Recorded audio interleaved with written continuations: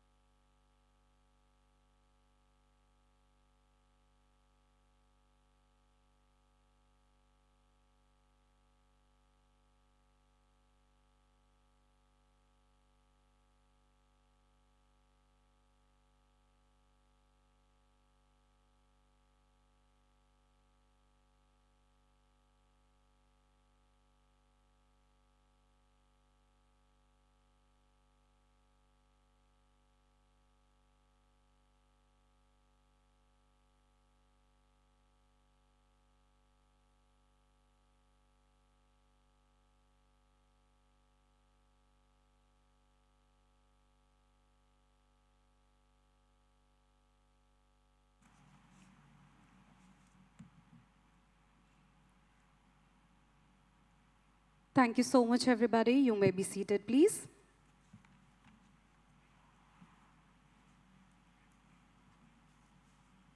I'll request everybody to please make sure that your mobile phones are on silent mode as we commence the conference we all were waiting for.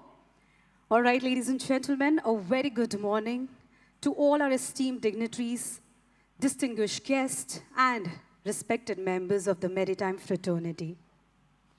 It is an honor to welcome you all to the India Navigating Through T3, as we say. It's training, transition, and transformation. Building a technologically advanced, risk-ready, and sustainable maritime ecosystem organized by the Directorate General of Shipping as a part of its 75th anniversary celebration. Ladies and gentlemen, this gathering marks the Directorate's second knowledge-sharing event, bringing together senior officials, industry leaders, training experts, and definitely key stakeholders to discuss on the challenges and the opportunities in the maritime education and seafarer development. The guiding philosophy of today's knowledge-sharing conference is encapsulated in the Sanskrit words, as we say, Shikshit Navik, Sakshat Sansthanam, Surakshit Samudra, which means educated seafarers, empowered institution, and safer seas. This powerful vision emphasizes the triad of individual competence, institutional strength, and maritime safety as the cornerstone of a sustainable global maritime ecosystem. With this vision at the heart of this conference, I now request our esteemed dignitaries to please join us on the stage for the lamp lighting for the ceremonial start of this conference. Can we please have a round of applause as we welcome on stage Dr. Malini V. Shankar, IAS, Vice Chancellor, Indian Maritime University, and the former Director General of Shipping. I would also request Shri Shyam Jagannathan, IAS, Director General of Shipping. Shri Sushil Man Singh Khopre, IPS, Additional Director General of Shipping. Can we have the honor of Captain Anish Joseph, Deputy Nautical Advisor, Directorate General of Shipping. Shri Praveen Nair, Deputy Chief Surveyor, Directorate General of Shipping. Captain Ravi Singh Sikarwar, Nautical Surveyor cum DYDG Tech, Directorate General of Shipping. And Shri Dipendra Singh Bisain, Deputy Director General Training. I'll request all our dignitaries to please join us on the stage for the lamp lighting.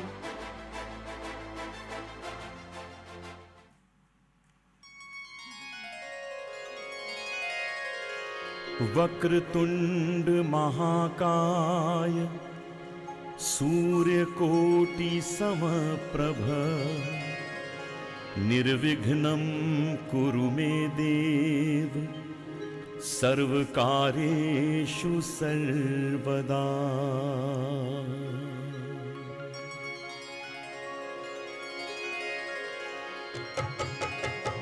Vakratunda महाकाय सूर्यकोटि समप्रभ निर्विघ्नं कुरु मे देव सर्वकार्येषु सर्वदा वक्रतुण्ड महाकाय सूर्यकोटि समप्रभा निर्विघ्नं कुरु मे देव सर्वकार्येषु सर्वदा वक्रतुण्ड महाकाय सूर्यकोटि समप्रभा निर्विघ्नं कुरु मे देव सर्वकार्येषु Ladies and gentlemen, can we also have your participation as a round of applause to commence our day?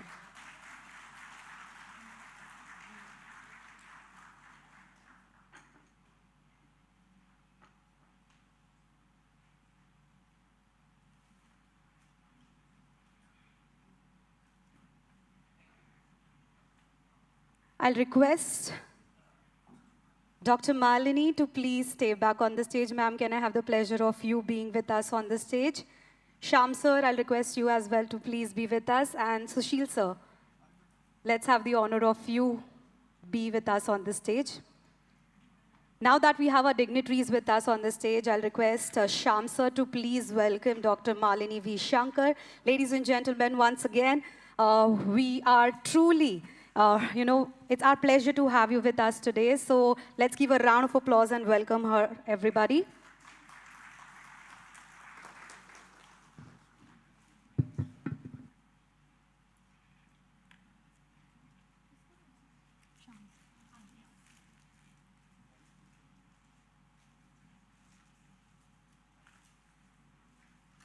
Thank you so much, ma'am, for joining us today. I'll request Captain Anish to please join us and welcome Shri Shyam Jagannathan, IAS Director General of Shipping.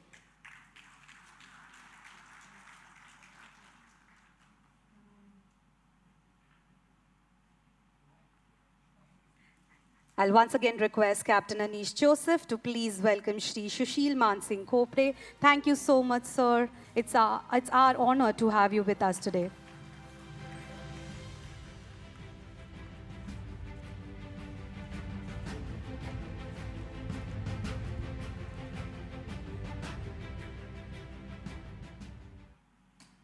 All right, finally, it's time to commence our day ahead. Ladies and gentlemen, now to formally set the tone for today's conference, it is my honor to invite Shri Sushil Mansingh Kopre, IPS Additional Director General of Shipping. Let me tell you a bit about him. Well, he's an officer of the 1995 Bihar cadre. Well, Shri Kopre holds a master degree in engineering from the IIT Bombay and also has held several key leadership roles, including the Superintendent of Police, Deputy Inspector General, and Additional Director General of the Police, heading the Special Task Force back in Bihar. His distinguished service has been recognized with the President's Police Medals for gallantry and distinguished service. Since April 2025, he has taken charge as the Additional Director General of Shipping under the Ministry of Ports, Shipping, and Waterways, bringing with him immense administrative experience to guide the development and the regulation of India's maritime sector. So can we please have a round of applause and let's welcome Shri Sushil Mansingh Kopre. The stage is all yours, sir.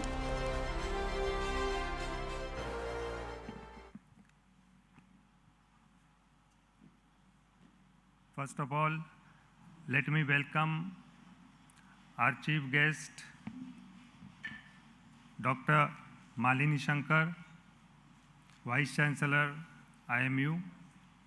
She has come here all the way from Chennai to grace this occasion. Then we have on the stage our DG Shipping, Shri Shyam Jagannathan. In fact, this is his initiative, and under his able guidance, these conferences on the occasion of 75th anniversary of DGS are being organized by us. All my esteemed colleagues are here and the leaders of the industry. So I am here to tell you what exactly this today's conference is. As it's given, Shikshit Navika, Sashakt Sansthanam, that's empowered institutions, and Surakshit Samudra. It's for the safety of the Samudra, that's sea. The most important thing when a seafarer tries to become seafarer or a competent seafarer is his training. Actually, I am from Mumbai. We used to hear, when I was doing engineering, we used to hear T.S. Rajendra and then T.S. Chanakya came up. So after T.S. Chanakya, we used to think, what is this T.S.? So then I realized it's training ship.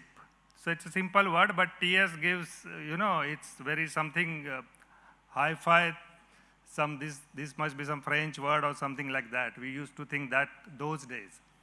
So it's T.S. Chanakya which really started these institutions, institutionalized training here offshore in India. So after that, it got developed to, there are so many institutes today. I visited a few of them, and they really came up very well. The infrastructure had been very well where I have visited. They must be the best institutes available. And there has been a sea change during this period.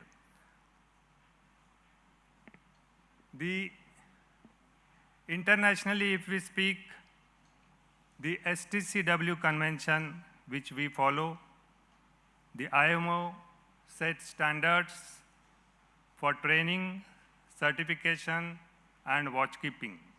And it's continuously evolving. In 2010, it's amended, and again, it's under revision.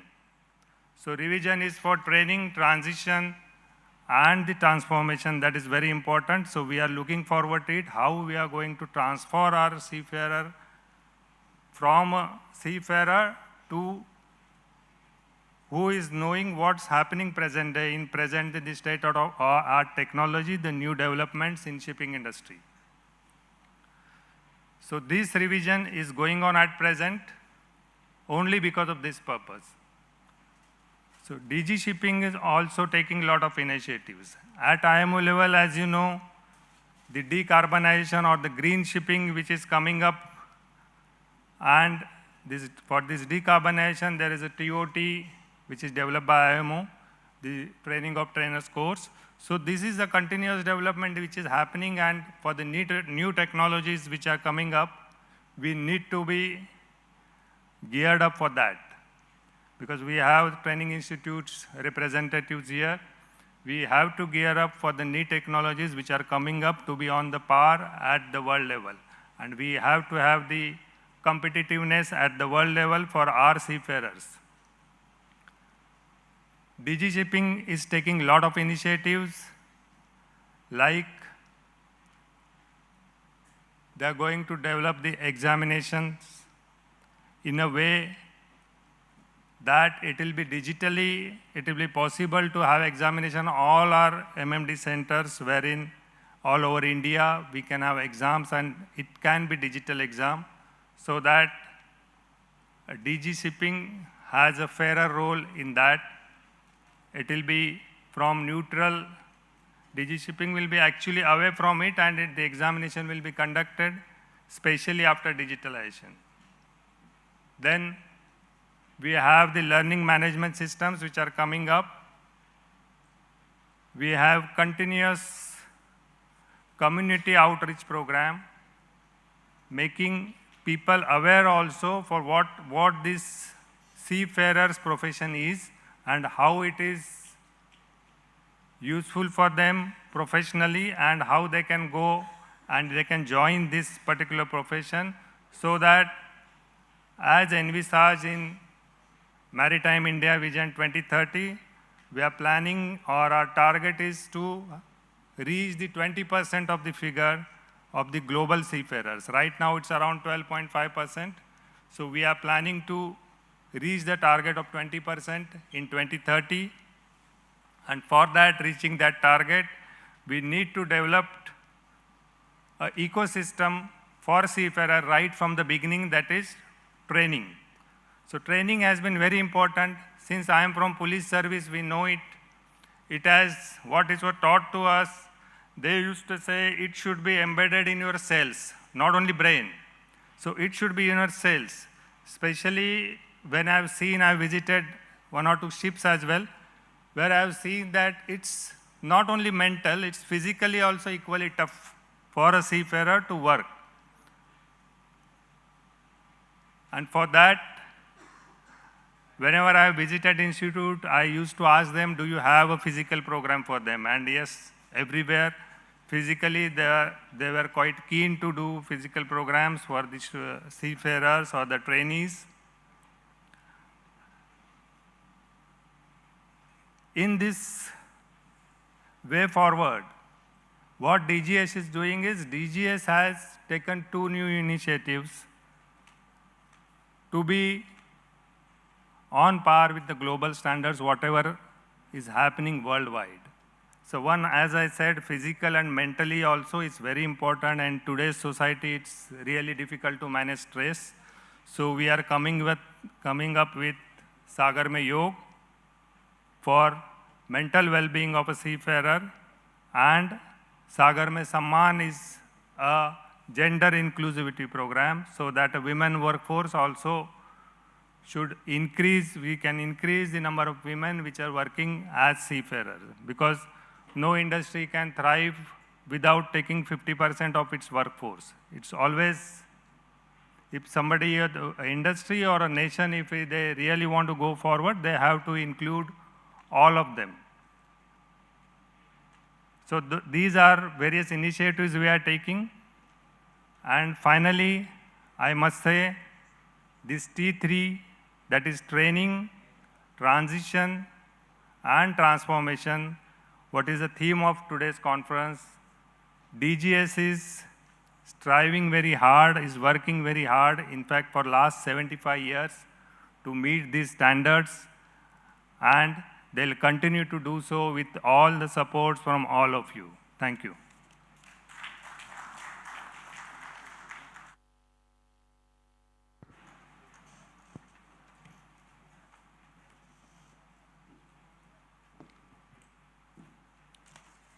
Thank you so much, Sushil sir, for your insightful words and definitely setting the tone for today's conference. Ladies and gentlemen, it is now my honor to invite our chief guest, Dr. Malini V. Shankar, IAS Vice Chancellor of Indian Maritime University and former Director General of Shipping. An officer of the 1984 Maharashtra cadre, let me tell you that Dr. Malini has held several distinguished roles, including DJ Shipping, Chairperson of the National Shipping Board, and Honorary Board Member of the World Maritime University. A doctoral graduate from the IIT Madras, she is also the recipient of several prestigious awards, including the AAA Award 2020, the Samudra Manthan Anna Malhotra Award 2023, and the Maritime CEO Lifetime Achievement Award 2024. As I mentioned earlier, it is our absolute honor to have her with us today. So can we please have a round of applause and welcome Dr. Malini V. Shankar. We request you to please address everybody around.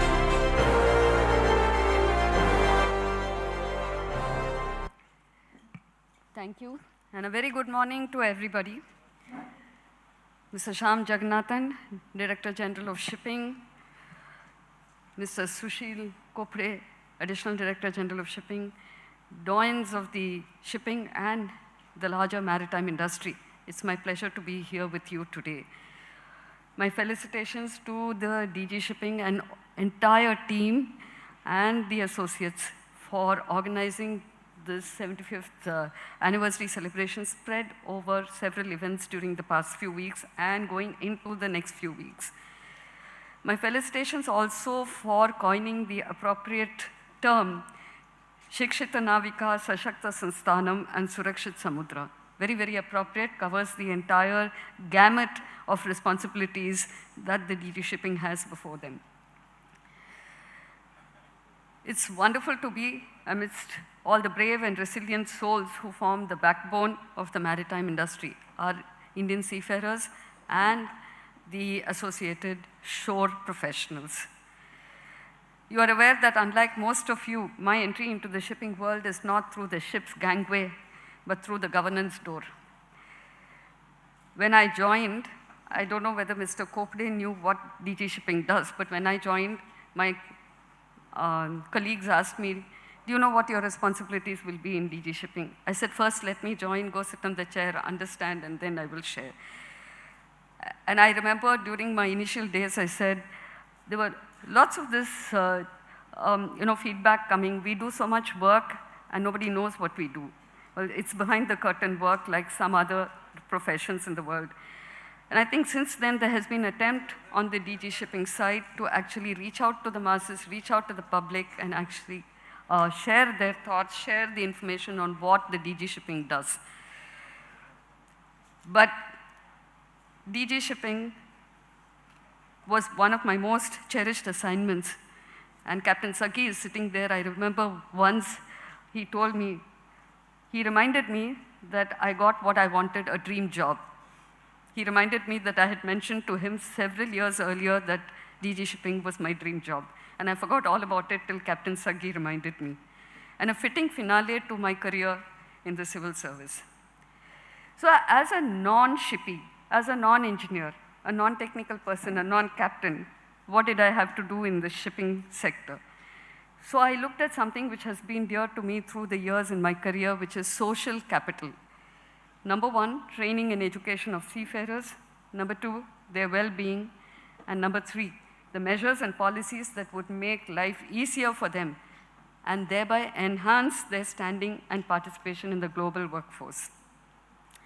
Dear friends, it's indeed a proud moment to be part of the celebration to commemorate the 75 years, and I'm immensely thankful to the officers of the DG Shipping from the bottom to the top for having made me a part of this celebration. The Government of India and the Ministry of Ports, Shipping and Waterways have made giant strides in the past 2 years as India aspires to reach levels of excellence across a spectrum of domains: shipbuilding, seafaring, port efficiencies, and internal waterways. In particular, it's an extraordinary initiative on the part of the ministry to give equal focus to maritime education and training as it does to maritime infrastructure. This is a deviation from the general path of just focusing on infrastructure and forgetting that capacity building is a key aspect of the overall development of the sector. With this support of the ministry, the officials, Honorable Minister, the Secretary of the MOPSW, I'm glad to share that the Indian Maritime University in the field of maritime education and training has got its first 2 patents in the last 2 years, which is a real stepping stone to research and development. The most recent issue of the Outlook magazine has ranked Indian Maritime University as #1 among the maritime institutes, among the colleges and universities offering maritime education in India. Interestingly, IITs, which offer marine engineering courses, are listed 5 and 6. And I should put a claimer that we did not pay for this. In fact, they asked us for money and we said we don't need the ranking. But in spite of that, it's been ranked first and #6 globally by some magazine abroad. So it's both an honor and a privilege to stand before you today, not just to appreciate your contributions, but to speak about something even more important, that is preparing ourselves for the future, a future that is already knocking on the doors of the shipping industry. And I would highlight just 3 points, 3 aspects. Number one, technical skills. We're sailing into a digital horizon. Shipping is no longer just about ropes and ladders, as we can see. The future is digital, autonomous ships, AI-driven navigation, smart cargo tracking, remote engine monitoring, and these are no longer science fiction. They are our reality in the next few years. Indian seafarers need to continue to upskill, to embrace digital literacy, cybersecurity awareness, which is often forgotten, environmental compliance, and advanced simulation training. Need to stay curious, to learn continuously, because the next promotion will not come from mere experience, but from adaptability and tech proficiency. So what is the challenge when it comes to this technical aspect? One of the challenges that I find is, which I hear a lot of debate, there's a lot of deliberations on which is the future fuel. Sometimes it's ammonia, sometimes it's hydrogen, sometimes it's something else. So we have to be prepared for, we don't know in which direction it will take off, and we have to be prepared for multiple capabilities. So training modules, as part of the initiative of the ministry and the NAVIC cells that you are all aware of, we have prepared, we are launching the hydrogen fuel training to start with, because the government of India is focusing on hydrogen mission, not just for shipping, but already they're testing hydrogen run trains and hydrogen run vehicles. Apart from this technical competence, the seafarers continue to have an ambition to get off the ship and occupy key positions in the shore jobs. So that is why the e-MBA has been started, which is the online MBA, both by Indian Maritime University as well as organizations like CMMI, which will allow that transformation and transition of the seafarers to very lucrative careers. Number 2 is social skills. In fact, if you read the newspapers and articles on education regularly, time and again, this is highlighted as a key aspect of the capabilities of the graduates of the Indian universities, not limited to shipping, but across a spectrum of domains. A ship doesn't sail smoothly just because its engine works. It sails well because the crew works as one. In our multicultural, multi-generational crews, soft skills seem to matter more than ever. Communication, leadership, empathy, conflict resolution. These are not just nice to have skills, but highly critical. Great officers are not just technically skilled. They're great listeners, mentors, and team players. So investing in emotional intelligence is as important as investing in technical expertise. You'll find that a crew that feels respected and understood is a crew that performs at its best. And here, again, one challenge. For the last decade, this challenge has come up very frequently when I get feedback, which is attitude. Do our youngsters, do our shippies, do our seafarers have the right attitude? Now, time to time, what is defined as attitude differs. And this attitude is not easy to inculcate in a classroom in a short period or as part of the curriculum. It's something which comes over the number of years. I'll get one example that I got recently on my email. There was this new cadet who has joined one of the campuses, and his mother has complained that he is asked to sweep the floors somewhere. Now I asked the director and the faculty what is happening, because this is a strong complaint which is coming in. And I got the response that this is part of the clean ship exercise, that's part of a curriculum, because you're not going to have sweepers and somebody coming and sweeping your room and sweeping the things. There's a lot of discussion on this, conversation on this, even in WhatsApp groups. But this is an attitude. How do you inculcate, how do you tell them, how do you sensitize them to say that if you've opted, nobody has forced you into this. If you've opted for it, you have to be prepared for certain responsibilities and tasks on board a ship. There's another person who told me as recently as last week that when he sailed as a captain, there was a lady officer, and she said, no, I can't, engineer, I can't touch all this because my nails will go bad. Now, these are things, again, attitude. When I talk to lady cadets, I say, please, please, please, don't spoil the chances for your successors. You have to dirty your hands. Now, this dirtying the hands business is not the right word, but getting in and actually learning how to deal with all the machines on board. So, in order to develop attitude, what are universities doing? What is IMU doing specifically? We're focusing on analytical skills, because just knowing the curriculum, getting the knowledge and transforming it, applying it on board, there is a gap there, according to me, across a spectrum of domains. It's not limited to shipping. Please do not think that I am critical of the shipping industry, but whenever I was working in the SEZ before, and the IT companies used to say that the graduates coming out of the engineering colleges in India, they can pass exams, but they are not able to analyze, think innovatively, think intuitively, and apply their knowledge to a problem that we have in the real world. So, analytical skills, and how do you inculcate attitude? Communication skills. Now, communication skills should not be confused with English language. it's often confused. Communication in any language is different from knowing that language. How do you, it's also part of developing emotional intelligence to see when do you say something, how do you say it, especially when it's cross-cultural. It is not just in a homogeneous area. Do the youngsters read? Reading is updating your knowledge on the professional side, as well as reading general knowledge, because I find, for example, you read the newspaper, you read something, and I'm able to transform what I learned there into a field that you're working in.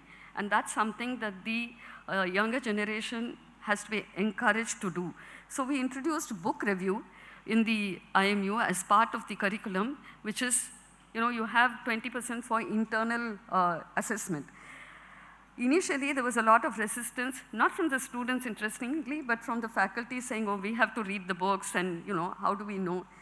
It has nothing to do with reading the books. It's a question of reading, understanding, grasping, analyzing, expressing, writing. So all this are covered in a book review exercise. I think some of us have gone through the general training in Missouri, in our academy, in the Indian Administrative Service. The first thing we were asked to do is take a book, read it, and analyze it, and write a book review. We didn't know what we were doing, but definitely, insidiously, it develops a capability to just absorb things faster and to look at the larger picture, look at patterns, look at connections. And that's how you develop the analytical skills. Very well received by the students and cadets, interestingly.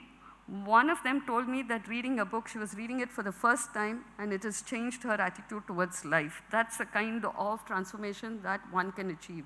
So encouraging youngsters to read, updated on technology, on management, plus general reading.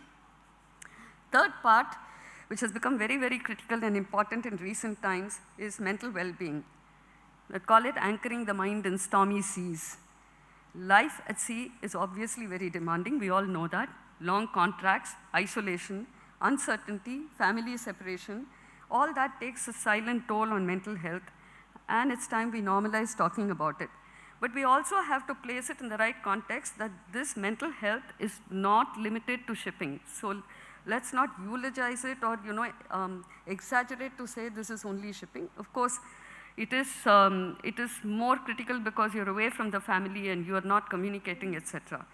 But there is a general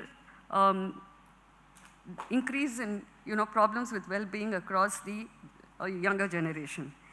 So being prepared for the future includes being mentally fit to speak out, to reach out, and companies which build the support systems definitely benefit from the exercise. But the seafarers also need to recognize stress, develop coping strategies, and create routines that protect the peace of your mind. Taking care of each other is one aspect. And when I read these stories or discussions in groups, I think with the decrease in the number of seafarers on board and with the increase in the documentation that takes a toll on their time, this taking care of each other aspect is actually decreasing. So mounting documentation is a real stress factor. So, and how do there is a part of the curriculum, they say, no, you have to tell them about mental wellness. And this is a dilemma from the point of view of a university or an MTI. If you start talking to the young cadets on mental well-being, they get very scared. They said, where have I entered? What have I got into? Am I really going to continue, or do I jump the ship literally and go on to some other factor? Another way of looking at it is developing their, widening their perspectives, giving them richer experiences beyond the classroom, co-curricular activities. And so you organize nature treks, bird watching, stargazing, sailing, whatever, so that I tell them that when the time comes that you're alone, that you're low, that you feel you're sinking mentally, these are the aspects. Talking to friends, not on Facebook and AI, but really talking person-to-person talk. A friend can be actually the best counselor in the beginning, and then you go to the formal counselors. So all these are aspects of seafaring that we have to look at in the future. The seas are changing, but so can we, and we must. So let us commit to ourselves to learning relentlessly, leading compassionately, and living mindfully.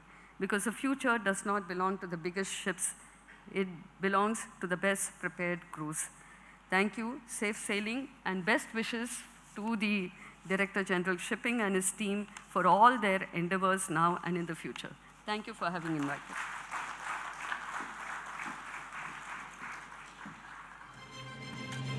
Thank you so much, Dr. Malini, for always inspiring everybody around you.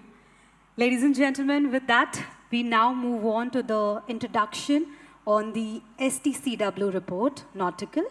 And it's time to welcome on stage Captain Ravi Singh Sikarwar, Nautical Surveyor, cum Deputy Director General, Tech, Directorate General of Shipping.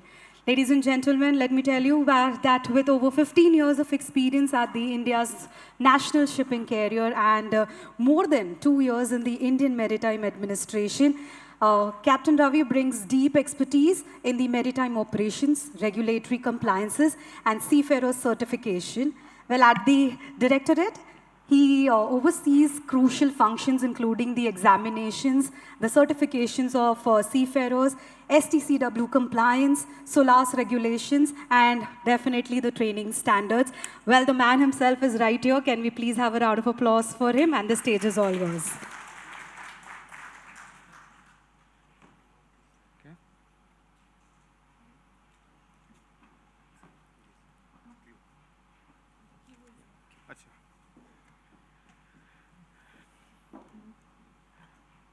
Honorable Chief Guest, Madam Dr. Malini Shankar, Vice Chancellor IMU, respected Director General of Shipping, Shri Shyam Jagannath Sir, Additional Director General of Shipping, Shri Sushil Kopade Sir, distinguished delegates, industry leader, and esteemed colleagues, ladies and gentlemen, a warm good morning to everyone, all of you.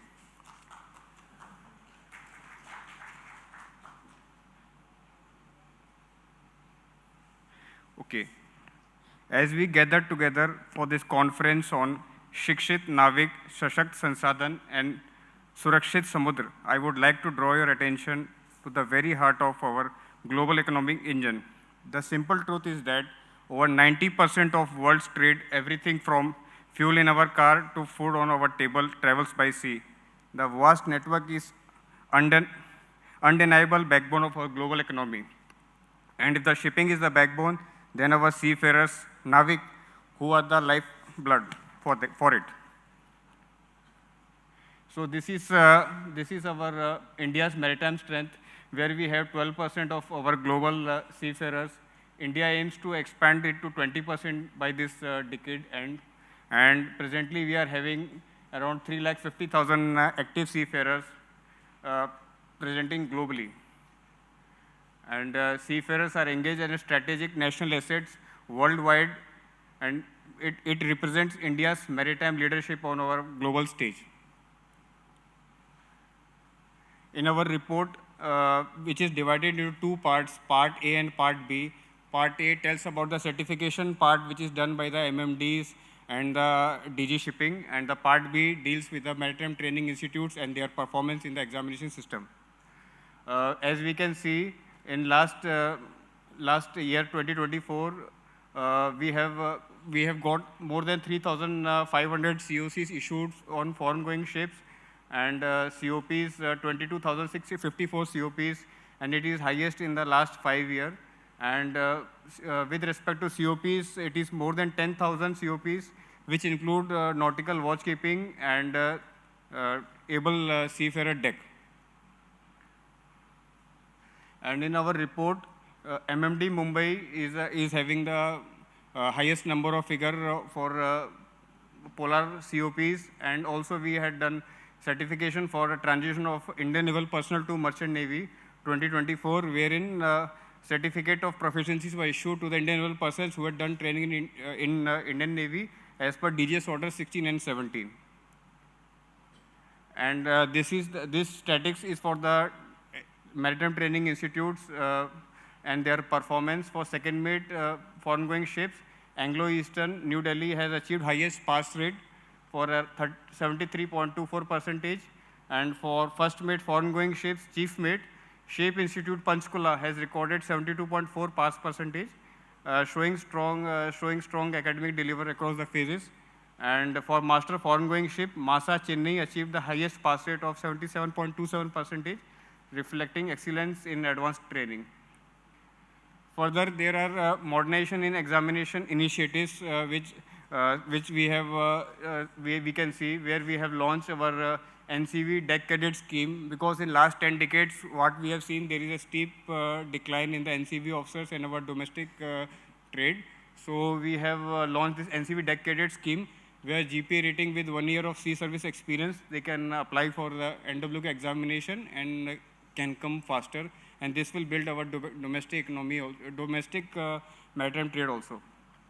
And there is a QR code you can scan and you can find out about this NCV scheme. And also modernization of examination is currently going on, wherein there is a collaboration with NTA, DG Shipping and CDAC, and we are developing an online digital examination platform and transparent system where candidates will be booking online, and examination, correction, evaluation, question paper selection, everything will be done digitally and without any human interference. This will bring clarity and definitely trust with the industry and stakeholders. And this will have a global transparency, and we urge that this model examination system will be world class and will be sample for the world that how examination can be conducted for the largest number of seafarers in India. That we have covered. This pilot phase presently is going on in Noida, and after this pilot phase, this examination system will be developed for other MMDs also, and it is currently in a testing phase. And also we are doing engagement interaction with the candidates, where we have regularly done engagement with the seafarers who are appearing for examination, and examiners also, who is external examiner as well as internal examiners, with their assistance and guidance and help support. We are upgrading our examination system, and we are taking feedback, resolving their queries and all. So this is the some, and also we are doing sessions for extra masters who are candidates who are preparing for extra master dissertation, listening to their thoughts, what all topics they are bringing, and what is the current need to be developed, what is a study which has to be developed. Those things also sessions we are doing with extra master candidates. And this is our nautical annual STCW report. You can see the QR code is there. We can scan it, and we can. This is also on the DGS website. Yeah, thank you.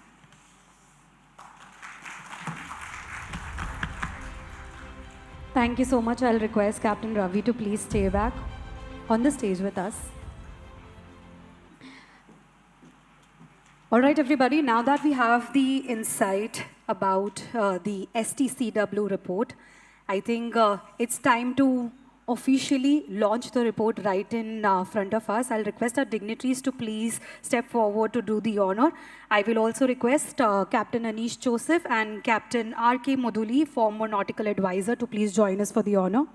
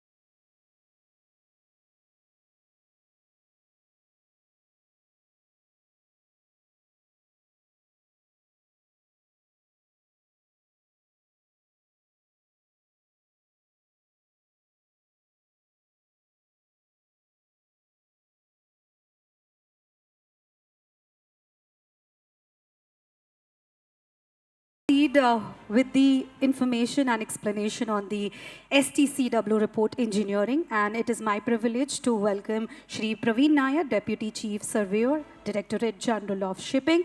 Well, he's a seasoned marine engineer. Well, Shri Nair has served as Chief Engineer on various vessels, including tankers and FPCOs, before joining the Government of India in 2013 as engineer and ship surveyor. Well, he holds the extra first class certification of competency and the MSc in Maritime Affairs from the World Maritime University, Malmo. Ladies and gentlemen, a big round of applause for him, and we look forward to hear from you.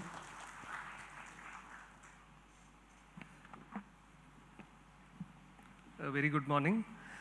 Respected our chief guest, Dr. Malini Shankar, respected DG sir and additional DG sir on the dais, and my colleagues, former colleagues, and friends from the industry. So today I am here to present the STCW report 2024 from the engineering side. Just now we saw the report from the nautical side.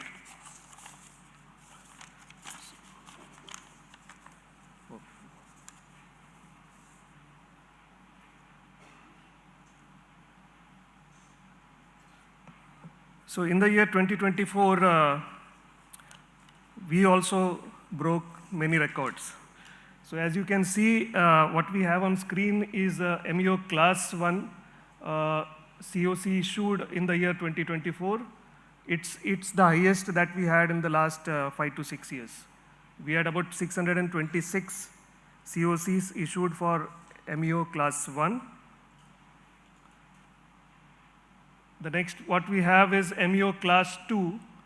We have given a subject-wise distribution as well, and if you can see the COCs, it has crossed the 1,100 barrier, the highest in the last 6 to 7 years.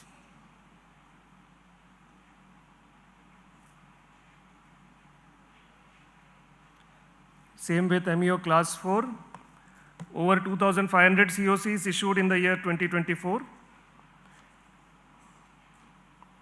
The NCV grade, if you can see, sorry, this is the ETO. ETO again, it's a record, 329 COCs issued in the year 2024. Now, this is an interesting trend, NCV. NCV, if you see, it is on the rise, but I take this opportunity to put forward a very serious issue with the NCV. We often hear our NCV companies, the companies operating near coastal vessels not getting adequate seafarers. Even in my report, I had attributed that to COVID and to the geopolitical issues that we face, that our NCV grade goes to replace the Ukrainian and foreign COCs and working in the Gulf. But if you really analyze, the shortage in the NCV cadre can be closely read with our Circular 31 of 25. We have been losing NCV trainees or cadets. They have not seemed to be interested in joining the NCV cadre because they have been getting easier access to foreign COCs. Over the last 10 years, if you see, we have lost on the NCV COCs. It used to be over 100 around 2014 to 16. Now it has come down to 22. Hope in the coming years, it is showing an increasing trend. Hope in the coming years, we are back to where we were about 8 to 10 years back. To boost the NCV sector, in the year 2024, we had come up with DGS Order 9 of 24, where we have increased, we have widened the entry criteria for the NCV cadre, and this should definitely boost our NCV sector. Now, as we speak, we have a circular for review on the DG Shipping website that is for electrotechnical ratings. So that again will give a huge boost to the cruise line industry. because now, as it exists today, we have a age limit of 28 years for the ETR, electrotechnical rating. Now we have done away with that, and once the circular is issued in the next 3-4 days, I think we already started receiving a lot of good feedbacks on that, and it should definitely help, especially cruise industry and the coastal industry when we are looking at future technologies like battery-operated ships. And since Ravi has already explained our exam reforms, we are in the reform stage, we are in the pilot stage at Noida, and we hope to replicate the same with all the lessons learned across India very soon. So thank you very much. This report is available on the DG Shipping website, and we will be unveiling the report now. Thank you. Thank you so much, sir. And of course, to unveil the report, I'll request our dignitaries to please step forward, and of course, Praveen sir as well to join them.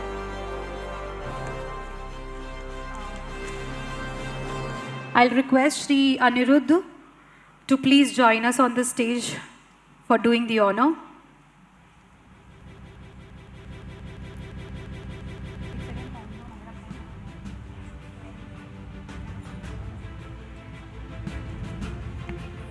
Can I request Mr. K.M. Rao to join us on stage, please?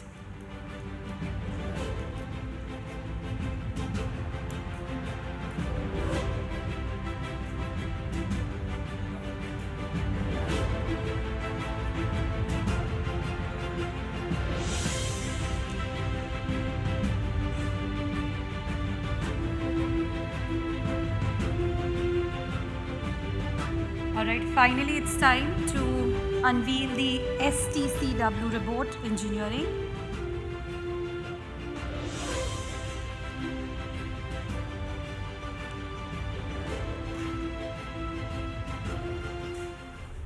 Everybody, can we please have a round of applause for the same?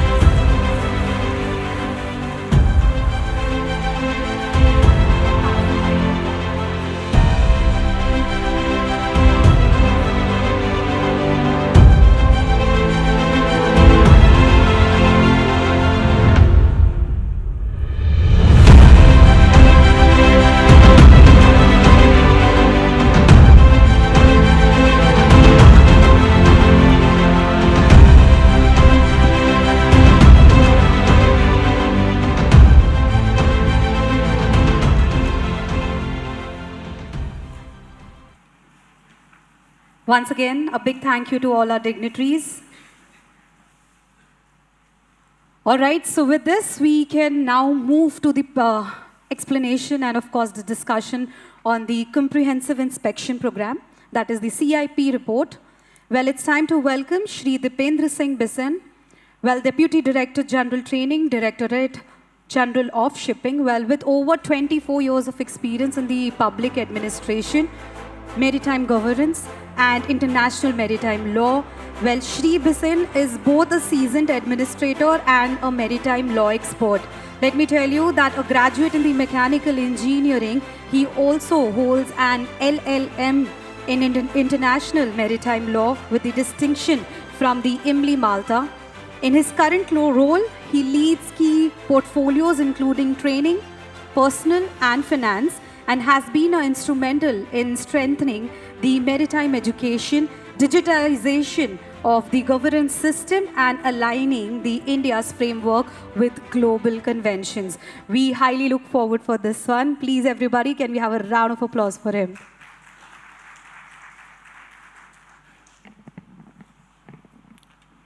Honorable Chief Guest, Dr. Malini Shankar, Vice Chancellor, Indian Maritime University, respected DG Sir, respected Additional DG Sir, all dignitaries, my colleagues, ladies and gentlemen, good afternoon.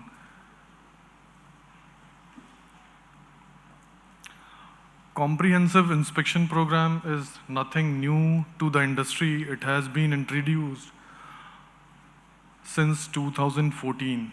It started with DGS Circular 25 of 2014 for the limited to the competency courses.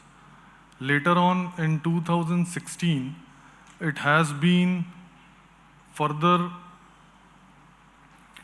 covering the Pre-C Institute, we came out with DGS Order 4 of 2016. Subsequently, in 2018, we have issued DGS Order 33 of 2018, which covers the remaining modular courses institute. So in a way, with 3 circulars, we are now covering the entire different categories of Maritime Training Institute in India. These are the vision and mission of the training branch of the Directorate General of Shipping. I will straight away go to the purpose of coming up with this report. So initially also the idea of bringing with this comprehensive inspection program is to bring more transparency, to bring all MTIs at least to a standardized level, to enhance their quality. And in this CIP, where the different formats are there for competency, for pre-C and post-C, formats are different. But more or less, if you will see the weightage for faculty, for the student intake, for the infrastructure, for the workshop, etc., covers across all 3 categories of MTIs. When it comes to pre-C, yes, definitely the 50% of weightage is on shipboard training. This is a graphical representation of India where you can very easily see in which state how many pre-C, post-C and competency institute have been graded and what are the grades. A very detailed report is there. I will come to the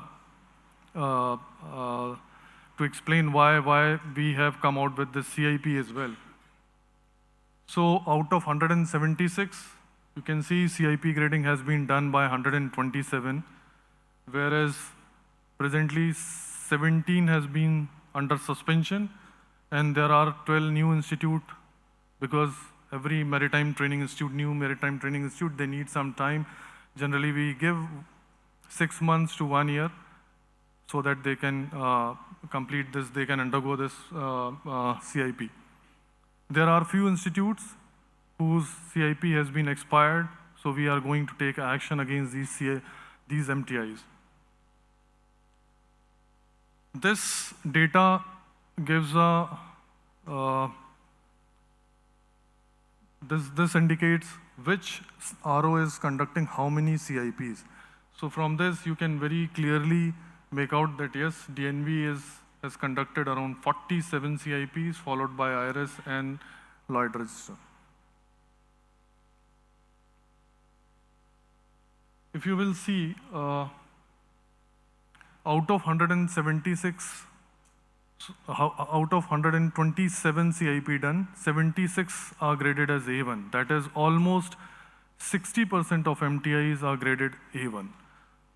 Whereas around 24 to 25% have been graded as A2, followed by B1, B2, C1, and even C2 is there. One institute is there which is falling under the category of C2, which is a very serious, and we are taking action against that institute which is in this category C2. Sorry. Here I would like to inform all the August gathering that the purpose and the outcome of this report is manifold. Industry can take a lot of reference, especially MTIs can, they can see their own performance, though it is mandatory through the circulars that they have to display on their website. Some of them, they may not. But if you will ask why we came out with this, somebody is asking me, and even in office, what is the purpose of this CIP report? So this report is basically for the aspirants. And this report is going to be followed by another few reports. The next report which we are under process, it is in the process of Directorate General of Shipping, is on shipboard training. So we will be coming out with a detailed institute-wise, specific pre-C course-wise shipboard training. So this will help the aspirants to understand, in case if a pre-C institute has been graded A1, that means that it clearly indicates, because out of 10,000 points, 5,000 is earmarked for the shipboard training, which clearly indicates that, yes, definitely a pre-C institute having A1 must be providing at least minimum 80 to 85 or 85 above shipboard training. Now, before I conclude my presentation, in the present CIP circulars, what we found in last 6-7 years, there are few challenges. Like first, when we have issued DGS circular 33 of 2018, where we have clearly indicated that, yes, in case if any institute is conducting, suppose all three categories of courses, then pre-C grading will prevail. Whereas if same institute is conducting competency and modular courses, that means that those courses will not undergo CIP? No. Now with the revision, so we have a small committee. A committee has deliberated around 3-4 times. Now we have finalized almost a new set of guidelines, which we will try to bring most probably by next month. So there we are addressing all the gaps which we have identified in 5-6 years. I'm just indicating one. When we have started deliberation, we found that there are I think most probably around 15-20 such issues which we have to address through the new CIP. Thank you so much. Thank you so much, Dipendra sir. I'll request you to please stay back for the launch of the CIP report. So I'll also request a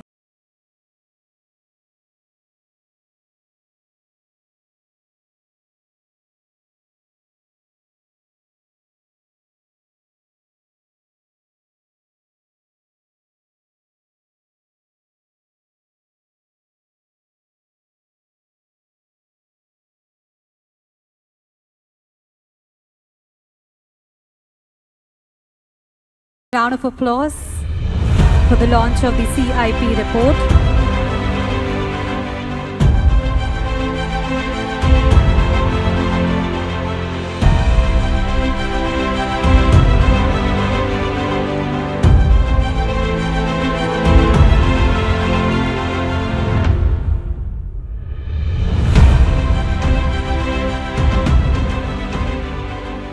Thank you so much once again to all our dignitaries for the gracious launches. Well, everybody, it's time to move forward to the next highlight of today's program. It is my honor to introduce the most important voice of India's maritime sector, Shri Shyam Jagannathan, IAS Director General of Shipping.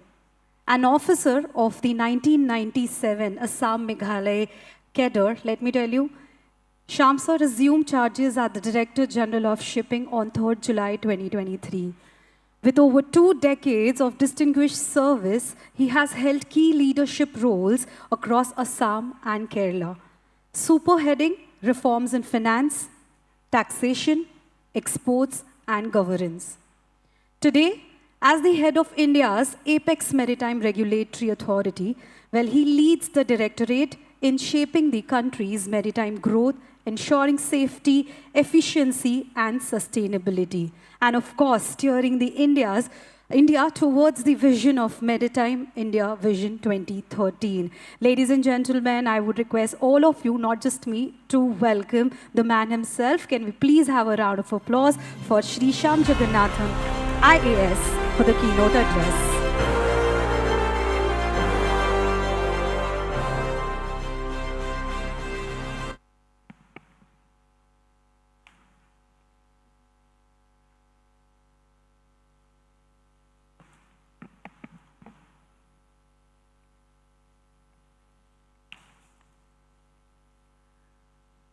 Namaskar.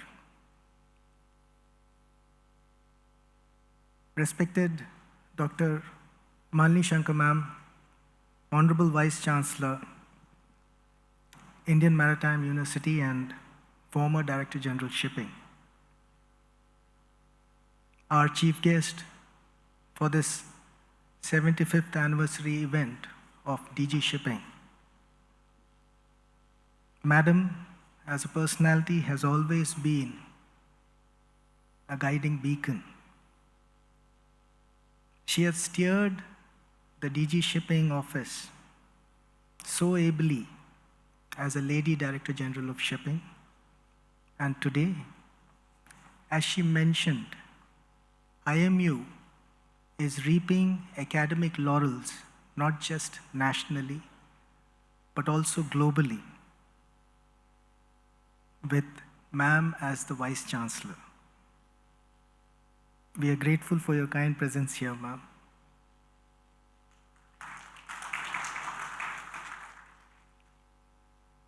My esteemed colleague, respected Shri Sushil Mansingh Khopde sir, the Additional Director General of Shipping,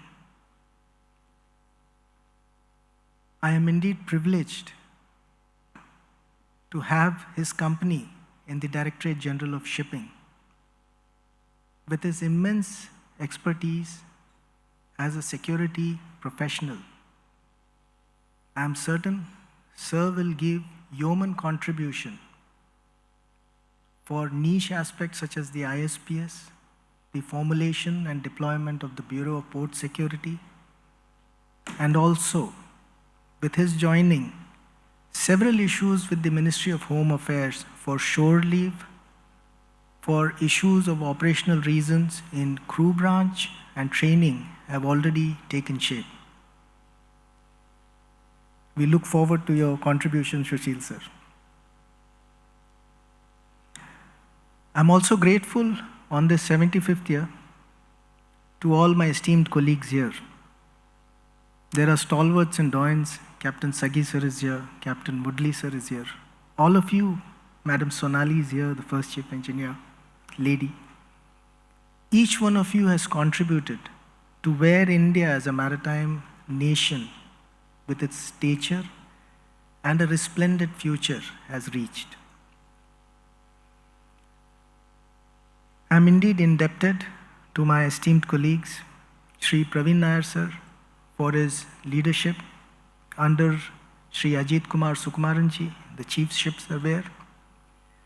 Today, the STCW report engineering has been, as mentioned, one of the highest in terms of certifications and competencies over the past 5 to 6 years. And this is mirrored again by Captain Ravi Sikarwarji under the lead of Captain Azad in the STCW report for the nautical side. I'm indebted to Shri Dipen Bisenji for his leadership and for his comprehensive inspection program report, the first ever, which is giving you the exact level of evolution and functioning of maritime training institutes. We also are grateful from DG Shipping, and I'm sorry I'm being so elaborate about it, but I need to mention them because they are as much a part and parcel and partners of ours in growth. Captain Arvind Natarajan, Captain Subroto Khan, Captain Viraf, Dr. Vakil, Captain Pradeep Chawla, Shri Prashad Naik, Shri Rajneesh Khandelwal, Madam Sonali, all of you. We are always grateful and we look forward to the same cooperative approach. Allow me to go through the presentation, please.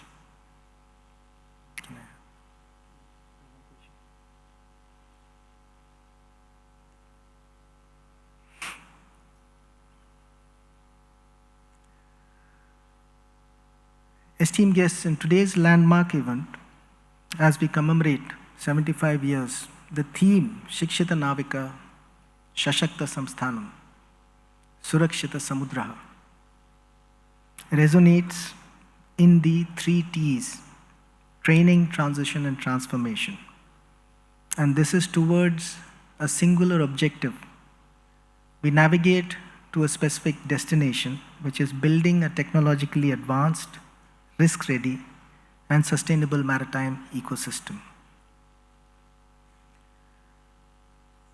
You are aware acutely of the changing geopolitical challenges,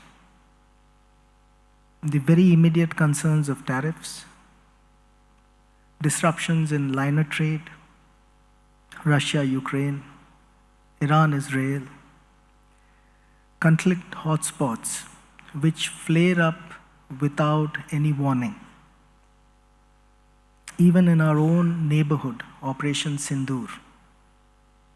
It's the first time India Maritime witnessed invoking Section 411 in the Merchant Shipping Act 1958, proscribing vessels of a certain flag from calling on Indian ports.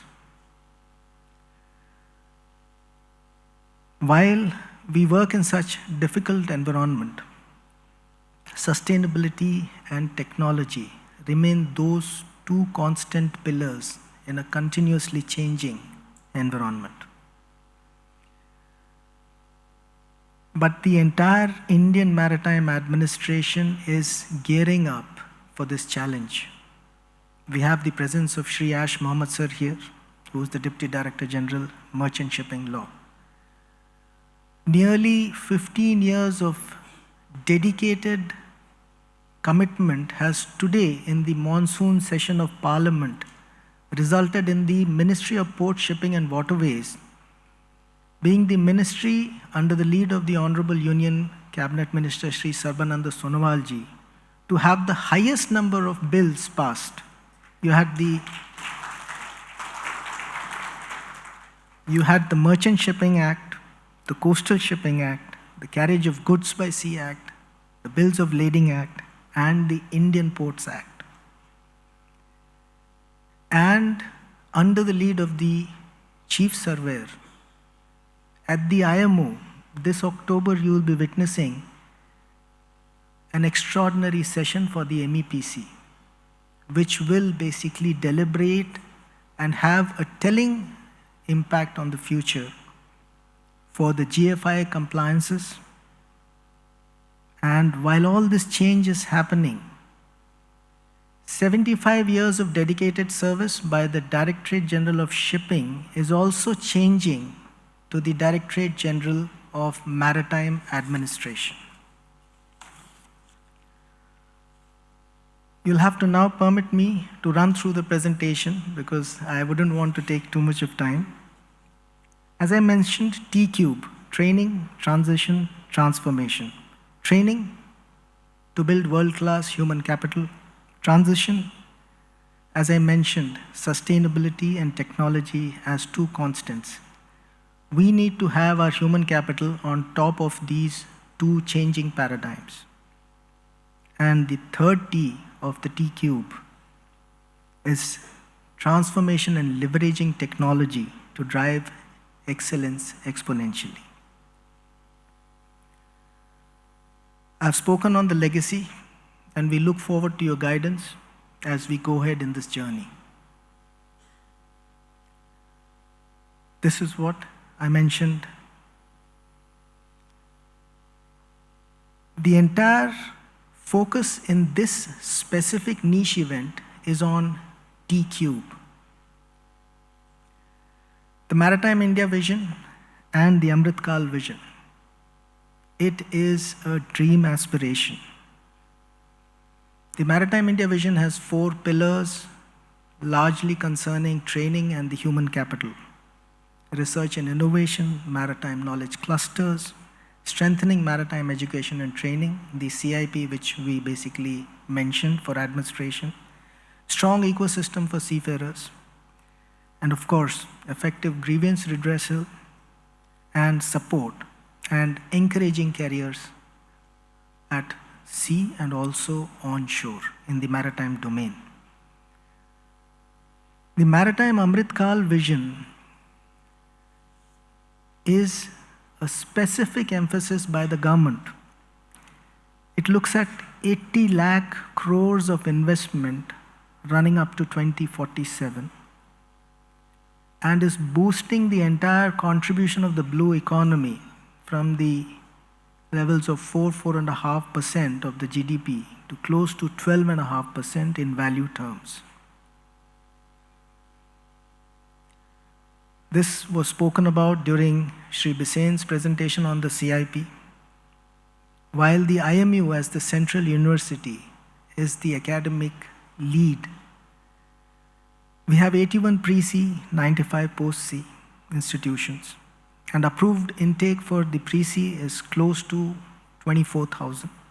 Post-C courses comprising modular, simulator-based, competency-based proficiencies is around 14.5 lakh. The report has been launched. We request you do peruse them, and we are also revising the CIP. The comprehensive inspection program has one lacuna. It does not give a numerical value in ranking for faculty, and that is something we are reworking. Faculty assessment, faculty development, and faculty certification is one area of engagement.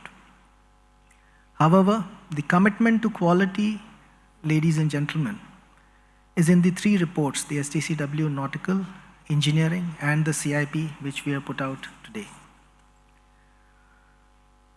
Here again, under the spearhead of reforms, very ably led by Captain Ravi Sekarwar and also Shri Praveen Nair, supported by Shri Dipen Bisenji,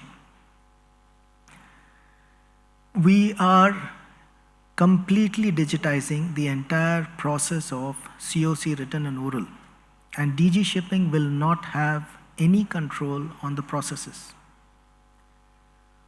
It will be a digital platform contained integrally by the Center for Development of Advanced Computing, CDAC, a MATI society, and the National Testing Agency, which conducts your IIT JEE, your NEET, and your NEET PG. It will also conduct the COCs written and oral. The platform digitally will have all 8 processes: user registration, eligibility assessment, seat booking, misconduct and exception handling, conduct of exams, question bank and answer script handling, evaluation plus re-evaluation, and result publication and issuance of the COC. This is what we have committed ourselves to, and in this ecosystem, one of the major projects is the end-to-end digitization of the examination system. However, what you see on the slides is also simulator-based assessments, where we will try to provide less capital-intensive web-based simulators and also immersive 360-degree integrated simulators at institutions to ensure future-ready, well-trained seafarers. As I mentioned, the electronic training and assessment record book, an effective learning management system, the faculty assessment and certification to be done digitally,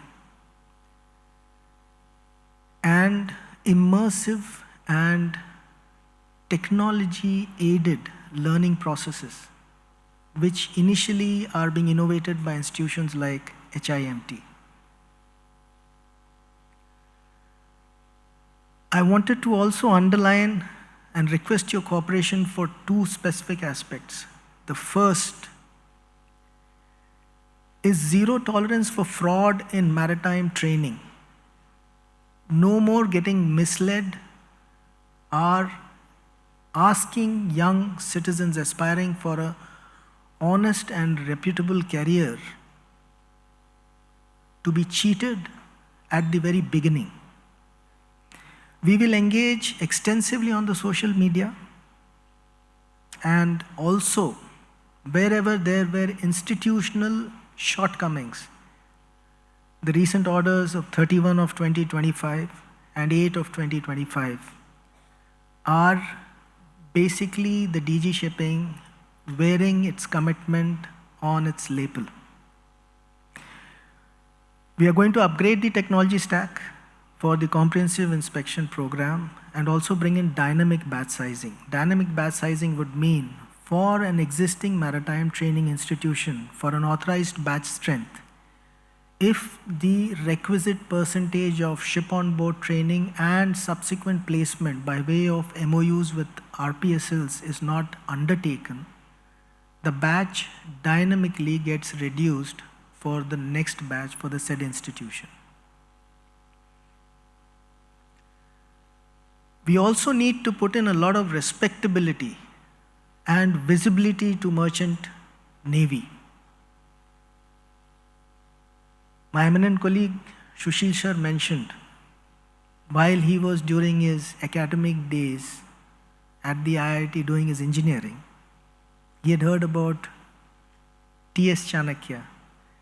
We need to now tell the world merchant navy is one of the best and fabulous careers, and they should look up to that challenge.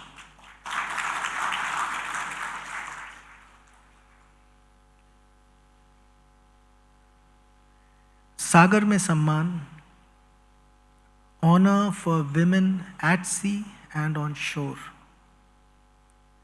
We are indebted to Dr. Malini ma'am. She herself embodies woman power at the very helm. We seek inspiration. Madam Sonali is there as the first chief engineer. We need more ladies to take on careers in the maritime domain. And this is an initiative I'll request all of you to support very strongly, the Sagar Mein Samman. The emphasis on the 22 areas in the STCW comprehensive revision is also something. These, of course, are what DG Shipping is doing with Sagar Mein Samman, but I was talking about Sagar Mein Yog.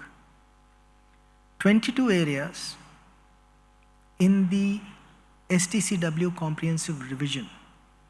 These are carefully curated into a well-encapsulated, formalized induction for well-being. 10 components including physical, mental, social, communication, all being brought into formal education for seafarers to ensure they are better poised, better equipped to train themselves for the challenges in the future.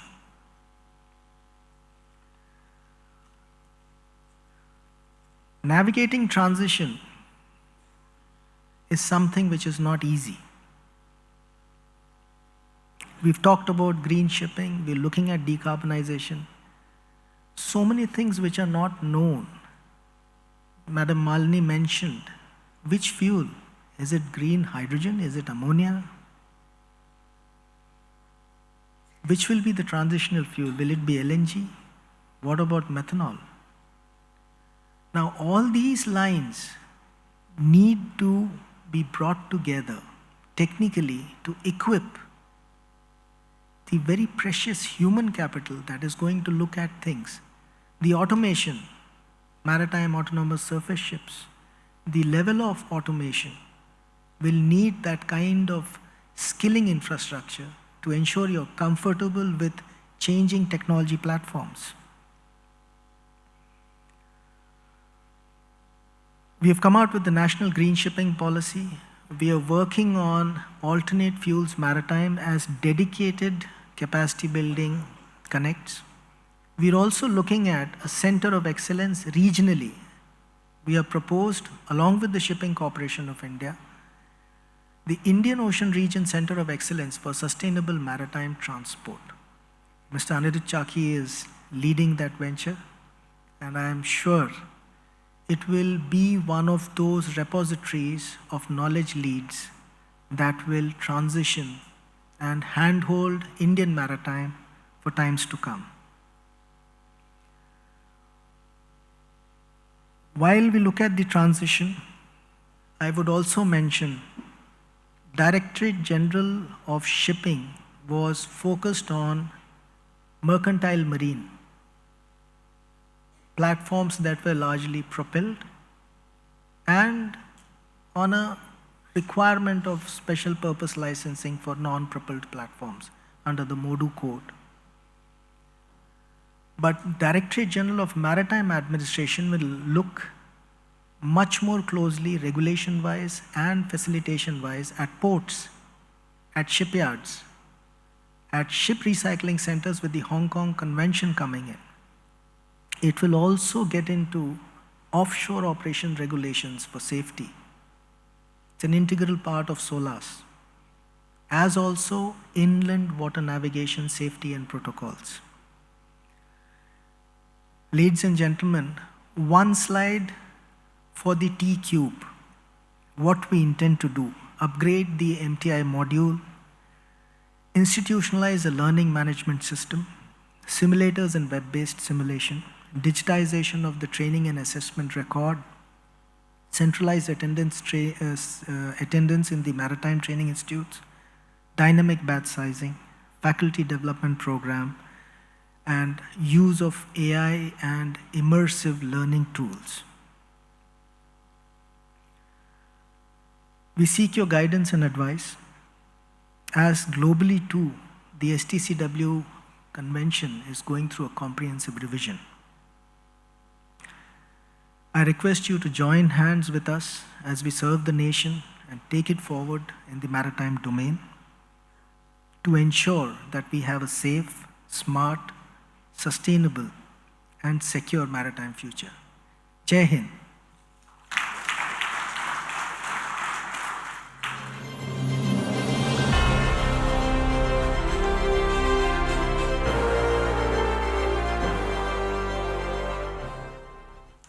Thank you so much, Shyam sir, for such an insightful address. And of course, that has truly set a course for us way forward. Ladies and gentlemen, to conclude today's inaugural session, let's welcome on stage Dipendra sir back again. I'll request him to please proceed with the vote of thanks.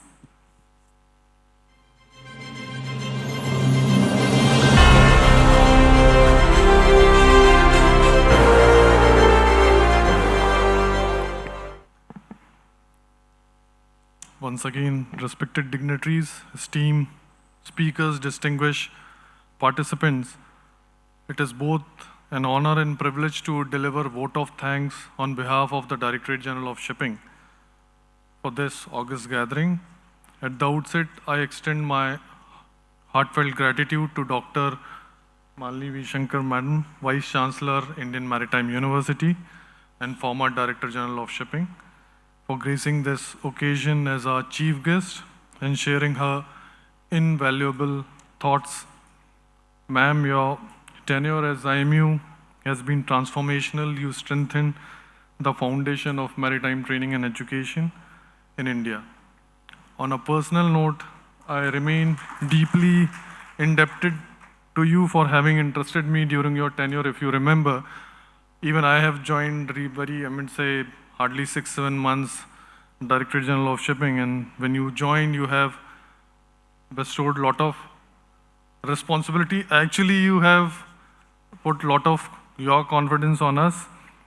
So being a master of ceremony and many such conferences and seminar, and definitely we have taken training branch to a different level that time. It was also under her visionary leadership that the Maritime Training Institute digital module, which came up in 2018, still working. That time we launched, though replacing the cumbersome process of approvals, which I remember was all manual. Generally, approval used to take around more than a year, sometime couple of years.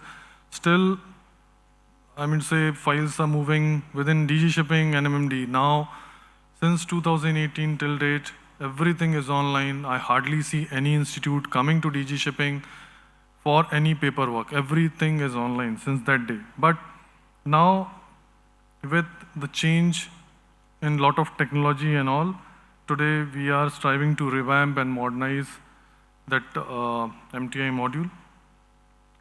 My sincere thanks are also due to our Director General of Shipping, Shri Shyam Jagannathan sir, for his keynote address and a very informative, insightful presentation. Sir, your speech today has given us much to reflect upon.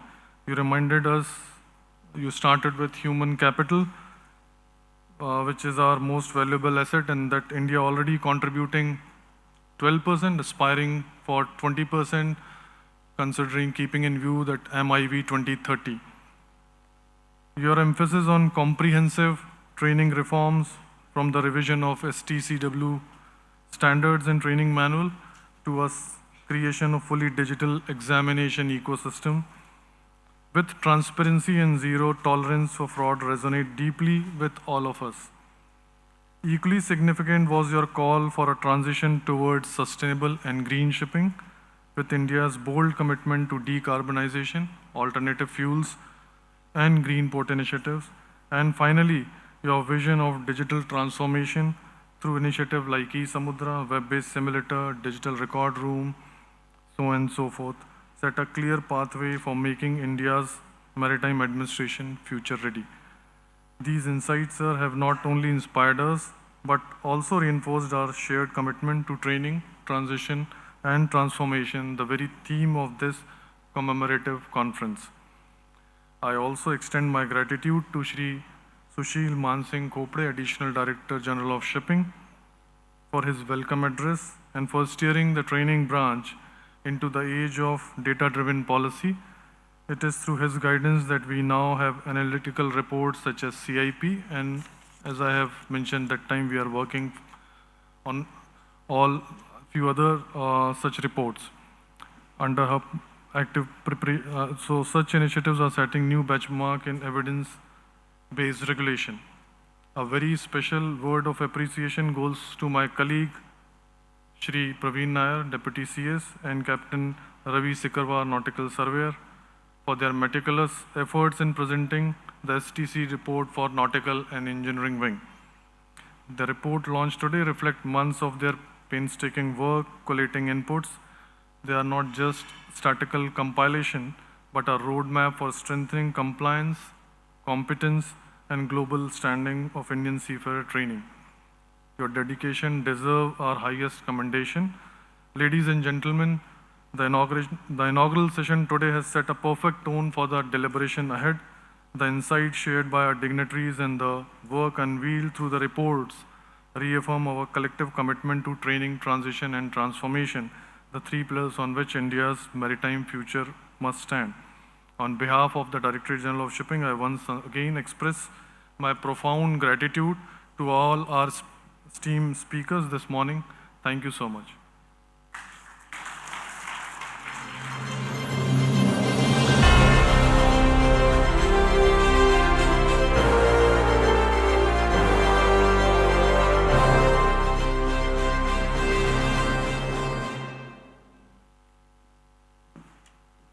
All right, so now that we have come to an end of our inaugural ceremony, of course, I will request if we can have Shyam sir present a memento.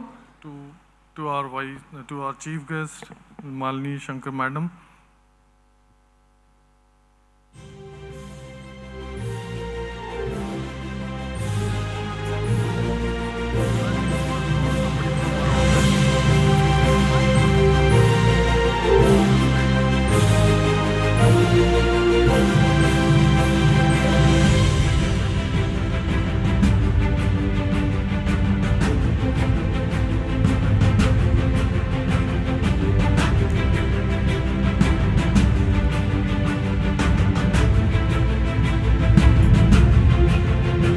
All right, I'll request Dipendra sir to please present the memento to Shyam sir.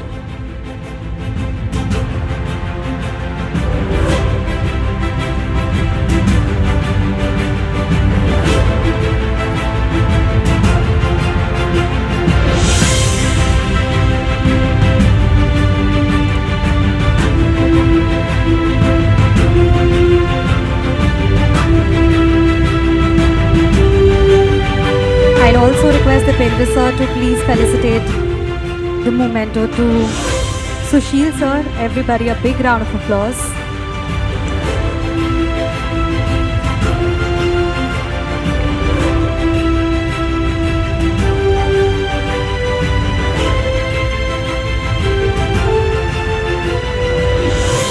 Thank you you so much, Dipendra sir, for doing the honor. Ladies and gentlemen, with this we mark the end of our inaugural ceremony. Can we please once again have a round of applause for our dignitaries? Thank you so much, all three of you, for joining in.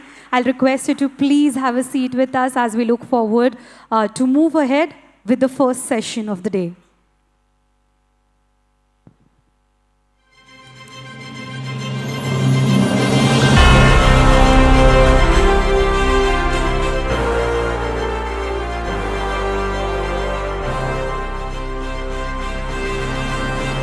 All right, everybody, we now move into the session one, the panel discussion, which revolves around evolving the role of maritime institutions, integrating skills, sensitivity, and sustainability into the seafarer training.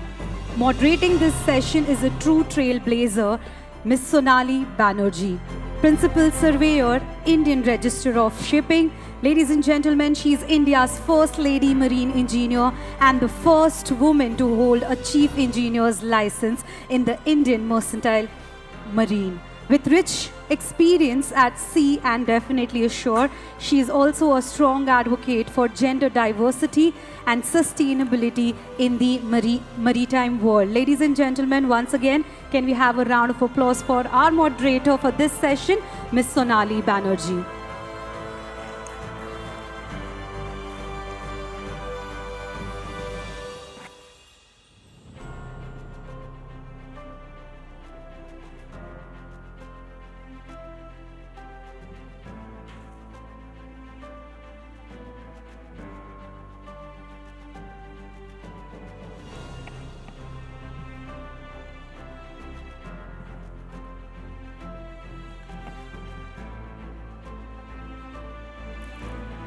Namaskar and good morning, ladies and gentlemen. I would like to thank the DG Shipping Office and in particular Captain Anish Joseph for giving me this opportunity to moderate this session today amidst this August gathering. Thank you so much. The guiding philosophy for this particular session, as was discussed by the previous speakers, is Shikshit Navik, Sashakt Samsthanam, Surakshit Samudraha, which means that the educated, skilled seafarers, the empowered institutions lead to safer seas. The slogan encapsulates the core vision of this conference. It underscores the need for a holistic maritime ecosystem where well-trained, skilled seafarers supported by future-ready institutions together ensure the safety and sustainability of global seas. This triad, that is the individual competence, the institutional strength, and maritime safety forms the guiding principle for all deliberation for the day-to-day. This represents the foundational principle for the day's discussions, highlighting a powerful interconnected vision for the maritime ecosystem.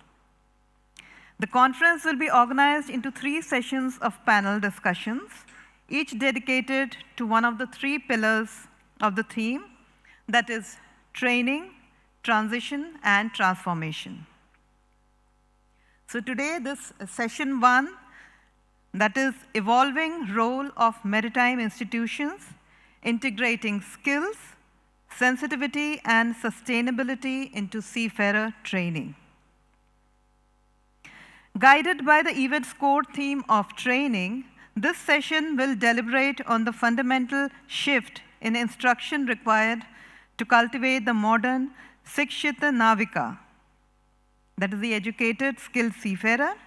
The dialogue will concentrate on practical pathways for weaving sustainability principles, digital ethics, and human-centric sensitivity into the core fabric of this new educational model. The discussion will pinpoint concrete strategies for redesigning curricula to produce a new generation of seafarers who are resilient, environmentally accountable, and ethically grounded. For this, we have a very illustrious panel with us, and none of them needs much of an introduction. The first panelist we have is the very illustrious Dr. Malini Shankar, Vice Chancellor, Indian Maritime University. Madam Malini was the Directorate General of Shipping, Government of India from 2016 to 18 and Chairperson of the National Shipping Board from 2019 to 22. She was nominated by the Secretary General, International Maritime Organization as the honorary member of the Board of Directors and the World Maritime University since 2018. Dr. Shankar obtained her doctoral degree in Institutional Economics from the IIT Madras and Management degree from Asian Institute of Management, Manila. We have earlier heard about the various accolades that she has already received, but one aspect which I think a lot of us may not be aware, that Malini Shankar is an accomplished Bharatanatyam dancer also, ma'am. Not many people knew about that. She also held a private pilot's license from the Madras Flying Club. Thank you so much for being with us, ma'am. Please request you to be on. Next we have Captain Arvind Natarajan. Arvind's operational experience at sea started in 1995, achieving a Master Mariner Competence Certificate in 2005. He commanded oil and chemical tankers from 2008 until 2015.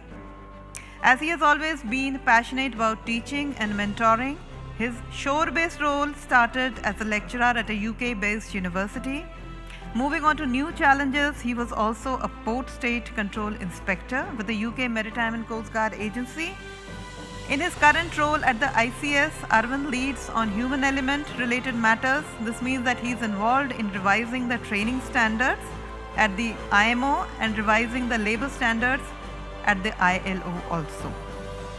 Please welcome Captain Arvind Natarajan.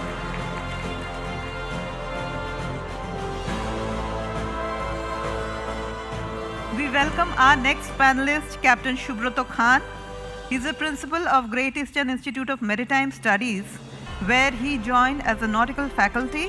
He has previously been director at the IMU Navi Mumbai campus, that is GS Chanakya, a career spanning 30 years in the maritime industry, which includes over 10 years in maritime training.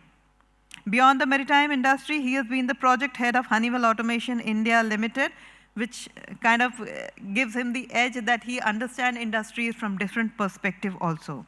He has authored the book Introduction to Marine Environment Protection, which has been highly acclaimed by the maritime industry. The book highlights the impact on the environment due to marine pollution. Please welcome Captain Subroto Khan.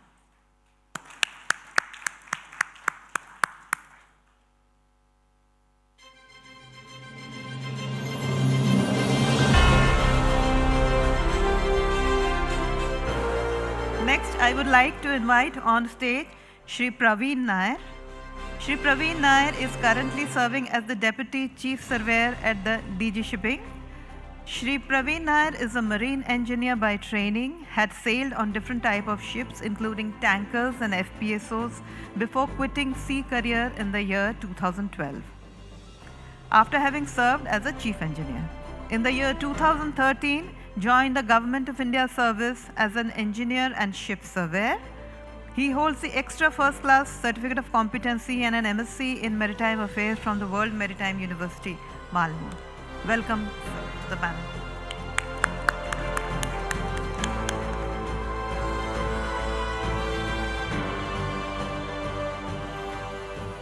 Next we have Shri Dipendra Singh Bisen, Deputy Director General of Shipping. Shri Bisen is a seasoned maritime law expert and senior administrator, currently serving as the Deputy DG Shipping, Government of India, with over 24 years of distinguished experience spanning public administration, maritime governance, legal policy, and international maritime law. He's been a graduate in mechanical engineering and further pursued LLB and multiple advanced degrees in law, public administration, and social work. He did his education uniquely bridges technical, legal, and policy domains, providing him a comprehensive perspective on maritime affairs. We would like to welcome him to the panel.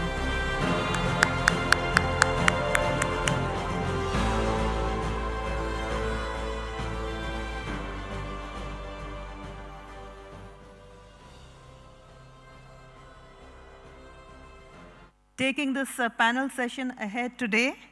The key themes for discussion today would be strengthening human-centric training, mental health, diversity, and gender sensitivity, wherein we are going to discuss that what is the need suddenly to address the mental health issues, and how can we really build up on the resilience of the current mental resilience on the current seafarers, and how do we see more women participation, because it is not just about business, it is also about the social responsibility that we have. So how do we bridge and blend the two of them?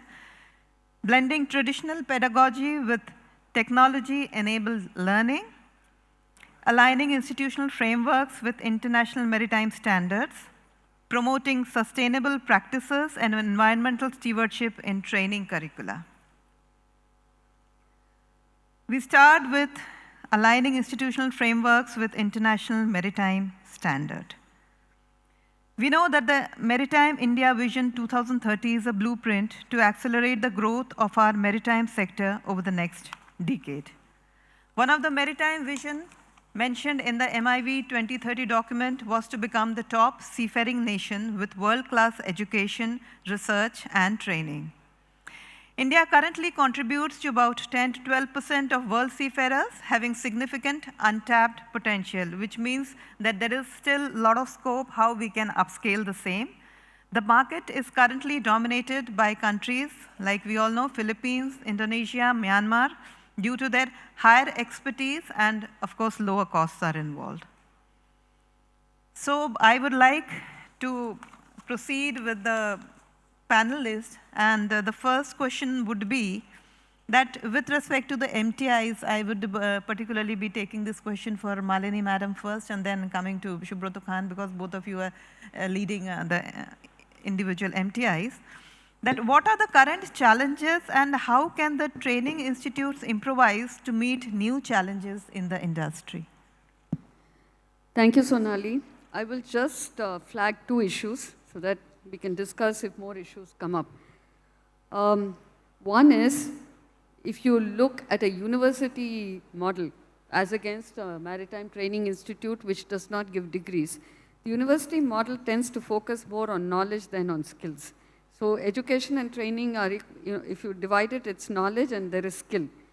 So prior to giving degrees, this competency was more important, and now it's gone into degrees, so exams, exam reforms, etc. So how do we ensure that the knowledge they gain in the classroom is relevant for operational issues when they board ships? That's number one. Otherwise, all the MTIs in India are quite competent and in alignment with the international STCW norms. That's one. Second is the faculty. Are we having enough faculty? Are we having faculty who are committed? Are we having faculty with experience? And those faculty who come into teaching, what about the faculty development programs? Are they in alignment with what the industry needs, and not just a tick mark on a checklist which says, yes, they've done the faculty development programs? So their exposure, experience, and also the skill in training. I will know the jobs, I can operate a ship, but can I transfer that knowledge to a young cadet? It requires a special skill to transfer that knowledge to the young cadet. I will stop here with just these two challenges, and we'll see how the conversation continues. Would Captain Subroto Khan like to add on to that aspect? Good morning, everybody. Honorable Chief Guest, Malini Madam, ADG, Mr. Sushil, esteemed guests from the industry, and above all, our colleagues from the MTIs. I think this challenge, which has been mentioned for the MTIs, lies with the new generation is of a different mindset altogether.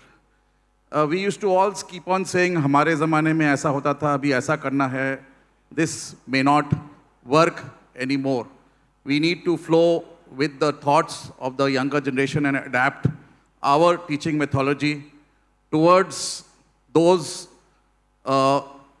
takeaways from the younger generation. For example, our teaching curriculum is mostly classroom-based, whereas the younger generation coming today, the attention span is limited, what I gather from the studies is just about 7 to 10 seconds.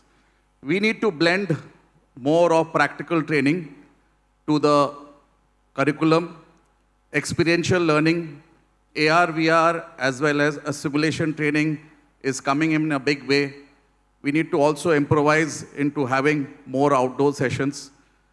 Over and above training, I think we need to upgrade the curriculum regularly, the changing technology and the changing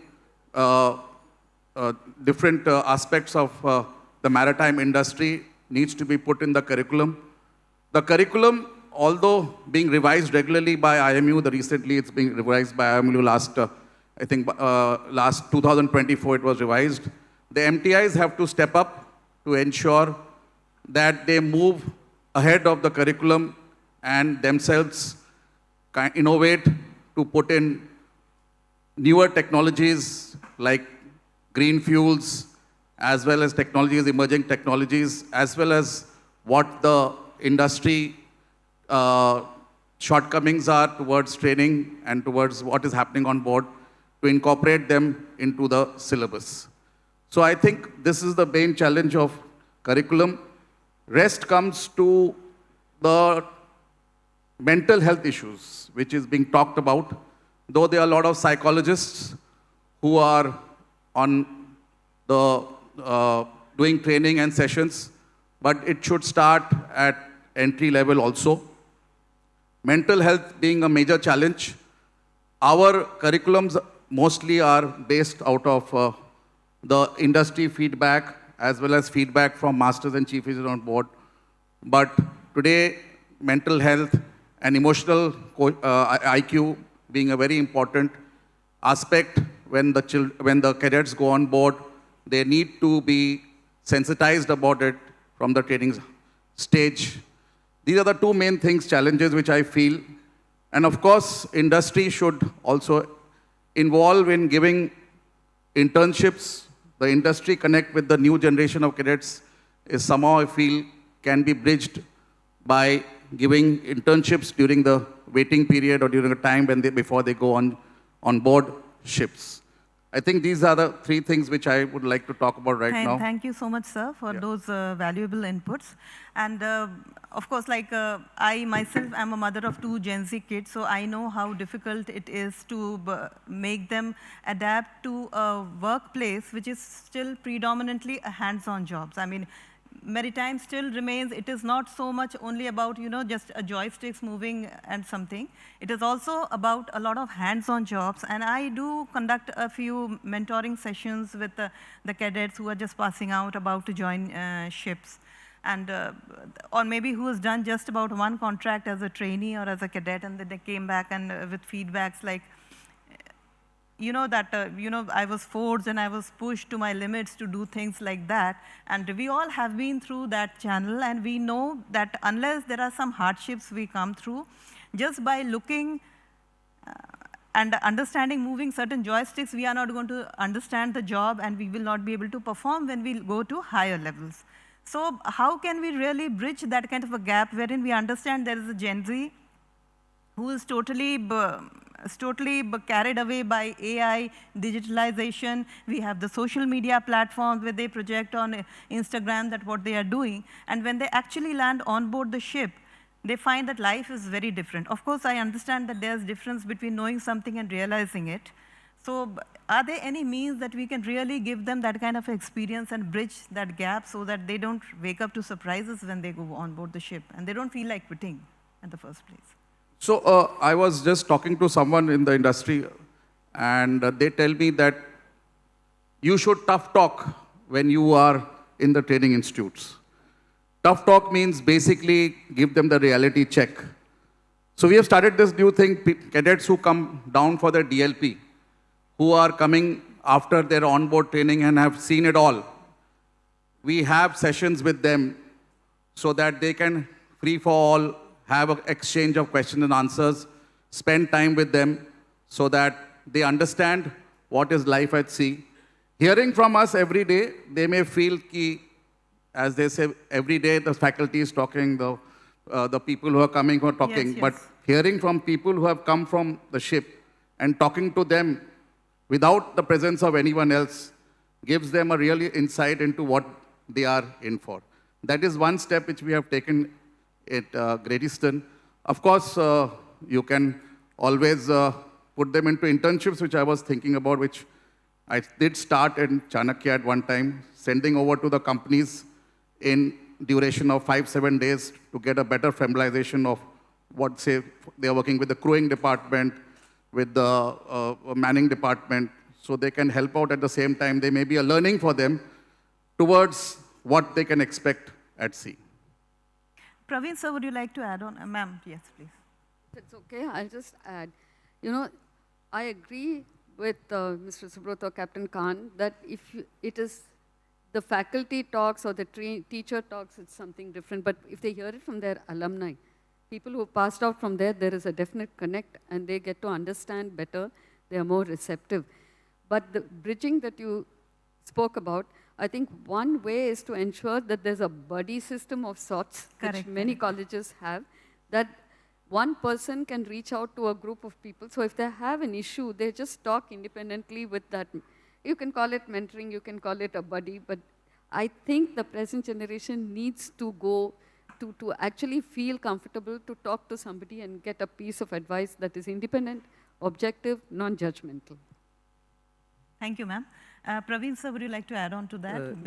Just to add to what ma'am said just now, we have to first understand the current generation. Like when we go to any training institute for an inspection, and these days we find the boys and girls, they are sitting without any, even a small notebook or a pen. They're just listening. So our generation, like we are used to preparing notes, and then, so that is a biggest change that I see. So first of all, we have to understand and we have to have some kind of a mentorship, as ma'am correctly said, that mentorship is not only on the ship, but even in the training institutes. So our faculty also has to be trained to deal with the new generation. Like and most of the times, like that is why we are developing the faculty development program, because it should not be a faculty who is a reluctant faculty. He's come ashore and just by virtue of his certificate, he has become a faculty. So that grooming, that streamlining also has to be done. That will contribute a long way in understanding our newer generation of seafarers. And thank you so much, sir. I think that was a very good discussion, that how we can, the present generations of cadets and trainees, how we can prepare them to face the actual life on board. I was from DMET, that is now IMU Kolkata, and we knew that it was less about academia and it was more about how you prepare yourself for life, for facing the life on board. So I think that though we may agree or disagree that, that interaction needs to have its own line, but that interaction, I feel, is very essential, because we need to hear someone who is closer to our age rather than hearing for someone who we feel belongs to a previous generation, because that the generation gaps tends to seep in, and we can of course have a lot of virtual sessions wherein we can have the alumni coming and talking to them back and having regular sessions. I think that might also help. Coming to the next question, Besen sir, I would like to put this question for you. The IMO is progressing towards a comprehensive revision of the STCW convention. What role does the DG Shipping envision for India in shaping this process?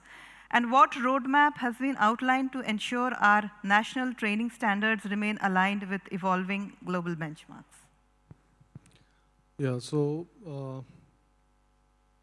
as everyone is quite aware that there is a comprehensive revision of STCW is undergoing. And in HTW 11, which happened in February 2025 this year, where India has submitted around 17 papers, which I think is one of the maximum, I think most probably maximum number of papers by any member state. Out of these 17, if you will see, more or less, we have covered from article to all chapter 8.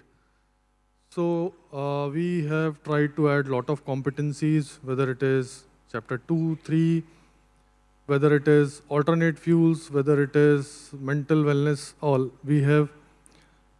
But then our papers, the competency which we have added, what we have submitted that time was not actually discussed, but not has been accepted because what they have decided it to, take it to the next phase. So most probably we have to resubmit for the STW 12. Now the Directorate General of Shipping, what I have seen is whenever any changes, whenever there is any new model course, whatever comes, we are very quick to come out with the fresh guidelines. Just want to add 2 things into this.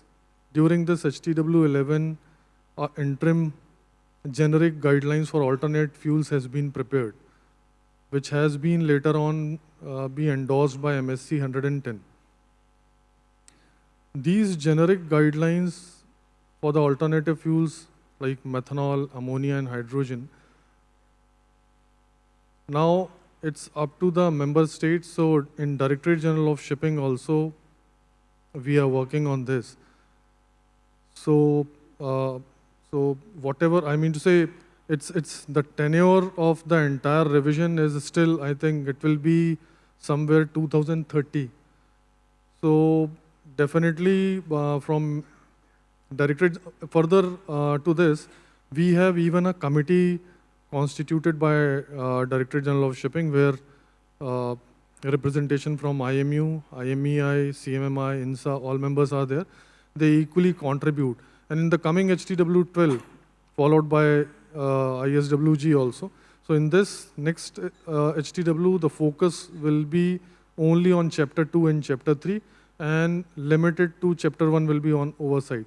So yes, Director General of Shipping, along with that committee, we are participating, we are preparing, and on the, I mean to say now, because the scope is limited to chapter 2 and 3, so our committee is working on that. Thank you so much. I think Captain Anvid Natarajan would like to add on to that. Yeah, thank you and good morning. May I just take this opportunity to commend DDG training yes. and the Indian administration, because at HTW 11, the Indian administration were the second only to the European Union bloc of nations in submitting proposals for amendments. I think it was 17 proposals, which was second only to the EU bloc of 27 member states. So that is a commendable effort. I think that also calls for a loud round of applause, Yes, a very definitely. commendable achievement. And I am looking forward to, marks, yes. I am looking forward to what's going to come up next year at the next HTW session. Captain Arvind, next question is for you. We all know that you have been very vocal and in the maritime industry about expressing that, how things should proceed, and you have been working very closely with ICS and IMO instruments. So I would like to know what steps are being taken at IMO to address mental health, diversity, and gender sensitization. What steps are being taken? Thank you. I mean, this for the topic is, of course, question. very close to my heart, and we will further deliberate on this. But what steps are being taken at IMO? Thank you. So when it comes to efforts being taken at IMO, their remit is very narrow. It's mostly restricted to training or development of policies by shipping companies. So when it comes to training, this is my personal opinion that the IMO has done it the wrong way by trying to start training from the bottoms up. That is, by introducing training to new seafarers and forgetting about the existing seafarers. So I believe that is a short-sighted approach which has been taken.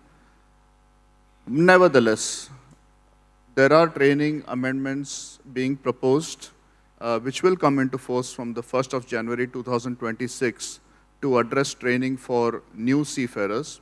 And when it comes to existing seafarers, those aspects are still being debated.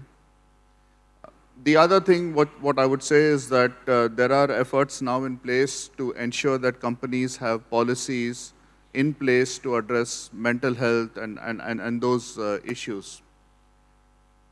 When it comes to what more can be done, so I believe that more than training, there needs to be an effort from three important stakeholders, that is ship owners, unions, and administrations. There has to be a collective awareness campaign to ensure that when ships come into port or when seafarers are doing their learning in training institutes, they need to be aware of what are their rights, what are their responsibilities when such behavior is witnessed by them. So that is an awareness campaign which I believe needs to be addressed. And in that regard, I must say that the Indian administration is one of the few, in fact, to my knowledge, it is probably the only one that has taken active efforts through their Sagar Mein Samman initiative. Yes. I have not heard of such initiatives by other administrations, and I can only commend the leadership by the Director General and successive leaderships as well, which has looked into this. So these are definitely some things which need to be further ramped up to ensure that our seafarers work in an environment which is inclusive and where there is a respect for all. So that I would say is what needs to be done more. I think Madam would like to add something. This is regarding the diversity part. This comes up in discussion in every forum. But the proof of the pudding is in the eating. And we had just about around 19 cadets, female cadets in 2014. And now we have more than 120, 130. In fact, we are running into a crunch for ladies' hostels. We've had to convert regular men's hostels to ladies' hostels. Besides that, I think the industry is very proactive. We've had companies, the ship owners, ship managing companies giving scholarships for women. BMW, there are individuals. Maritime trusts are there who are sponsoring that girls' education. Even individual companies who say they want to increase their diversity, and I think Synergy, for example, has given scholarship for 50 female cadets last year, and they recruit them and they are very happy.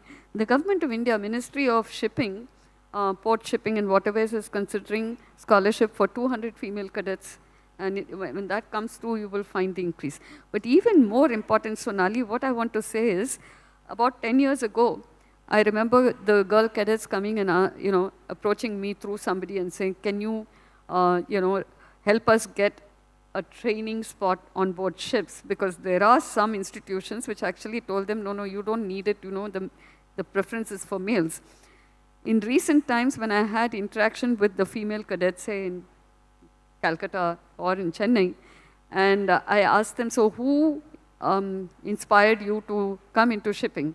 It's not a routine, it's engineering, regular computer engineering or medicine. Who inspired?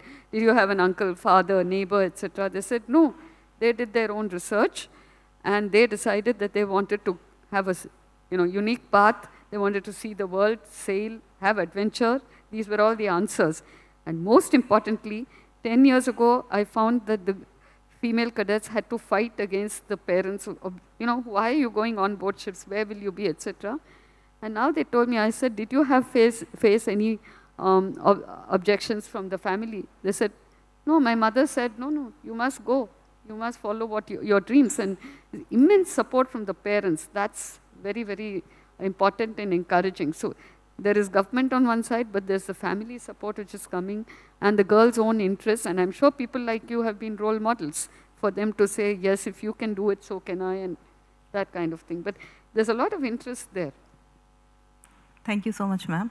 Anybody would like to add on to that? I just want to add what just Mr. Captain Arvind just has mentioned, that IMO is limited to just training, but he suggested few things that ship owners, union and administration must come together for these kind of initiatives. So yes, for your information, in India, so the Directorate General of Shipping, Union, and so that's NUSI and MUI, And then, so with them, we came out with Sagar Mein Yog and Sagar Mein Samman. So the purpose of both the flag state initiatives are different. So Sagar Mein Yog is to reduce stress, fatigue, and psychological resilience and all. Whereas Sagar Mein Samman is to gender sensitization, inclusivity, etc. So we have taken care of all these things, and now it's not just one agency which is pushing this, it is coming from all the three. So we are hopeful that we will take it along. So the stakeholders are coming together to work in the unified direction. I think you are part of the Sagar Mein Samman as well. Yes, I was also part of that. So, and I think with respect to the women participation in shipping, I think we have to give it to the DG Shipping and the IMO that since 2019, when the campaign started empowering women in maritime, there has been a sea change in the perception. Companies have started taking women seafarers on board. I cannot really comment at this stage about the bias, that subconscious bias that still exists, but because I still feel that nothing can change overnight. So if people have not seen something for a very long time, it will take the society and everybody else to adapt to it. But despite all that, I think we need to give them a loud round of applause that the industry and the DG Shipping and IMO, they all came together to have the more women workforce into the seafaring. Thank you so much. I just want to add one more thing, what Madam just has mentioned regarding when she interacted with few of the cadets, female cadets. So they always give very inspiring. So I have also heard around, I have also interacted, and I have also seen few videos where they have, I mean to say it was so emotional that they are just around 17, 18 years, they are fighting with their own family and coming and joining the institute. But these kind of stories, I think once only we have shared on our social media, then that too around 5-6 months back. But actually these stories should come on regularly on social media so that these kind of things can encourage more and more and I also aspiring. personally feel it is always that we speak about our achievements, but we never talk much about what hardships we have, anybody has faced. I will not say particularly about women in general, but anybody, what have been their failures, what are the stumbling blocks that you have encountered in your ways. We need to talk more about that so that people feel more comfortable to come up and address those issues. Thank you so much, sir. Next, I would like to come to Praveen sir again. Maritime accidents are one of the main factors that disrupt maritime transportation. It is very unfortunate, I would say, that whenever the media talks about shipping or the maritime, it is always the accident incidents. We never celebrates the accolades and what contribution we have made to mankind. It is always, there has been some pollution incident, criminalization of seafarers and issues like that. So the majority of these accidents are directly related to the operations within the ship and human errors. Machinery failure or the extremes of the weather may in some cases be the cause of incidents at sea. But still, human error remains a stubborn contributing factor. We all remember that the Baltimore Bridge happened, the Ever Given, so many incidents are there. So do you think that seafarers' training adequately addresses the acquisition of knowledge, skills, and attitude that a person requires in a crisis situation, or that he or she is better equipped to deal with in an emergency situation? Maritime casualties, as we all know, I always felt that the entire industry gets to see only one side of the story. Right. And when we come on this side, when we are on the administration side, we really get to see the other side. Whenever any accident, leave the accident, even an incident happens on a ship, and we have an incident reporting system as per the ISM. What we tend to focus is lack of training, complacency, fatigue, and all these factors. We make a report, we send. And after that, what happens, nobody knows. So what we should do as a company, as an administration, as a training institute is, we have to now learn from these incidents. And how do we learn?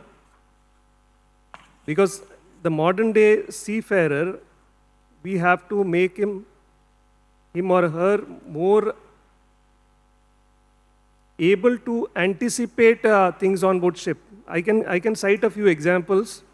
Like in the last 5 years, if you see, 5 to 6 years, we had lost a ship, offshore supply vessel in the Mumbai High. Why? The engine room team were doing the sea chest cleaning. So while doing a sea chest cleaning, if you tend to lose a ship, it is one of the most unfortunate, shameful. If you ask me, as an engineer, it is a most Yes, shameful can totally thing to relate happen. to it, yes. And we got to see the video of the vessel taking in water, the draft increasing, ultimately the vessel is gone. So this speaks a lot about the attitude, the training, the outlook of the seafarers who are on the ship. If the vessel, what ultimately the report gave us some insight is they were cleaning the filter, and then as an easy way out, they opened the sea chest wall just to clean the line weeds and the kacharas, and ultimately something got stuck in the wall and they could not close the wall. Actually speaking, they could have started some pump and it would have created a suction they could have very easily closed. But that much of situational awareness never, they never thought of the whatever is a shipboard team, and we lost that vessel. Such an embarrassing incident. So situational awareness is one of the most important things that any accident report throws up. So now situational awareness, can it be taught? It can be to some extent. You can teach them to recognize what is a hazard and how to react proactively. Proactive becomes very important. They should not be reactive. And that attitude, as I think in the morning session, many have counted the importance of attitude as when you are on the ship. So all these things becomes very important. And to answer your question, how can training really help in this is we have to learn lessons. Actually, what I told you now, I don't think many of even this is part of the curriculum, other than case studies. Case studies maybe one para on a ship and that's all. We didn't even have our casualty summaries on the IMO site or as available to the public. No? Recently we had a casualty report for the last year, but that again is a summary. So if you start speaking, there are so many cases. There are cases wherein in a tanker ship carrying naphtha, there was leakage into the pump room, and even the crew, they thought it is water. So if they think naphtha is water and they use a Wilden pump to transfer it to a slop tank, and it went on for 2-3 days, and ultimately we lost one Indian trainee marine engineer in a fire and explosion, which happened after 3-4 days. So these things our industry never gets to know. And it stops with us because we are very tired making the report, and at the most a summary goes out. And at the most case studies taken from that and taught to the students, and that also I don't think it is updated. So what we need is a scenario-based learning. Sir, since at the DG you have all the data about all the accidents and incidents that happen, is it circulated to the MTIs when they take up the training programs, and so that we can bring about a more hands-on cases and the case study kind of thing for the students, so that they are able to relate to the situation, and when they come across such a situation, they will at least be better equipped to handle that? Yeah, it's not only DG. If you go to IMO site also, you can find lessons learned. So DG Shipping also used to publish lessons learned, but that is only maybe 2 paragraphs about an incident or an accident. But what is a pertinent or the most approximate reason for that accident, it has to be highlighted and it has to be brought about. So I don't think it is done in that manner, and sometimes it is like it is dated, like what happened 5 years back only maybe. So that has to be shared with the industry, and the industry has to take it. Maybe they can ask a few questions to the investigator, and he'll be ready to share why that happened. It's unfortunate because the companies have their own ISM policies, they are following all the standard operating procedures, and still such incidents happen. So maybe we need to kind of look between the thin lines somewhere and address. So that is where we are trying to bring in simulator-based training, which can be scenario-based. There can be different simulations based on different scenarios, and which can be like, it can be curated to the different levels or different grades of competencies that you are examining. For example, if it is a very junior level, this can be even offered to the ratings or the trainees also. And at the same time, to the senior level, it can be at the higher level of especially those who are engaged at the operational level, they need to understand and at the higher level, it can be how you make a decision, the right decision at the right time. Right. And where you draw the line, that also becomes very important, because if you have naphtha leaking into your pump room and you leave with that for 4 days, and you'll be shocked to hear that the vessel was operating with the engine room crew with the ELSA sets. I'm really shocked to hear such things on the first hand, like when we hear from the as a seafarer, I mean, survivors. it really feel from within. So it is very important where you draw the line as a senior management, because there will be a lot of pressure from the company, but the decision making, the shipboard management. So that is where I feel scenario-based simulation can be a good solution. Thank you. I think. I just want to add, I just want to reply your query also, that whether we share all these incident report and all with MTIs, presently no, but Directorate General of Shipping has already initiated. So our 2 initiatives, one is learning management system, the other one is web-based simulator, what Praveen Nair sir was just trying to explain. So through that LMS system also, we want to put a lot of learning through this casualty investigation, etc. Further, I will invite sir as well, because he has just mentioned 2 incidents. So I will request you to, we have our own digital studio in Directorate General of Shipping. Why don't you, prepare some kind of case study, and we can record, and then it will be helpful not only for our MTIs but for everybody.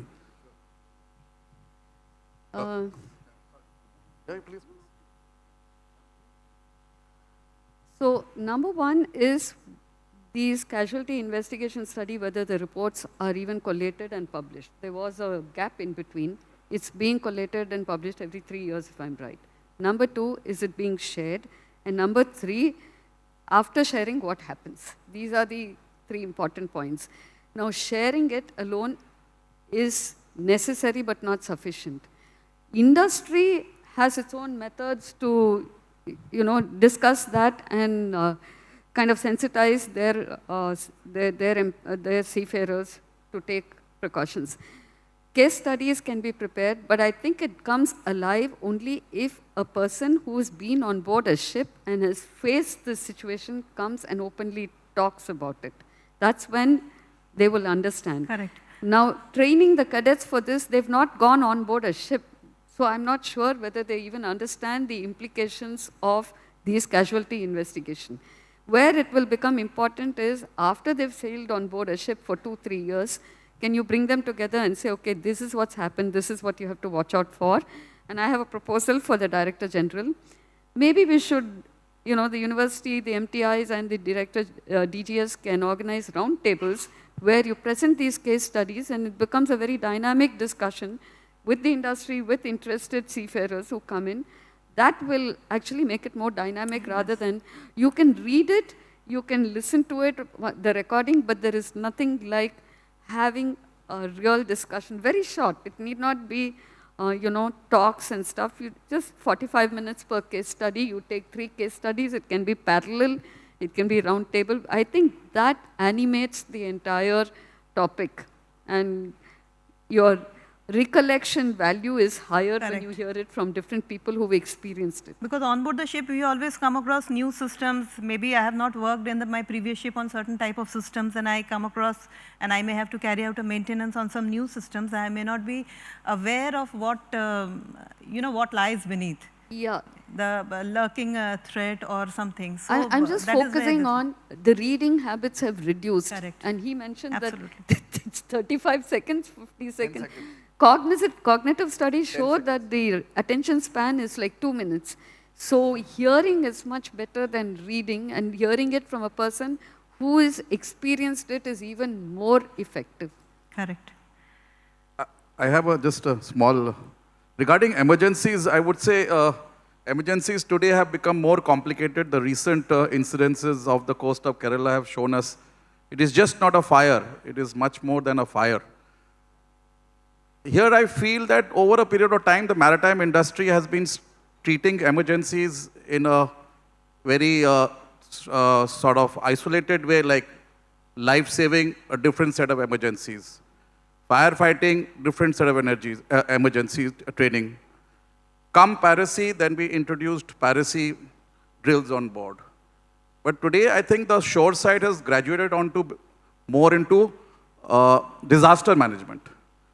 I think I have a suggestion out here that the industry is out here, the STCW revision committee is out here. You are there, who was being representing in IMO. So a thought towards doing a smaller course of awareness towards a disaster management will give a wholesome view to all kinds of emergencies. We are right now limiting to fire and life-saving, little bit of man overboard, but to give a mindset to the ship staff as handling emergencies in a different way, which is being done by the National Disaster Management. They go into floods, they go into the aircraft which had a sad incident of Ahmedabad. They were there.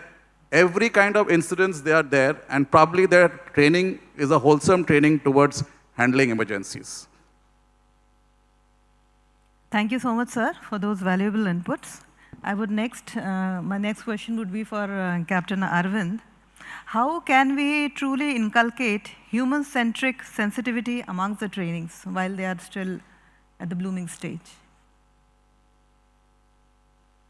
I think this is quite a difficult question for me to answer, because we are not thinking just about training and training something which can be measurable or which can be easily assessed, but we are now talking about inculcating human-centric approaches, and we are now delving into that area of human factors, which I believe is quite meagerly understood throughout the industry. So, personally for me, what I would say is, how do we inculcate human-centric approaches? I think I'll defer to experts here who might be able to answer that better. This human centricity cannot be, linked directly to a curriculum and, technical training. We made an experiment one day in the university, because how do you inculcate, certain environmental consciousness or even mental stress issues. So every Sunday, the South Indian publication of the New Indian Express on page number 2 gives stories about small people doing great things for the community. It could be things like, the motor vehicle accidents, they actually take that victim to the hospital, or it could be cadaver bodies which are unclaimed. Some simple person starts saying, okay, I will take that, find a way to, give it a decent burial or cremation, etc. So we took these newspaper cuttings of about few months, gave it to I did this with the lady cadets actually, and asked them to read it. I said, fast reading, rapid reading, read it for 10 minutes and tell me which of these you liked and why. This is how you inculcate a human-centeredness. It cannot, according to me, come into a curriculum because, for example, environmental consciousness, Supreme Court has said it has to be part of the curriculum, high school, college, etc. I have seen teachers saying, okay, these are the questions I'll ask, this is how you answer them. End of the story. I don't know whether they've actually absorbed the essence of what the Supreme Court said or the community wants. So I think each one of us has to be, we talk about innovation and technology, but there's innovation in getting across a message also. Each one of us has to do that and inculcate that. And I found, I did this with 60 female cadets and students, and I think at least a certain percentage would have gone home thinking, yes, this aspect, human aspect, is actually as important for my life as my career, as my technical knowledge, etc. It's just an example. Yeah, thank you so much, ma'am. So can I have the next question for you, Captain Arvind, again? Since you have had a global perspective, you have been in the UK for a very long time, and then you also work with India, so which has got a slight different landscape, I would say. We are more of a culturally oriented people and not individualistic kind of societies, which possibly is the case abroad. Now, what I'm going to say may not go down well in popular sentiments, but we do a lot of talking about mental health, mental wellness, and all. I also do a lot of mentoring sessions with the youngsters, again I'm saying. So I would like to ask you that how we really do a lot of post facto. Suppose somebody is facing some mental health issues, so we go for the clinical approach, we give them counseling, and that is how we heal them.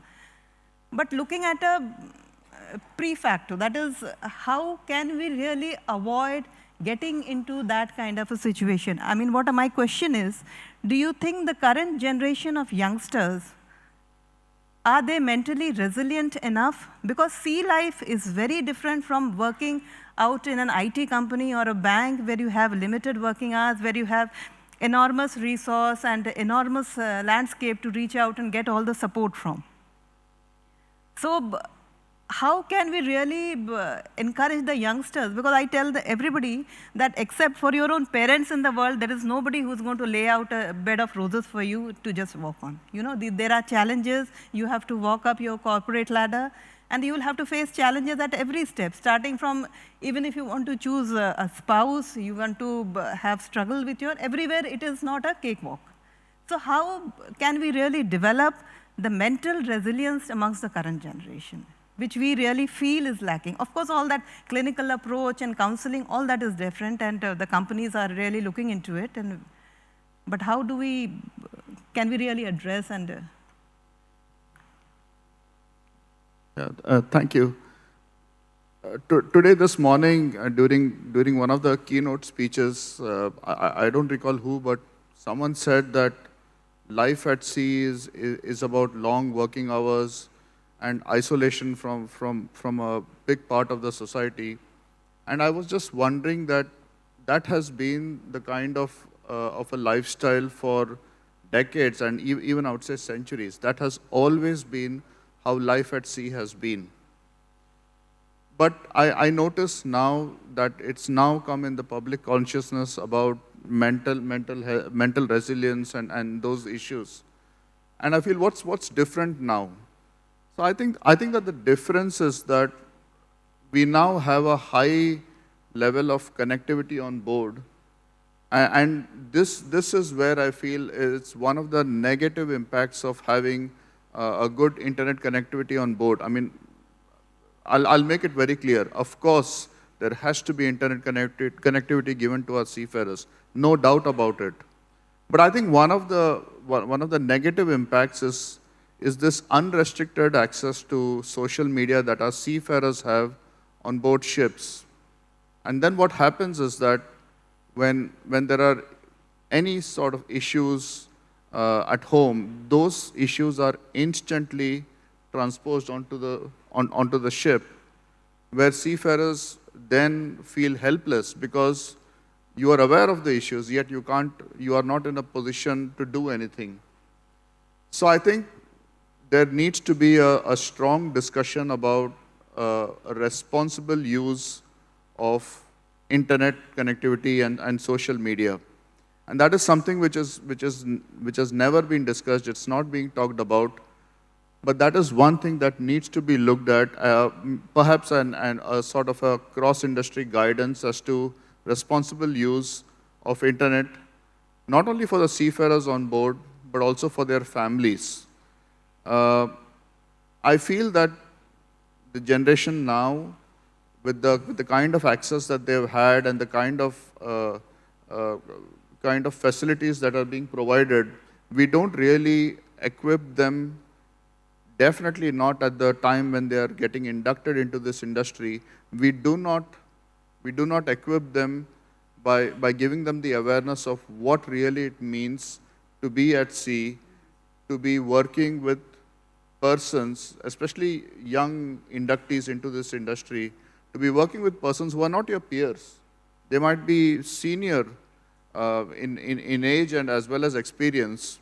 So you won't really have that many peers to interact with. And what it means to be working in that environment, we don't really do that. It's not part of any mandatory curriculum. Requirements, yeah. And definitely there is scope to have that discussion with new inductees at least. So I think that would be the way to make them a bit more resilient. I had this opportunity when in an earlier career I used to be a lecturer, and we used to have these kind of education fairs where we called high school students into our simulators so that they can be a bit exposed as to what is shipping really. And all I could see was that they really loved to use the simulator and probably crash the ship in the simulator. But the moment you started talking about what it really means to not have access to their PlayStations or to unrestricted social media. They feel very disturbed, you know, they don't know where to look for and exactly, what to... and I could instantly see that it was something that would hit them very hard. So this is something which as I say, it's not being discussed, but there is a scope to have this as part of a regular training, especially for inductees. So that's the suggestion that I would offer. Thank you. Thank you so much for those valuable inputs. Yeah. I'll just add on. I just heard from some company who had given 24 hours access to internet and now come down to 2 hours because of this problem of over connectivity with the shore. But I have a small suggestion that we are always talking about the trainee. His immediate support, the parents, also probably require I would say, some kind of a sensitization about what kind of a industry the child is stepping into. Correct. Because they don't have that kind of a foresight into child can be talked about everything for hours together, which they do in the Maritime Training Institutes in the evenings, but can probably share a lot of things. But that maturity has to be instilled into the parents, that your son is alone out there with just 18 people, and you need to be very, very conscious about what you share with them. Because it may actually make him a little bit anxious. tense, as well as he may be wanting to go home suddenly and he may try something. So this sensitivity to the parents is also a responsibility of the maritime industry as a whole, which will, I'm sure, bridge the gap to these problems. Thank you so much. Just a last few questions, one for Mr. Dishant Singh. With the maritime industry rapidly transitioning towards alternate fuels, such as methanol, ammonia, and hydrogen, what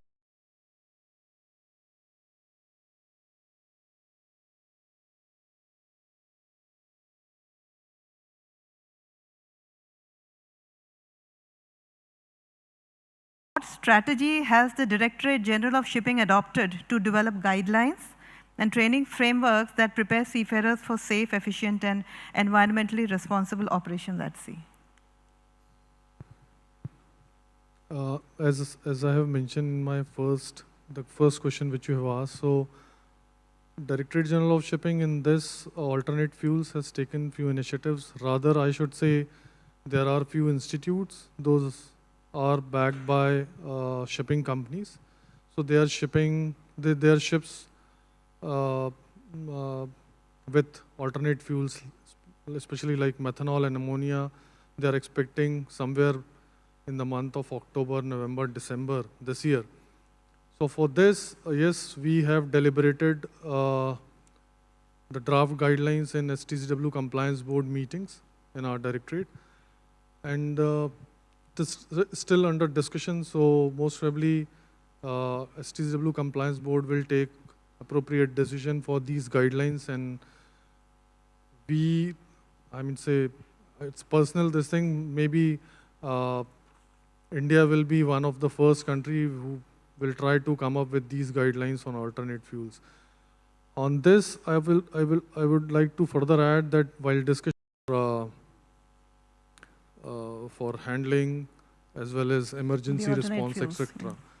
So all these things are already included in those draft guidelines, but yes, it is still under discussion stage in the directorate. Yeah, I think you have been very critically involved in this whole development of the first train the trainers for the alternate fuels. And I know I was very fortunate to be a part of that first team and to attend the program. Would you like to add something to that, Captain? Not add, but I just wanted to pick up something which Bisenji said. Did I hear that the Indian administration intends to provide some guidance to their seafarers about alternative fuel training? Is that correct? If that guidance comes out, I would say then that is Indian administration is probably the first administration that is issuing this guidance, because I have not come across any other administration that is doing that. So I'm looking forward to that, considering that India is, of course, one of the top 5 workforce supply nations and a sizable percentage of the workforce. So if the Indian administration provides that guidance, I think that's a great example of leadership which other administrations can follow. That will be really good. Thank you so much.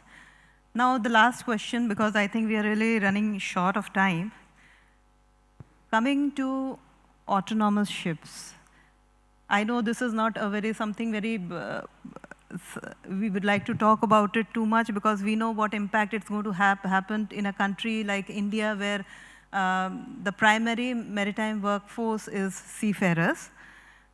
But we know, however much we like it or dislike it, that is the whole autonomous ship thing has accelerated post-COVID, where we felt that it was important to move to a better digitalized and AI platforms, and that has, and we know a lot of classification societies, they have done trials also that how senior personnel can operate the vessel from the shore. So my only question, and this is to any one of you who would like to answer this, that how are we preparing the current workforce that we have to deal with the future? Of course, we have all spoken about the alternative fuels, but coming to we know that is the reality, because there are a lot of trials are already happening, and with the different levels and degrees of autonomy, like with decision-making support systems and other things. But how can we really prepare them, or at least mentally prepare them that, that this is the future and they need to upgrade them as and when the need would arise? We are still at a very premature stage, I know, but this is just an open. The non-mandatory mask code has got pushed further, I think 2026. So the mandatory code, the work for the mandatory code will start, I think 28 or 30, and we are not expecting anything before 2032. So to answer your question, what the mass will bring in is a lot of opportunities sitting ashore in the control rooms ashore and managing the ships. So far, we have not done anything, but it offers a lot of opportunities for skilled seafarers in the senior level to take up, and it is again like a knowledge center, which maybe India would be the pioneer and managing all the ships around the world. But as I said, it's early stages. So, but whenever it happens, I think with our number of seafarers, senior seafarers, and we have been running ships, all type of ships, like whether it is gas, LNG, ammonia, methanol. So we have got the expertise. The only thing is, whenever that happens, I think we should be ready.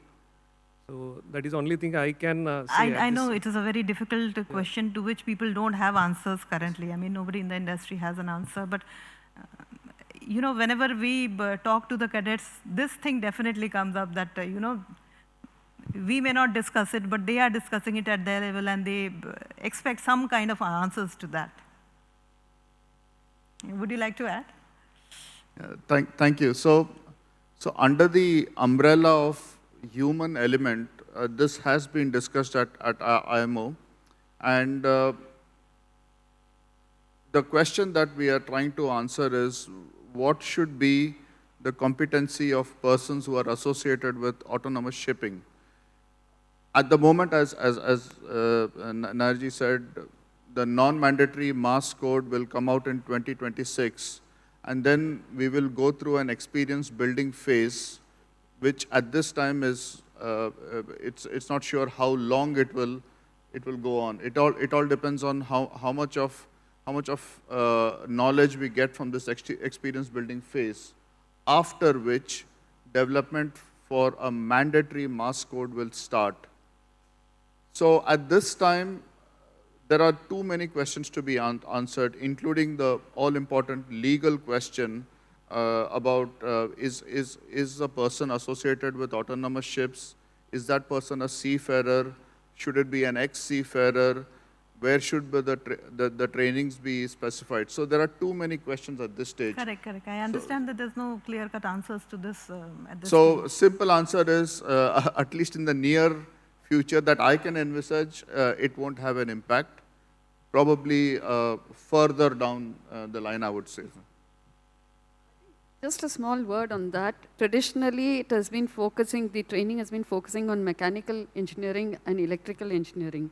I think the focus is slowly have to shift to electronics engineering. Yes. That's what we are doing in the, it's part of the, like you said, the curriculum has to shift towards electronics engineering, AI and ML, introduction to that, and a certain conceptual and understanding of that. And once they have those basics, the foundation, the conceptual knowledge, I'm sure they'll be able to upgrade themselves when they Adapt have to to the face it. changing, That's what we ecosystem. have to do. While all the protocols come into place, I think this is how you slowly prepare them for facing changes in the future. Thank you so much, ma'am. Captain Joseph, do we just have time for any Q&A? 3 minutes, we can go. So any questions from the audience? We've heard so much from the panel. Anybody, any questions? I think Captain Harinder has some questions. Can somebody pass the mic? Yeah, I have the, okay. My question is to especially with the training. You know, the teaching style at present, what is happening, we have been doing the same style what we have been teaching 1 decade back. With the new generation of Gen Z coming, their learning style is totally different from the today's. And I've been hearing from the panel, they are saying, "Hamara time mein ek kar rahe the," and we wanted to put into it. But I've never seen anybody or the Maritime administration to take the teaching style with the new generation. So practically about the how do they navigate. Because when I was a chief examiner, n number of time I have seen, and we have asked them regarding the chart paper. When we give them a chart the first time, "Sir, we are seeing this chart first time." So that's the time I was telling Ravi, let's change it to the ECDIS. So similar, the Gen Z is a totally very sensitive people.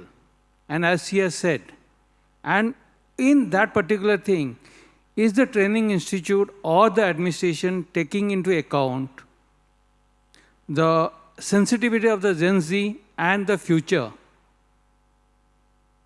And second, my question is, there are n number, because after I leave, I have interacted with the younger generation. They have been saying that मेरे जहाज में अगर इतने MB मिलेगा तो फिर मैं जहाज में वो join करूँगा. And here we are talking about restricting the internet. So don't you see that we are discouraging the new generation? Thank you. So I kind don't of a know. I contradictory think situation. whoever can be answer this question. Thank you. So regarding the new ways of teaching, I had mentioned it earlier also that it has gone to change over to more experiential learning. The first steps have been simulators and the AR, VR, which is coming up. Also, what we do at times, for not all the subjects, wherever possible, we have had case study based sessions. So, starting with a case study and going on to the convention, something like that is more acceptable rather than teaching them just from the book. So that case study based, I have been teaching marine pollution, so I realized that when you do a case study based studies and live with a little bit of outdoor sessions, it is more acceptable to this generation than the usual sitting in the class and rote kind of teaching which you may be referring to, sir. Okay, I'll just add a little bit to it. I read somewhere that the methodology of education has not changed in the last 150 years across the world. It's classroom and nothing else. Before that, it was actually hands-on skill training. So case study is one, but I think there are MTIs, and I have representatives sitting here who've actually gone not simulation, but your self-learning process where they have a computerized, almost animated model. So you sit there and you learn. And then there are tutorials where the tutorial, head is there to guide you. So there are institutions. I've seen it in SIMS. I've seen it in SIMS in Lonavala. I've seen it in HIMT. So it is changing. People are trying such methodology. For example, the curriculum has a module on the IMO itself. And I remember cadets telling me, they can't understand what this IMO is about. And when they ask the teacher says, just learn it and it's for the exam. So we started in the IMU, we started this competitive mode, what we call IMO mock session, for want of a better word. The entire industry is involved. There are people from affiliated institutions, there are people from IMEI, there are people from across the industry who are giving that, helping us design a method by which the students start reading, doing their own research, applying their mind. You develop the analytical skills, and they have mock sessions where they actually understand how the IMO functions. So there are attempts by different people to do these things. Very briefly on the internet, the thing is to find a balance between giving the seafarers a means of communication vis-a-vis getting them addicted to it 24/7, they have to be on that, which is cost. If you see some of the casualty investigation reports, which won't come to you formally, but then inside, if you ask, they said this fellow was looking at the cell phone and then he didn't see where small fishing boat coming there. So that is the balance that has to be seen. It's not, nobody is saying you restrict the communication, but in the hours of duty, you have to be focused because it is a life and death matter. It can be a life and death matter sometimes. So it's not restrictive. It's only encouraging safety methods. I totally agree with you, ma'am, on that. That safety, we are looking at a property which is an asset which has got so much capital intense investment into that, the impacts of pollution, the safety of life, the safety of cargo. There is so much at stake, You can't possibly say that I'm going to take a friend's call. That is very important rather than, taking up an important navigational watch or an engine watch. So I totally agree with you on that point, that there has to be checks and measures in place whenever we look at any aspect to it. Any other questions that we have in the room? Yeah, one question on mental health. Captain Subrato Khan was speaking about. I have been also running a mentoring session on mental health, especially, and also on the exams and all. I've been personally training on meditation, and I have recently initiated a program called Heartfulness for Seafarers, which was inaugurated by Director General of Shipping. And I have approached many shipping companies, MTIs, and IMU, and various other institutions and companies as well. It is freely available. So anyone can join that program. We have recently done a program called Dhimahi. As you must have heard this word Dhimahi, it is a part from Gayatri Mantra. The Dhi means to contemplate about or to think about. Mahi means we. So we have done this program with various students from across the university, not only from the Maritime, from various other university. These kind of programs are available for maritime institutions as well. Also for the senior leadership, we are running a program from 31st August. It is 3-month program. Again, it's free of cost. And in this particular program, which I'm heading for Mumbai, we have I would say 7 CEOs from shipping companies has also enrolled. And I think from India, about 80 CEOs has been enrolled. So we are doing it from top, as Captain Arvind has mentioned, that there has been instances when we are focusing too much from the bottom, but not from the top. So what we are trying to do as a heartfulness is that we are giving a training to the teachers, professors, CEOs, as well as to the students. So we are open to collaborate with anyone. It is free of cost available. So I would like to convey this to all the... Thank you so much. We just about have time for just one question. And I would request to keep it short and sweet, please. Actually, that is not a question. That is more of an answer. Sorry? That is more of an answer, I would say. Okay. The casualty investigation, what we talked about, I really thank Malini Madam for delving into that issue.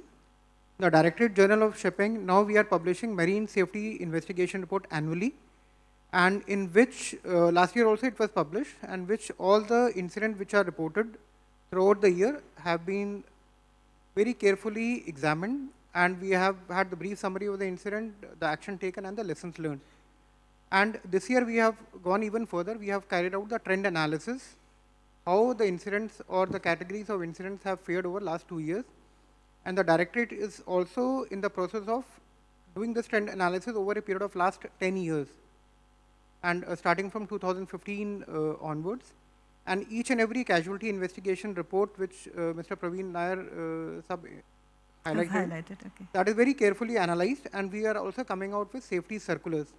In last 1 year, we have come out with about 8 of them, and we are not stopping at the safety circulars. Now we are coming out with the safety movies out of the incident that have been reported to the Directorate. And I would also like to add that we are the only maritime administration which is carrying out this exercise, and in another 2 weeks' time, we'll be coming out with a first movie, that is death of a captain while he was disembarking from the ship at South Korean anchorage. So there were basically 2 incidents we have compiled. So these are the measures which are being taken by the Directorate regarding the casualty investigation or to enhance the safety amongst the seafarers. And to have a further and a deeper reach, we are actually also in the process of shortening the reporting. We are also coming out with 6 monthly investigation for the accident report, and eventually we will come down to 3 monthly, so that the connect of the casualty branch in the industry is real time. And the safety videos will have a deeper outreach, deeper connect with the training institute. Thank you so much. Thank you so much for enlightening us today. Sir, I think we are already running behind schedule. Yeah, good afternoon. If you could kindly make it very short. Yeah, good afternoon. And thank you, Captain Harinder Singh, for the wonderful things that you are doing. And I'm happy to say that his department is working with CMMI also and trying to do much better on this. Unfortunately, I have a couple of questions.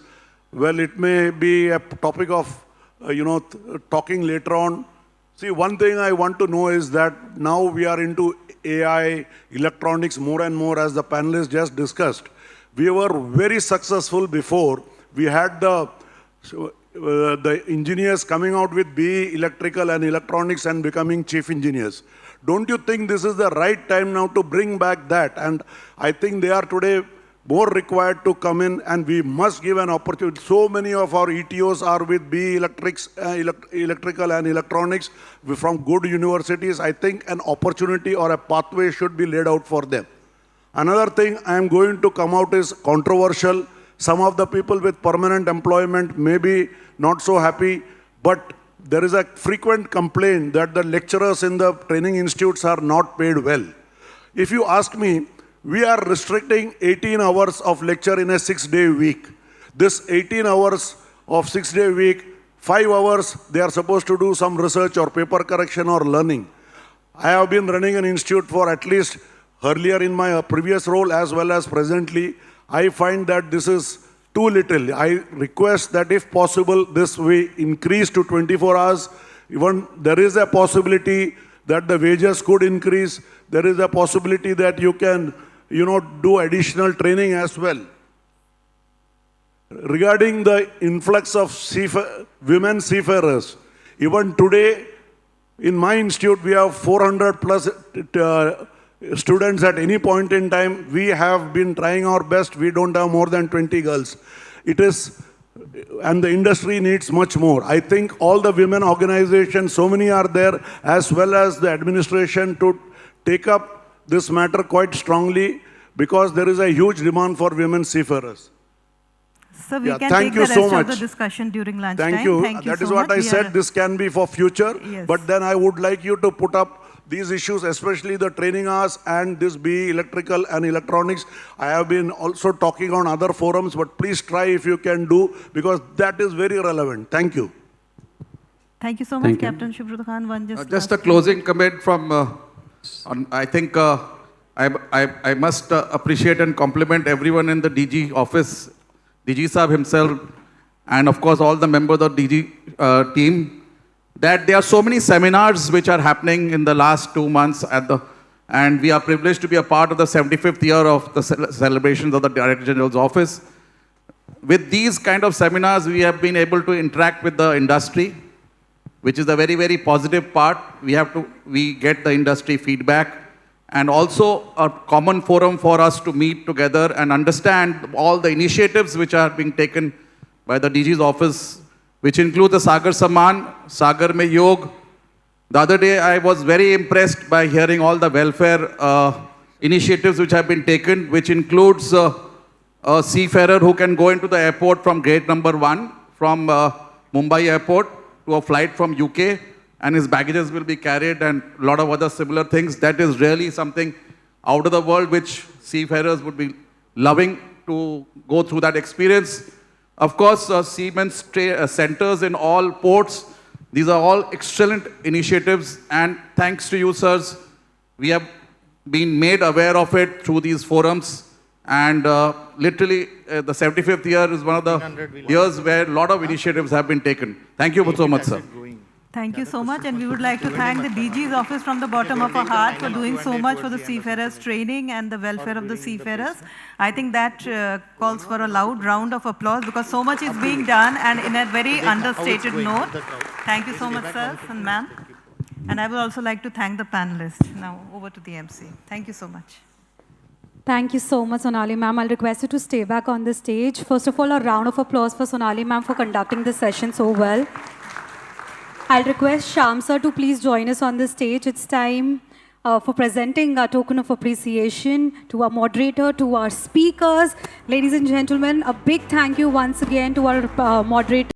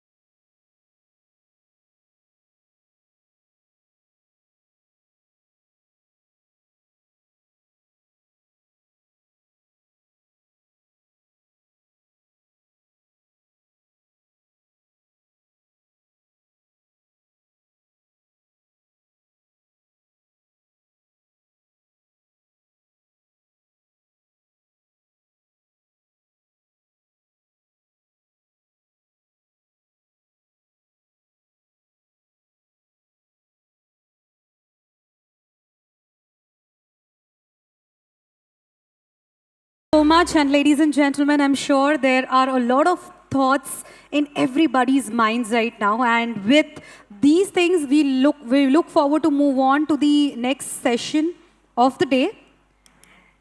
So this is going to be a discussion which is all about future-proofing seafarers, of course, the transforming training for competence, confidence, and compliance.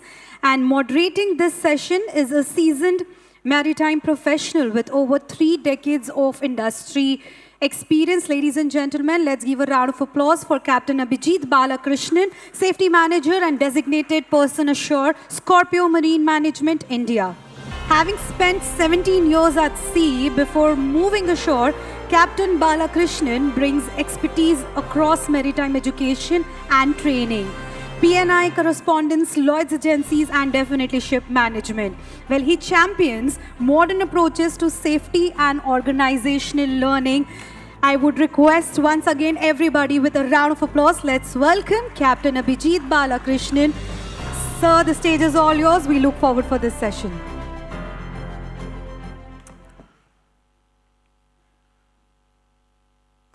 Good afternoon, Chief Guest Dr. Malini Shankar, distinguished dignitaries, the Director General of Shipping, the Deputy Chief Surveyor, other distinguished officers of the Directorate, distinguished panelists, esteemed guests, colleagues and friends in the room.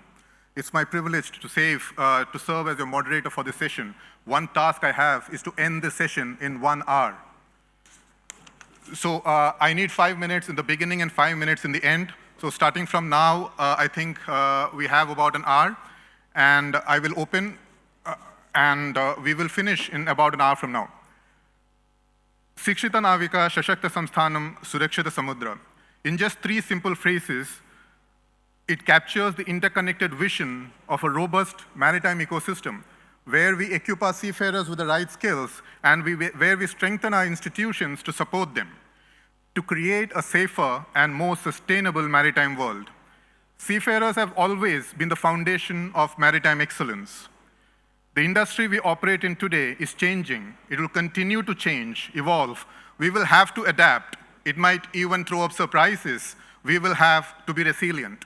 The industry we operate in today demands more. It demands adaptability, not just to current and developing technologies, but to the expectations of the current and future generations of seafarers and to its inherently very complex and uncertain nature. We need to keep pace not just with the demands placed on the system by rapidly evolving technologies, but also its unintended consequences. Think about EGDIS-assisted groundings. We must work with the paradox that the future generation of seafarers will present to us, the same seafarers who will man nuclear ships or Mars will also be the ones who will make mistakes and leading to incidents. We must be ready for the surprises that the industry throws at us when we relax, thinking we have completely understood and mastered its idiosyncrasies, its peculiarities. All this requires an ability to continuously learn, to empathize, to adapt, and a confidence to bring about the transformation, to work with the change and lead through it. We are living in an era of monumental shifts, emerging fuels, digitalization, automation, artificial intelligence, autonomous ships, stricter sustainability mandates, ever-changing regulations, maybe reduced attention spans. To keep pace, the institutions supporting our training cannot remain confined to the traditional. It must evolve into the dynamic learning ecosystems that blend simulation, digital tools, and experiential learning with strong but balanced regulatory frameworks and future-ready curricula. We don't want to just produce seafarers who are compliant and meet minimum standards, but professionals who are resilient, competent, and confident in navigating this uncertain and complex and very often ambiguous industry that is itself passing through a transformative and challenging period. We must have robust, empowered institutions and balanced regulations to support, understand, and nurture the seafarers for safer seas. While the first panel focused on Sikshita Navika, or educated seafarers, this panel will be guided by the core theme of building empowered institutions by transforming, a strategic overhaul, a transformation not just in technology, but in mindset, approach, and institutional readiness. I look forward to engaging I look forward to an engaging and insightful discussion with our esteemed panelists who bring with them a wealth of knowledge, experience, vision, and a deep care for the industry. With that, I welcome you all to this panel discussion on future-proofing seafarers, transforming training for competence, confidence, and compliance. I thank you all for joining us. I will now invite the panelists in the order outlined in the program. It's my honor and a privilege to invite our first panelist to the stage, a pioneer in maritime industry and training, and for many, the very embodiment of QHSE management. He has been a pioneer and a role model with more than 4 decades dedicated to excellence in safety, quality, and training. He also authored a book, Jahaz Pe Suraksha, a book on safety, probably the only book that's also an audiobook, only maritime book that's also an audiobook. He spent over 3 decades with the Anglo-Eastern Group, retiring as Group Managing Director of QHSE and Training. In this role, he oversaw QHSE and Training for more than 650 vessels and managed the professional development of over 30,000 seafarers. He was instrumental in establishing the Anglo-Eastern Maritime Academy in India and numerous academies, training centers across Asia.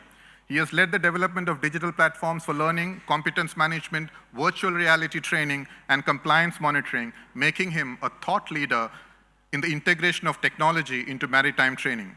He has served in numerous global leadership roles, including as Vice President and Council Member of the Nautical Institute, member of BIMCO's KPI Expert Group, and the invited member of Hong Kong Marine Department Shipping and Consultative Committee. He currently serves as Chairman of Global Met, member of Intertanko's Human Element Group, and a member of the Executive Committee of Intermanager. After an illustrious career, he continues to give back to the maritime community through his venture, Maritime Knowledge Limited, that he founded. And there he continues to shape the future of maritime learning through digital solutions, VR programs, and advanced analytics designed to transform organizational learning cultures. He brings to this panel his gravitas, deep experience, and vast knowledge. Esteemed guests, members of the audience, please welcome Captain Pradeep Chawla, founder and CEO of Maritime Knowledge.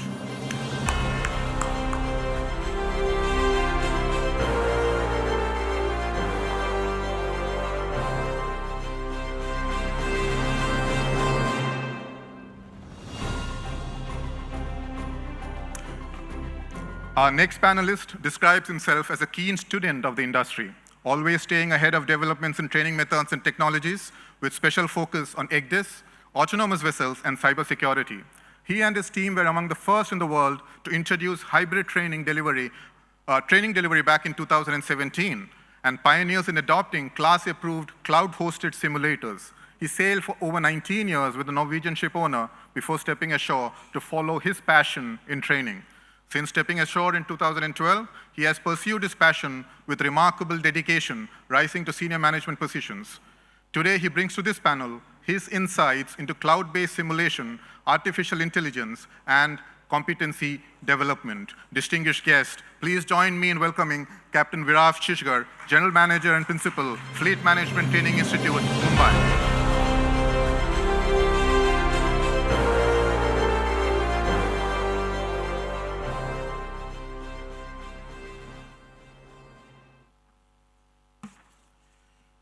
Moving on to our next panelist, he's an extra master, currently the director in charge of the Indian Maritime University Mumbai Port Campus, which includes the LBS, CAMSAR, and MARY. In this capacity, he oversees both post-sea and pre-sea maritime education. With a career spanning nearly 4 decades, he brings a wealth of experience across sailing, maritime administration, training, teaching, and examinations. He began his professional journey in 1988 with the Shipping Corporation. In 2000, having been selected through the UPSC, he embarked on a distinguished show career, serving as nautical surveyor at the Directorate, captain superintendent in charge of TS Chanakya, principal in charge of LBS CAMSA. Through his leadership, commitment to training, and focus on excellence, he has played a defining role in shaping generations of seafarers to meet the evolving demands of the maritime industry. Today, he brings to this panel his deep insights on maritime education, regulatory perspectives, and the development of competent seafarers for the future. Esteemed guest, please welcome Captain Sunil Chand Panigrahi.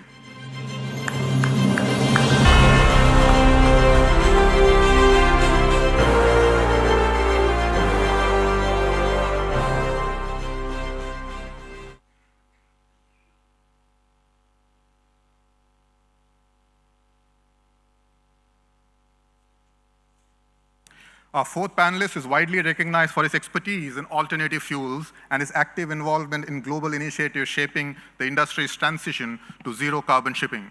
He chairs the Ammonia Fuel Working Group of the SGMF. He's a co-member of the Maersk McKinley Moeller Center for Zero Carbon Shipping. He's a key participant in the SGMF Technical Committee and working group dedicated to establishing competency standards for LNG fuel handling. He serves on the North Standard Club Alternative Fuel Advisory Panel and contributes to the Maritime Just Transition Task Force Work Group. He also plays a key role in developing fuel standards through the Bureau of Indian Standards. He is a known figure in the realm of alternative fuels, spreading his expertise through the industry. With such a wide canvas of contributions, he brings unmatched expertise on training needs for handling the future fuels to this panel. Ladies and gentlemen, please welcome Mr. Prasad Naik, General Manager Training, Anglo-Eastern Ship Management.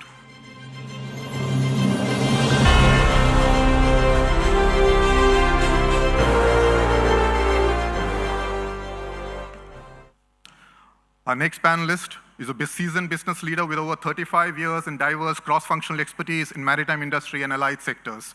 A graduate in marine engineering from DMET, Kolkata, 1988, and a postgraduate in international trade from IIFT, New Delhi, 1994, he has successfully navigated roles spanning business development, process excellence, human resources, education, and training. He held senior leadership positions at Bernard Schulte and roles with Eurasia, Samrat Shipping, Ranbaxy, and G. Premji Group. A certified Lean Six Sigma Green Belt business analyst and HR professional trained at XLRI and TVRLS, he combines technical expertise with people-focused leadership. His career reflects a consistent commitment to advancing maritime training, business excellence, and institutional growth. He brings to this panel experience in training, especially with securing placements for over 1,500 cadets by strengthening the Mumbai-Pune Maritime Hub and forging long-term partnerships with ship managers. Everyone, please join me in welcoming Resident Director, Mumbai for Emet University, Mr. Anand Tripathi.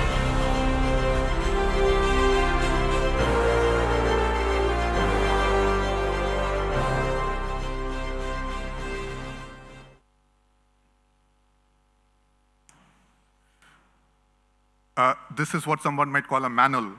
All such panels are a reminder for all of us that we need to keep working more towards inclusive representation in our industry and conferences and seminars. The Saga Mein Samman initiative that Dr. Malini Shankar spoke about, the proof of the pudding being in the eating, hopefully this will soon be a thing of the past. I will now invite the panelists to present their opening statements. Captain Chawla.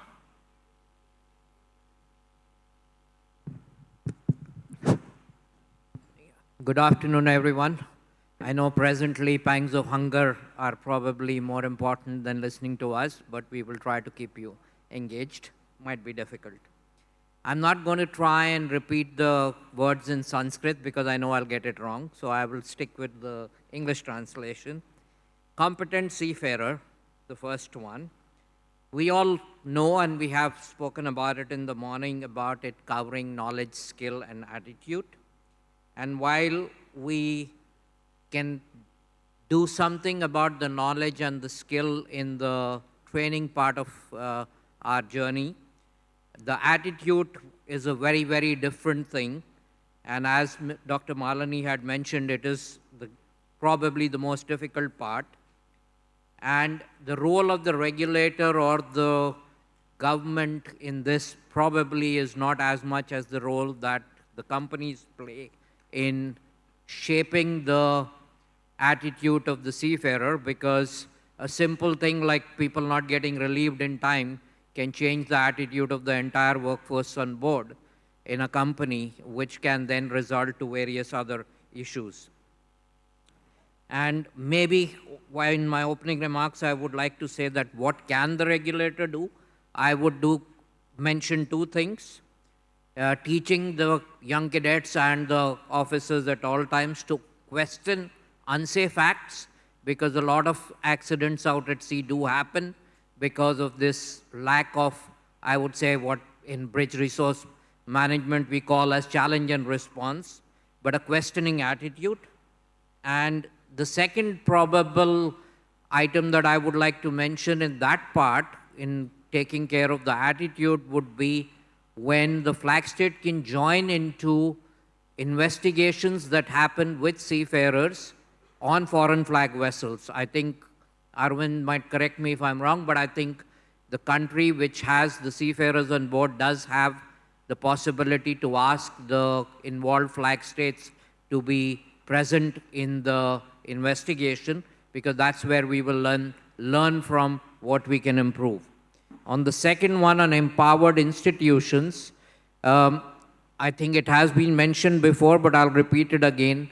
We don't train for how we were trained. We need to train for how the seafarers or what they are going to face over the next 20 or 30 years of their career, rather than trying to teach them things in the way they were done. What we quite often forget in this role is the purpose of the ship has not changed. It is still to carry cargo safely from place A to B. And while all the other things that we will talk about, mental health, DEI, and everything else, the purpose should not be forgotten. In a world that is changing, so we need to take care of the knowledge in the world of artificial intelligence, how relevant is knowledge. We need to take care of the skill by experiential training, simulators, etc. And we need to not forget, though, that the basics of keeping a proper lookout, for instance, are never forgotten. There have been many, many incidents in our industry where, as someone mentioned, they were playing with their mobile phone while not keeping a proper lookout. The third part about Surakshit Samudra, safe seas, I think that's a consequence of what we do with the knowledge and the skill training, and what the companies do with respect to building a safety culture. And I think they're implementing the quality standards that are laid out in the nation's efforts by the flag state. That's where it matters. And I think challenge for the future will be on how do we assess people for knowledge and skill in a world where knowledge can be answered by 20 different AI models. So how do we change how people will actually perform application of knowledge where we would need to focus? And I just want to mention one last thing about two points. Mental health. I think the real problem that needs to be solved is not more education. I think there is plenty of institutions doing plenty of things to give that awareness. The real problem is what happens to a seafarer when they come home on a reason of being mentally depressed or with some kind of an issue on mental health. How does the manning industry react to that? Do we even allow that seafarer to go back to sea? That's where the real problem lies, and a difficult one. And the last one on mentoring, I would say that the time available on board and the inclination is dying slowly with respect to onboard mentoring, and there are many things that can be done and should be done into that role. I will not talk about what my company is doing with all of these things, but that can be discussed in the coffee time if anyone is interested in talking about it. We have to remember that technology drives education. The advent of libraries led to mass-scale education in the world. Then came Google, now came AI. We must remember that there are 1 billion hours of people watching YouTube every day. So the media of videos is something that will affect the education industry, and we need to be aware of that when we design systems, that people are choosing to find information in a video format. And I think Dr. Malini mentioned about reading, and I would like to just correct one thing with the previous panel had said, span of attention, 9.25 seconds. That's a misnomer. That was a study done by Microsoft, which has been rubbished many times over. While it still exists on Google, the reality is that that study was not a very scientific study, and it has not been accepted anymore. But people now are no longer avid readers, and encouraging them to read may not work. So we will need to look at different ways of educating and assessing and skilling people. Thank you. Thank you, Captain Chawla. Captain Viraf, may I open you?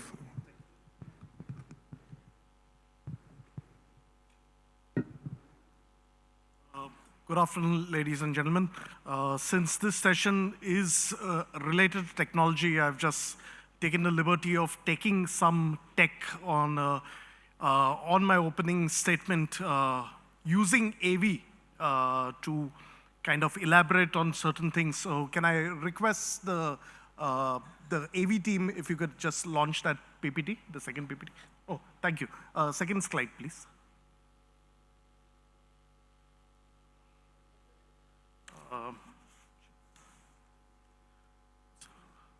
Sorry, clicker. Not here. I'm so sorry. Didn't recognize it. Thank you. For those who know me a little closer than most people in the audience, they know I do moonlight as a corporate sports photographer. And this slide, and I'm sorry it's getting into lunch and I've put a non-maritime slide. You'll see its relevance. I myself am going to propose how I am already obsolete. What I do on a corporate sports field can easily be replicated by a drone. You've got better streaming technology, you've got better data storage, and a software which simply does facial recognition, body recognition. So you just tell the client, these are the options, how many runouts, how many catches, how many clean bowls do you want in your final portfolio. And the drone will keep on taking a few thousand photographs in a 1-hour event, and the software will simply match, and I'm already obsolete. So that's essentially what we need to drive here, that if we do not adapt, then we are going to perish. And Dr. Malini Madam mentioned this. It's not the big ships, but the people who adapt who are going to survive this. And the adaptation should be, in my opinion, we are just talking about Gen Z. By the time we adapt and we provide solutions for Gen Z, the Gen Alphas will say, okay, this is not relevant to me. Because Gen Alpha is only 3 years away from the pre-C institutes now. So just running through what is there, and I've also taken the liberty of expanding on Mr. Bisen sir and respected DG sir's things which are coming in through DG's initiative. So I would just like to give a screenshot of this. I think Captain Mudli sir raised this about paper charts and EGDIS, and this is where we are, unfortunately, today. This is where the cadet needs, or rather, he or she thinks that I need to be there on this, on EGDIS, and this is where we were 10 years ago. This is a touchscreen panel launched about 10 years ago, already implemented on our ships out at sea. So this is where the tech was 10 years ago. It's not now, it's not coming in, it's already been there for nearly a decade. So this is what the end result should be. Sorry, the sound is not available. This is what we see today. I've taken the liberty because I have had an opportunity of them being my previous employers. But this is what is available today. But we have to plan for this, not just solar. Not just wind. This is already available today. We are looking at sails for wind. Mariners have looked for sails to wind. Now they're already looking at sails for not just wind, but sails for wind and solar. So while we are looking at alternative fuels, there's already tech in the market which is looking at these kind of zero emission outputs. This is, the last one was a navigational one. I won't go back on it, but this is exactly what the respected members of DG are proposing, using cloud-hosted or web-hosted simulators, and more importantly, trying to shift the focus not just on training, and that's part of today's discussion. It's not just about training, it's about accurate assessment of seafarer competencies. And some earlier, one of the respected members on the dais did mention that it's not just about replication of knowledge anymore, it's about job application. Now these kind of tools, and there are members in the audience here who have been partnering with us a few years back, And these are the tools a cloud-hosted simulator kind of provides to accurately and, more importantly, uniformly assess the seafarer on what his or her job skills are, what he or she has to do as per STCW during the watch. So that is how tech can be used, not just on technology, on training, but also on accurate assessment. Are we sending competent people? Are we sending future-ready people on board? A lot of times we have AI mentioned. This is just a live example of what our employers are working right now. This is AI generated. There was mention of how we need to develop training which is adapted to Gen Z, I would say Gen Alpha. They want to learn on their own pace, on their own terms. They want to learn the way they want to learn and not how we want to teach. Now, AI offers that. That's actually me trying to learn something about what is in our procedures and manuals about EGDIS. And I'm asking the questions to AI about what I want to know in the manner that I want to learn, and not because it's been structured AA, BB, CC. It is my choice at my pace. The AI is allowing me to be tutor-led through the AI. And mind you, what you see on screen is just a short clip made by some IT interns. Imagine if we, as an industry, were to invest in this tech with IT professionals, most of which are now struggling with jobs, as you know, the TCS scene and everything. And if we were to get the IT industry on board and provide training solutions on the basis of what the end user wants and not what we want to give them. As a similar one, but this is on the assessment side, generating the quizzes, generating the assessment tools. AI also does a very decent job because it's not using the imagination of one or two people. It is using a compounding effect of a lot of people giving it inputs and then randomizing on the most appropriate style of questioning for that audience. Again, this is something that we've already introduced a year and a half back. We don't want our ratings to get left behind. A lot of these symposiums, meetings, webinars, we talk about officer competency. We have our ratings being assessed on everything other than the heat and smoke is being replicated. There was a lot of talk of VR and AR.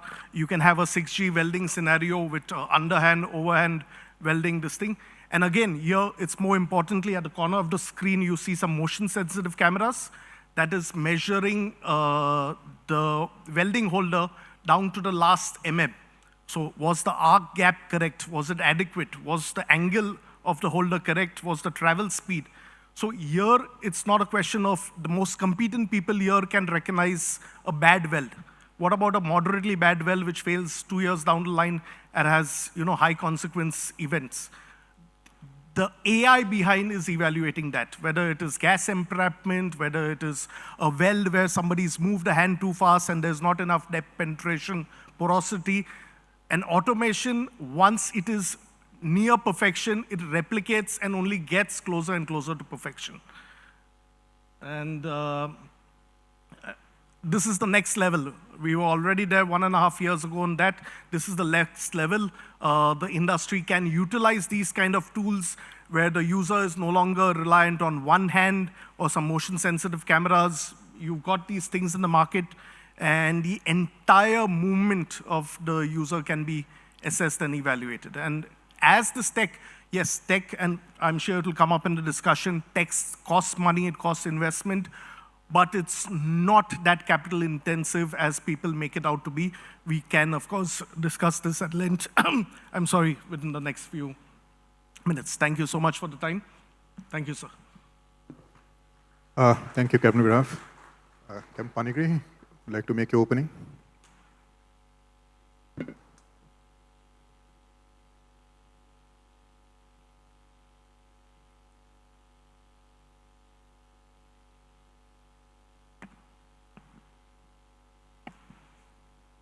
Honorable Vice Chancellor, Indian Maritime University, respected Director General of Shipping, Additional Director General of Shipping, dignitaries, my seniors like Captain Uppal, Captain Sagi, Captain Achyutan, Captain Phyllis Matthew, and others, and my colleagues and friends. Good afternoon to all of you.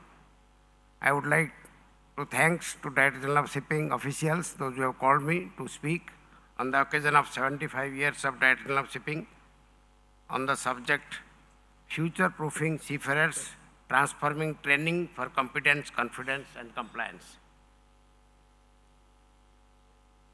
Slide, please.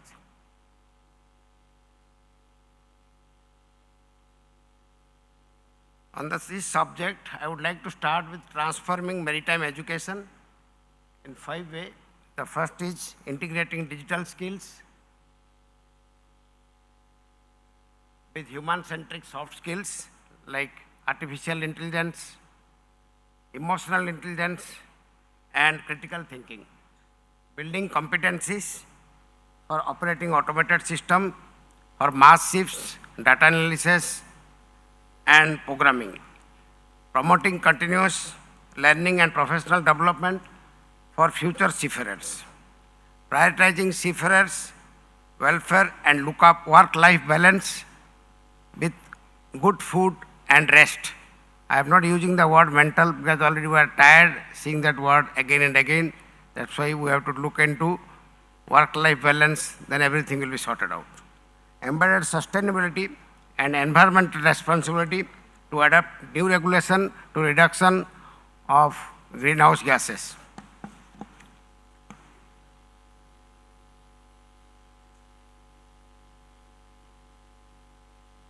The main important function is evolving role of seafarers. Now the role of seafarers is shifting from operators to system managers.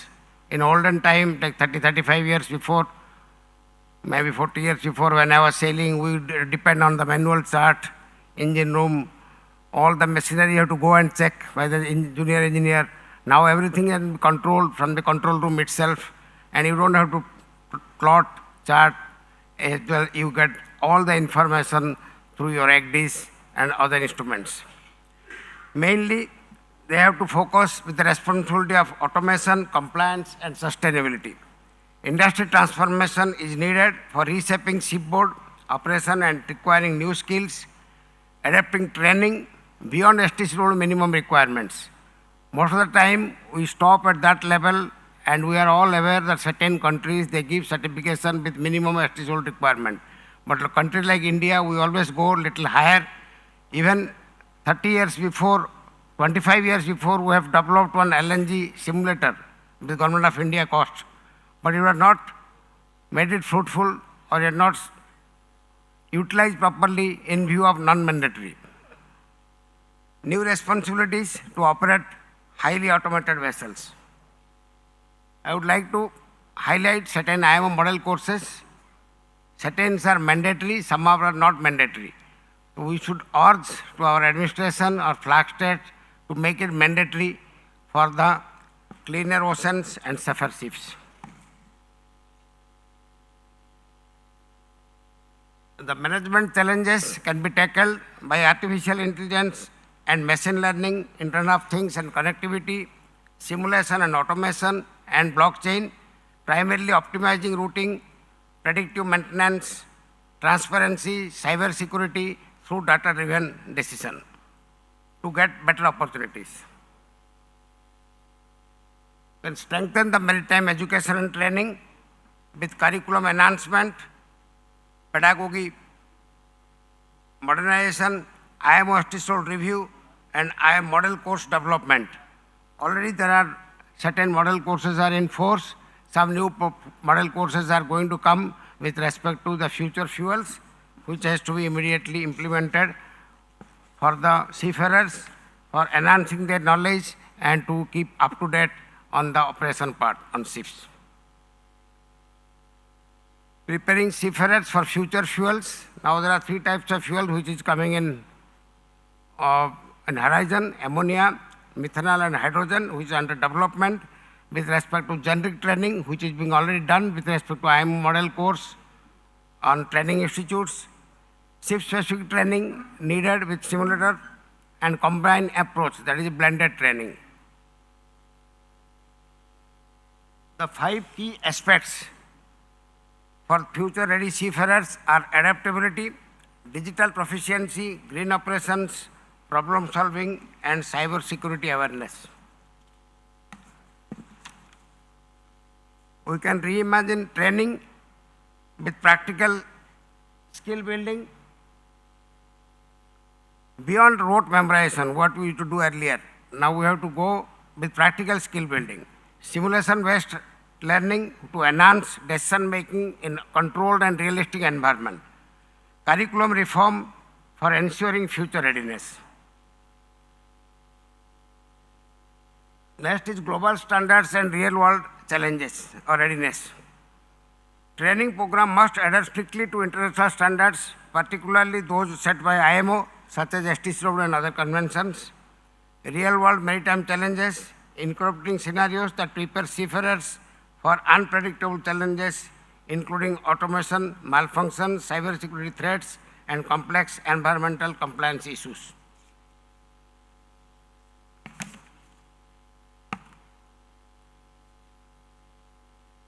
Challenges in future training can be tackled like number 1 point, lack of regulation, slow down investment in seafarer training.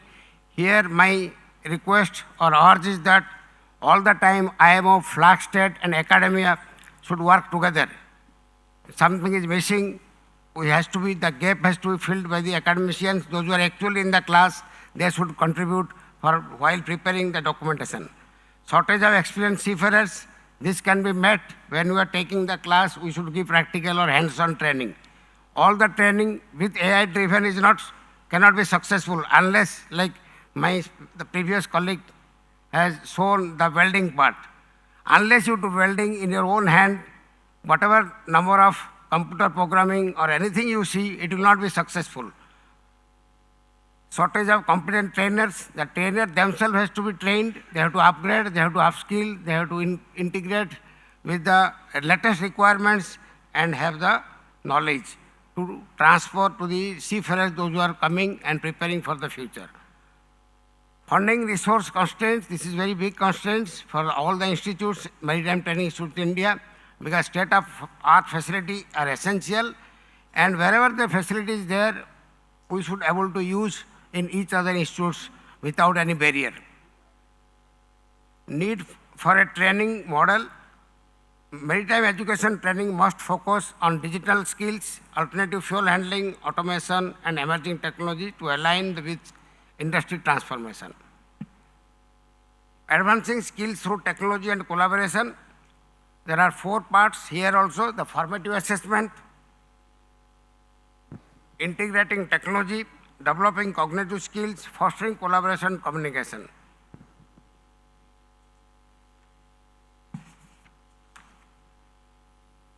The key takeaways: embracing transformed training paradigm, ensure seafarers are compliant, competent, confident, and compliant. That is what is the requirement of the day. Integrate future fuels training, prioritize digital literacy and automation skills in view of digitalization, embrace advanced simulation and virtual reality technology for simulated atmosphere and for reality, align curriculum with evolving IMO standards under STCW conventions. Let us collaborate to build resilient and adaptable maritime workforce for the future. Thank you, and Jai Hind. Thank you, Captain Panigrahi. Mr. Naik, can I invite you to make your opening statement? Yeah, I'll be very brief. I don't have any presentations. So all that I would like to say is that maritime industry is at the cusp of very exciting times. Primarily because if you look at the shipping industry for last 125 years, nothing much substantial has happened. The diesel engines operate with the similar technology, and the navigation is done similar what it was done hundreds of years ago. Little bit of changes with regards to automation. We have EGDIS now, we have electronic engines, that's it. But right now it is too fast, too soon with all the advent of new fuels which are coming up. And are regulations in place for this kind of new ships and new technology? The answer is a clear no. It's a work in progress. Do we have any training guidelines? The answer is a big no.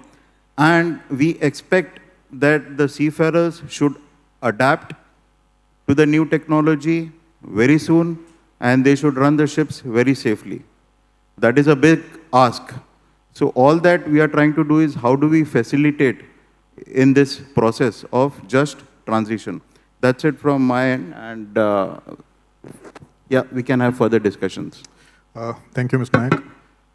Mr. Tripathi, can I invite you for your opening remarks? Thank you, Abhijit. Let me start. Respected Malini ma'am, officials of the DG, thank you for inviting me here, and congratulations to the DG team for completing 75 glorious years. And good afternoon to my fellow panelists and seniors in the audience. So, much has been said. The problem of speaking last is, and particularly after Malini ma'am and everyone, is that most of the points that I wanted to talk about have already been talked about.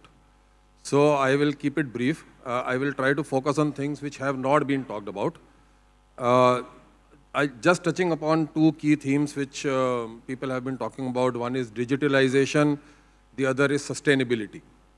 And much has been done in these areas. Industry keeps talking about that, and many changes have also been brought about. The only thing I would like to add about digitalization and adoption of technology is that we need to increase our pace. Technology always beats us. It is there first and then we are following. We are never in the leading mode, basically. So we need to be faster in the adoption. That is the only part about digitalization. Somebody asked about autonomous ships, and I think we are not ready. So if we increase the pace, maybe we will be ready at the right time. The second thing about sustainability is basically that it is debated in industry forums everywhere, but it is still not part of the curriculum. So if it is not part of the curriculum, Malini ma'am mentioned some initiatives that people are reading, and they are reading about other things. That is one way of building awareness at pre-C level and other levels also. But if you make it kind of mandatory part of the curriculum, it is a little bit more seriousness. I can tell you from my son's college that, as Malini ma'am mentioned, that Supreme Court has made environment as a compulsory subject, but it is not graded. So nobody takes it seriously, It is not graded, so you have done it, but you have actually not done it. So it has to be evaluative, mandatory, then only it is kind of taken seriously. The other thing which most people haven't talked about is that digitalization and sustainability are not challenges unique to maritime industry. They are as much of a challenge to any other industry. Every industry is facing that. And we should look for solutions which already exist. There are people, so before women came into maritime, they went into the army. They went into other places. So are we benchmarking enough? Are we learning from their best practices? That is one thing which we should look at. I will talk about it later when we go deeper into the discussions. So our challenges and our solutions are more or less similar. Then one more thing which I would like to lay out now is that competence. We are talking about competence and transformation. Competence, to my mind, is a total quality approach. If we address only one pillar, then we are going to miss the bus. So we need to focus on four things. We need to look at the raw material, the students. We need to look at the faculty. I think DG sir talked about it, that they are looking at faculty assessment. We need to talk about the evaluators also and the assessment model. And then we need to talk about institutions. So it's a four-pronged thing when we talk about competence. And also, most people are talking about the future, digitalization, sustainability, and what is coming, autonomous ships, etc. Simulation has been in existence for a long time. It's not new, right? But we should also look at the past. And I think in the previous panel, there was a lot of discussion on case studies, which is one thing I wanted to highlight, coming from an HR background, that we also need to learn from the past. If we don't correct the mistakes which we have made in the past, and we keep on looking at the future, then we are creating an imperfect future. So these are the only opening remarks I would like to make, and then delve deeper. Thank you, Abhijit. Thank you, Mr. Tripathi. Thank you, all panelists, for your remarks. Mr. Tripathi, I don't think we have time to dive deep into the discussion because we've been asked to try and wrap this up by 1:45. So which means at 1:45, I will try and conclude the session. And before I ask any questions, I'd like to invite the audience because I think the last time maybe the audience didn't have enough time to ask questions. So anyone in the audience wants to ask any questions, and I'd suggest that we limit it to the 4 themes, which I will read it out now. The questions be around that. The first being leveraging simulation and digital training for operational excellence, curriculum reforms, bridging classroom knowledge with experiential practice-based learning, and enhancing regulatory oversight to maintain global competitiveness and compliance. So if the audience has any questions in any of these, keeping with the theme so that we derive maximum benefit of the workshop, of the conference. So if you could stick to these themes, and anyone in the audience has a question. Who has the mics? There are 2 hands on the left side, on my left side. I think those hands came up first, and then I'll come to you, sir.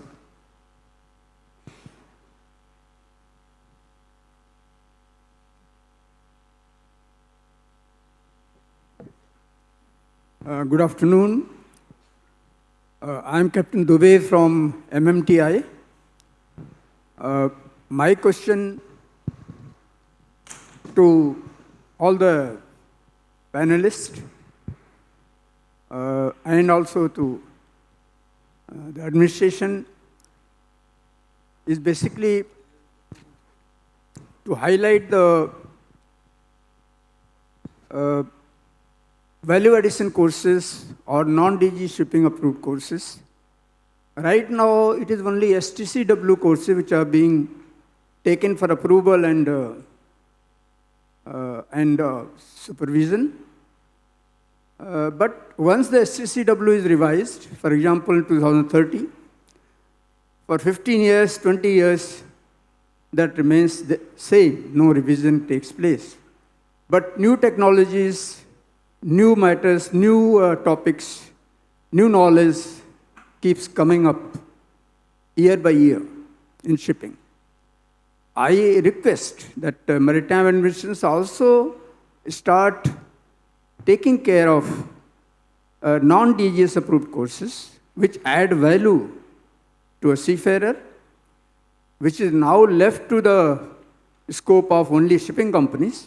That should be approved by maritime administration, supervised, because it will have, number one, it will have weight, and it will be more systematic and streamlined so that the institutes can have those kind of courses and run it to the satisfaction of the maritime administration. Thank you.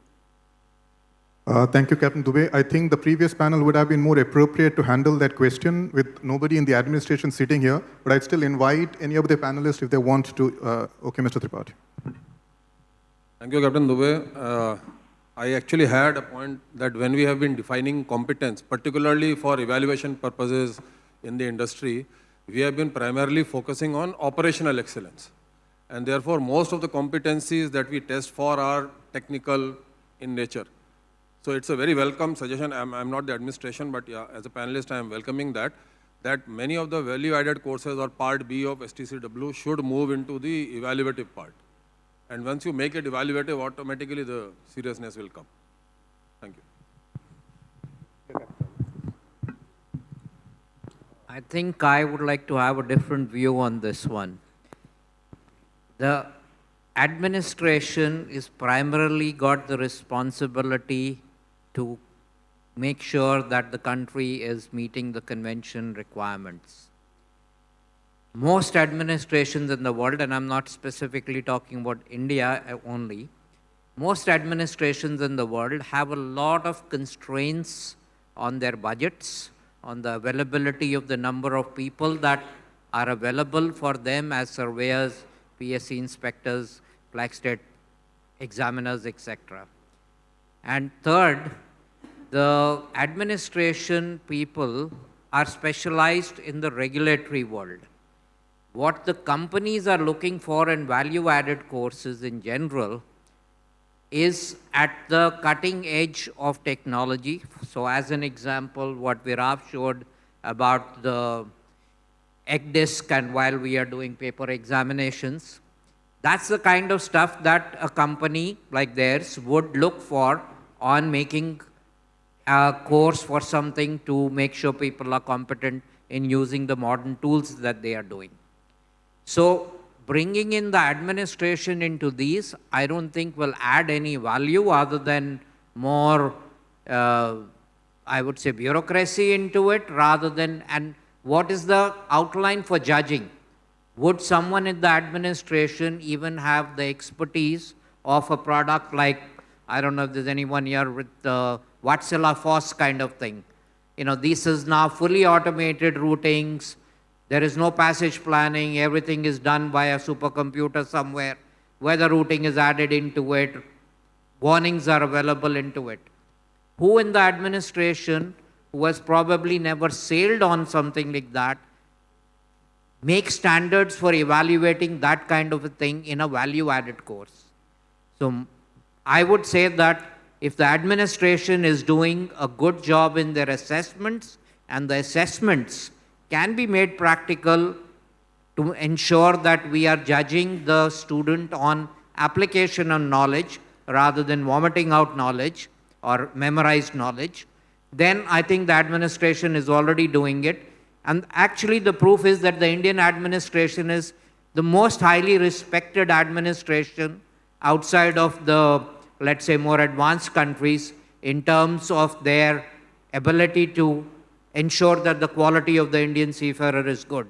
The proof of that is that our market share of Indian seafarers is increasing rapidly, and I'm happy to see the number of new COCs that we are issuing, which just basically says that people want, they are voting with their feet as owners to come and take seafarers from here, and the owner is not interested in the nationality. They are only interested in cost versus the competency level. And in that, India is doing well.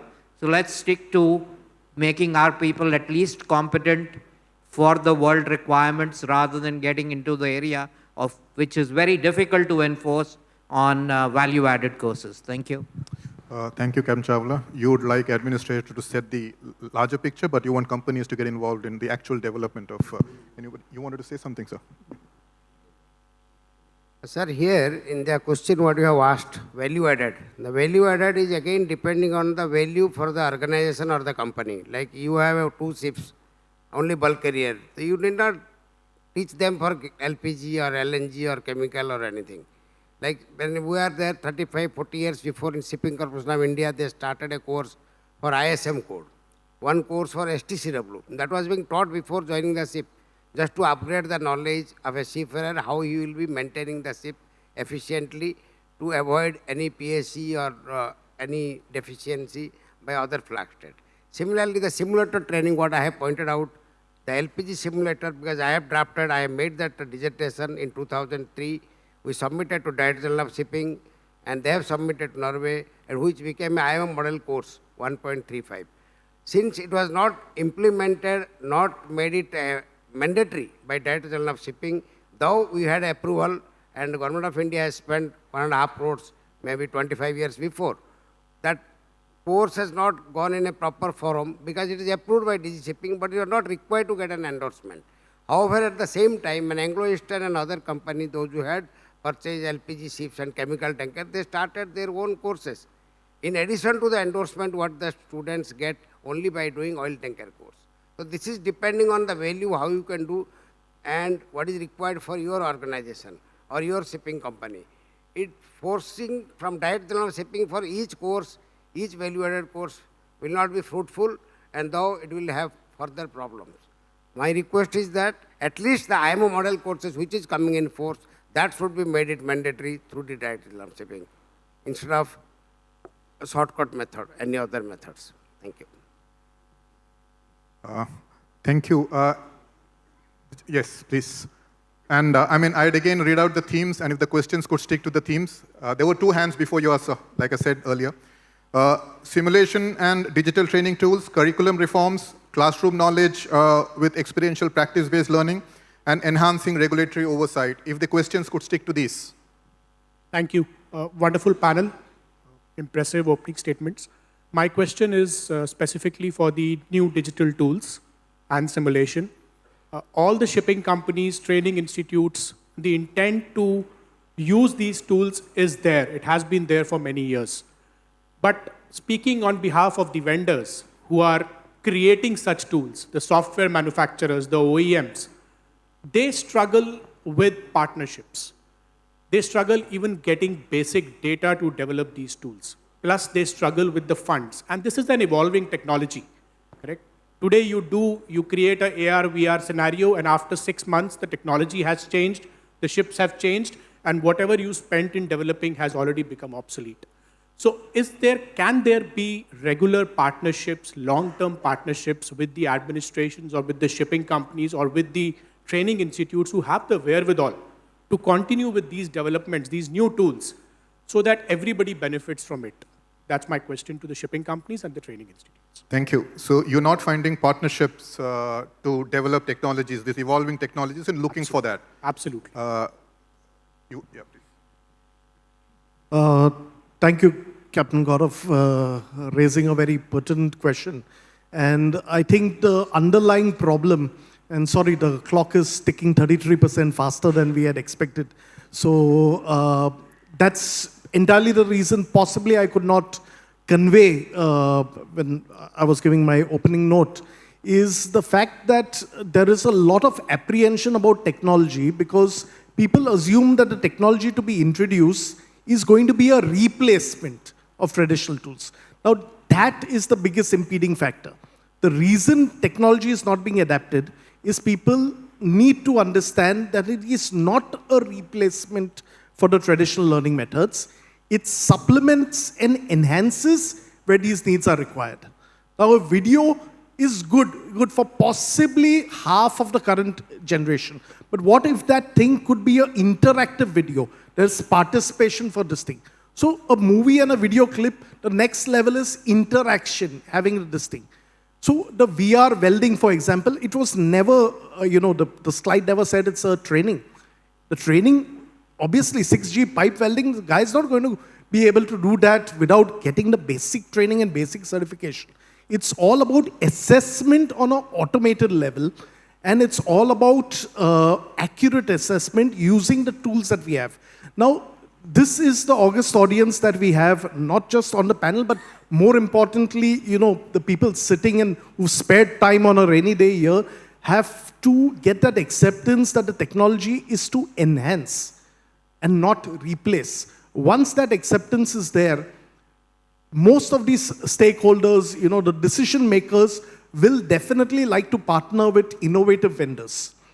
You have been part of those innovations, so we understand your frustration, we sympathize towards you, but I'm sure that after today and with the initiative that the DG Shipping and the administration has taken to showcase this, I'm sure a lot of decision makers in the room today will change their stance on it.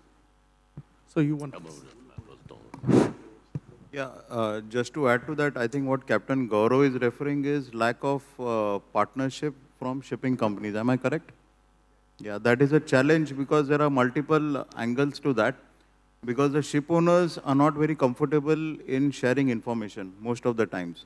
And I come from a ship management background. We manage about 750 plus ships.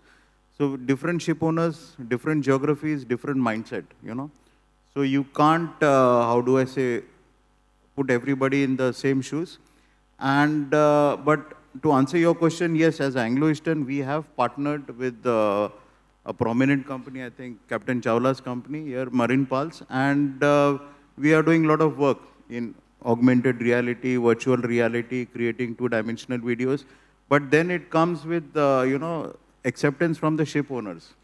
Actually, it's not only the ship management company, the ship owners also have to be on board, and they should trust the vendors. I can understand your frustration, but yes, things are happening,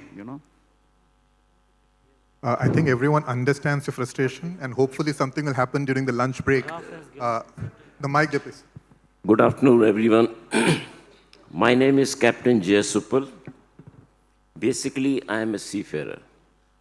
18 years at sea, 24 years with the administration, and 7 years now as a nautical faculty. We are talking about enhancement, competence, to the seafarers, who is going to teach? Faculty?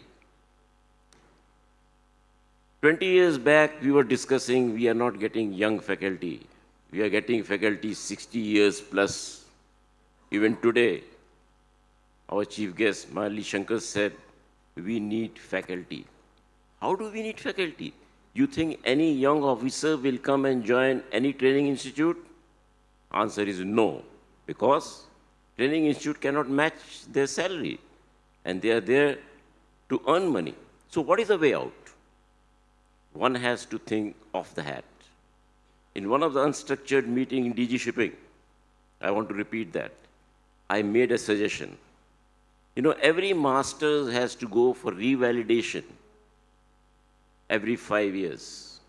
And he has to have 1 year of sea service at sea to revalidate his certificate of competency. I suggested any sailing officer, master who is at home, let him join any institute for 6 months, give him 3 months of sea service as a period for his revalidation.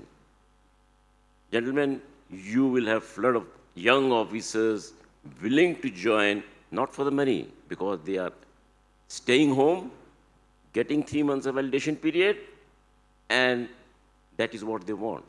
So my suggestion to the administrators sitting here, do think on these lines. If you want young faculty, you need to think out of hand. Thank you.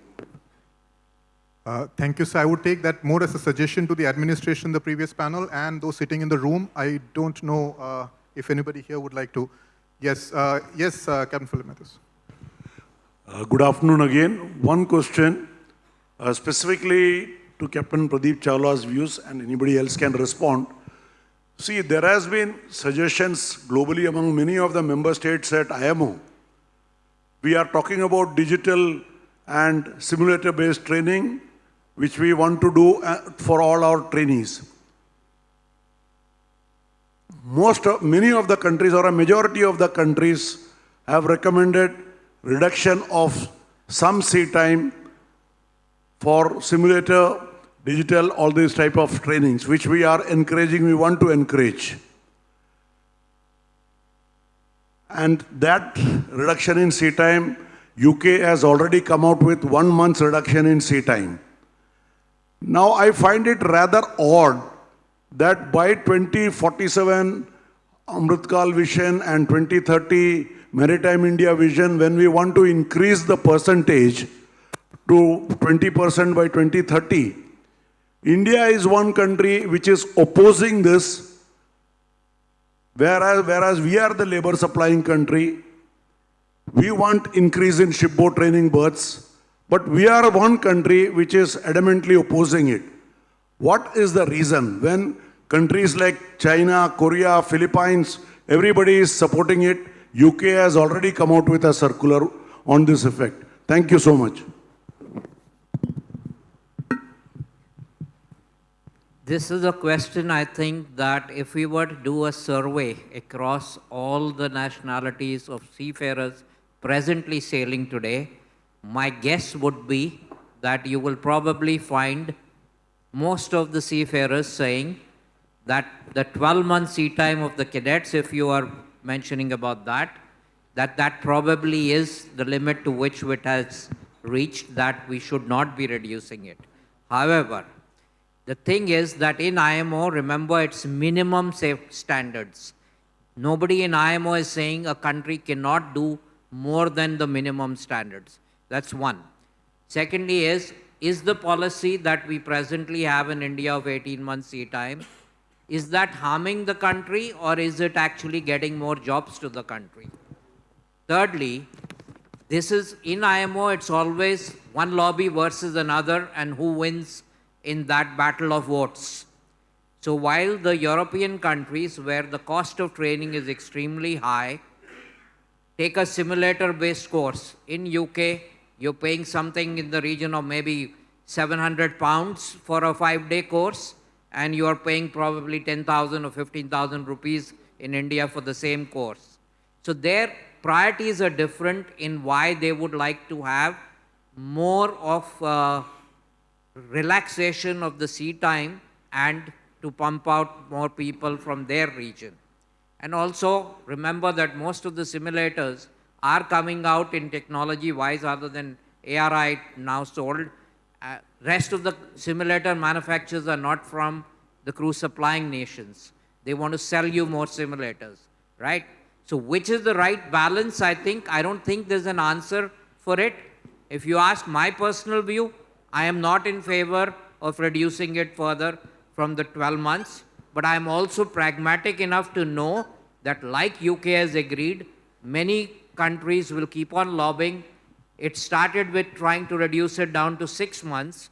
Then the lobbying efforts kind of said that's not going to happen. So it kind of got stuck around 9. And the final decisions, it may be 1 month by some countries, it may be 3 months by some countries, but nothing stops India from doing what they think is right as long as we produce competent seafarers which the ship owners and managers want to employ. That is the final pudding, is that how many people are you able to sell to the rest of the world. Thank you. Thank you, everyone. I think we have passed the time that the organizers have allotted. We are past 13:45. I will invite any closing statements any of the panelists would want to make for a minute, please, if you want to make a statement. You want, yeah, please.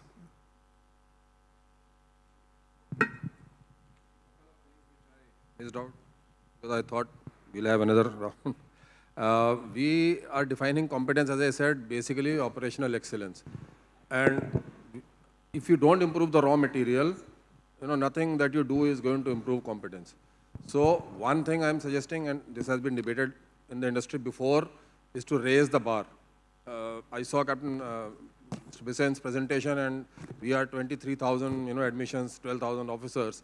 But I don't think every year the industry is absorbing 12,000 cadets or officers. So we have a surplus. Now, if we raise the bar, make the exam more tough or whatever, we will have quality. We are always saying that we are not getting quality. That is one suggestion. The second thing is, on an NDA style, later on we say that we don't have leadership, we don't have soft skills or whatever. Why don't we include in the assessment itself, in the initial stages? So anyway, we are classified as paramilitary, I guess. So why don't we assess these qualities in the beginning? That is another suggestion which I had. And government is now talking about shipbuilding. And we are not looking at a career, we are offering them a job. So when we are looking at competencies or future competencies, we should look at building entrepreneurial competencies. There are so many seafarers who have gone on to establish a good business. Somebody told me there are 400 marine startups in India alone. We are not even measuring them, not even looking at them. There are, Atal centers in various universities, including IITs, where they teach entrepreneurship. They give the people an option that, do you want to start your own business? And design. We are talking of shipbuilding, but we are not looking at design competencies. Now, I'm not a compliance person. I don't know too much. But naval architects, I don't think they have a COC. If we are looking at design and we are looking at shipbuilding and India has a maritime power, why not look at naval architecture as a design? So some of the suggestions, there are more, but lack of time. Thank you. I would just like to add a little bit in what you mentioned, that would it again be the job of a regulator to ensure that the raw material is better, because there's no real definition of the better? Or is it that the responsibility of the ship owning companies and managers? There is a danger here that when we try to say we are improving the bar, we typically tend to test people on knowledge. So we could have the same examination for deck cadets and engineers as the IITs. And then we would have people who are far, far more, I would say, intellectually superior. But is that the requirement of the industry? There are a lot of my ex-colleagues of Anglo-Eastern in this room right now. And so I would just like to go back and say what all was done with all of us out there. We came to the conclusion long time ago, we started the college in Karjat in 2009, that we don't need the 98% or 97% in the CBSE board. And what we need was to be able to recognize which person, like the NDA does, by the way, is going to be a good captain at the end of the 10 years or 12 years that they need. And psychometric testing was introduced, personality profiling was introduced, and we made a recruitment system where the academic performance was only 50% of what we judged, and the rest of it was behavioral interviewing with psychometric testing in order to try and get that balance. I'm not saying that somebody who had 98% in CBSE is not fit to be a captain, certainly not saying that, but there is also equally enough evidence in the world that the person who got 70% in the CBSE board and did not crack the IIT JEE exam also makes a good captain. So this is a complicated topic, and we probably need another conference on this one to finish it. Thank you. Thank you. Interesting thoughts, Gam Chawla. Prasad? Yeah, just to sum it up, irrespective of all the criticisms being thrown in at Indian administration, I think we are doing a lot of things right. I'm saying this on behalf of Indian administration and also as a shipping company, because have been privy to some of the commercial negotiations with few ship owners. I was in Tokyo last month, and influential ship owners, the opening statement, they want only Indian officers. Crew, Filipinos is fine, if ratings available, very good, but they want only Indian officers. They don't want to experiment with other nationalities for the new generation fuels, right? That shows the amount of confidence they have. And to add to that, I'm sure most of you must be aware, even the P&I clubs, premium, there is a discount offered to the ship owners if the officers are of Indian nationality. So this made me feel absolutely proud, and this is a big testament to the fact that Indian seafarers are well respected globally, and ship owners are trusting their millions of dollars worth of equipment, new technology, yet unproven, and they are very happy to give Indian seafarers a chance. I think we all deserve a big applause to what we have done. You know, we have achieved this. Thank you, Mr. Prasad. So I think maybe it's time to conclude on the positive note. We are just in time. I think we will finish as instructed. So we began with the T cube, the three T's that we spoke about. And during the session, there was points raised on compliance, on regulation, on the simulation and digital tools. So overall, I think from the panel that we sort of recognize is the training must go beyond compliance. It's not just seafarers who are just qualified, but confident and resilient in navigating change. On simulation and digital tools, it must be practical. It must be something that takes people closer to the work on board rather than simply a simulator in itself. Regulatory oversight, I think it was an interesting debate, if you had time, that we could have gone into with Captain Chawla bringing up the points about how much of intervention, how much do we expect from regulators, and what benefits do we have when regulators get into the nitty-gritties of everyday operations and designing courses and evaluating competence. And so this, I think these were the sort of points that I that stay with me. So what I think, sticking with the theme, we need educated seafarers, we need empowered institutions, and that will get us to safer seas, secure seas. And this transformation, this is something I've written down, but yeah, transformation will not come from just one of those elements. It requires this triad working together, the competence of the individual, strength of our institutions, to bring about a collective responsibility and ownership for safe and sustainable seas. So with that, allow me to thank our esteemed panelists for their insights. I must apologize for the reduced time. I think we got the time, but then we were sort of rushed. So I hope that these are conversations which begin here and inside the hall, but will take us beyond into more productive conversations. And I have hope also for Gaurav, whose frustration was sort of acknowledged, and maybe some conversations will happen over lunch, not just with Gaurav, but with everyone else in the room. Thank you, everybody. Thank you. Ladies and gentlemen, please can we have a round of applause for Captain Abhijit Balakrishnan for conducting this session so well.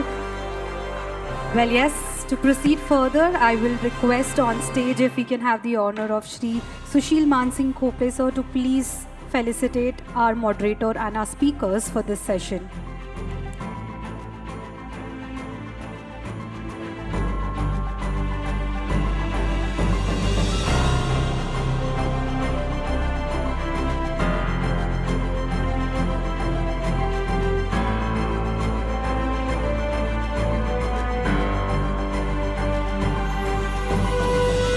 Ladies and gentlemen, let's thank all our moderator and our panelists with a thunderous round of applause for such a lively and insightful session.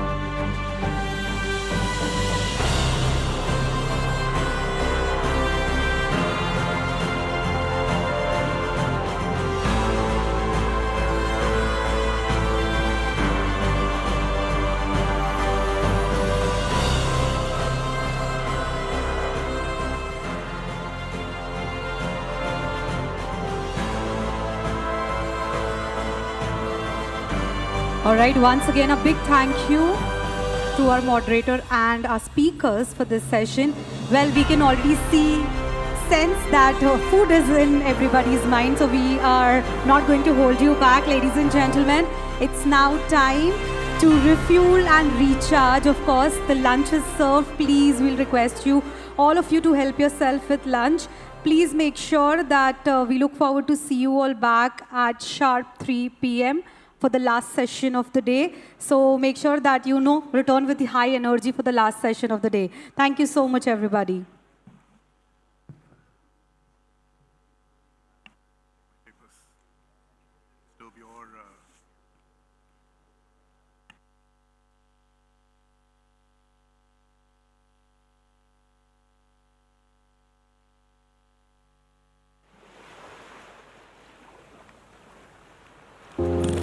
When chaos strikes at sea and minutes matter, a single beacon lights the path, coordinating, responding, leading. This is India's DG Com Center.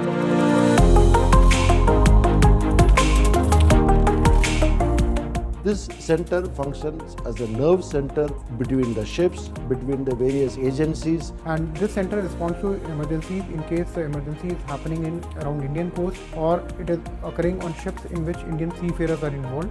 From critical data exchange to crisis response, this is where India's maritime action begins. It continuously interacts with all the agencies so that the communication flow is smooth and the communication should be transmitted swiftly. Established in the wake of global maritime threats, the Directorate General of Shipping operates this 24/7 command center. For all emergencies, the DG Com Center is the first reporting point. From this center, all the activities are initiated. From natural disasters like cyclones to marine casualties, including oil spills and accidents, and security threats like piracy or hijacking, the DG Com Center coordinates swiftly with maritime rescue coordination centers, ensuring no call for help goes unheard. And every minute counts in case of emergency. In 2024 alone, responded to more than 190 incidents. When an incident is reported, the DG Com Center activates instantly. Information flows seamlessly to designated authorities. Alerts are dispatched to the Indian Coast Guard's Maritime Rescue Coordination Centers, port authorities, ship owners, and other stakeholders. Collaboration is at the core, linking the Navy, Coast Guard, ports, and global partners to ensure unified maritime action.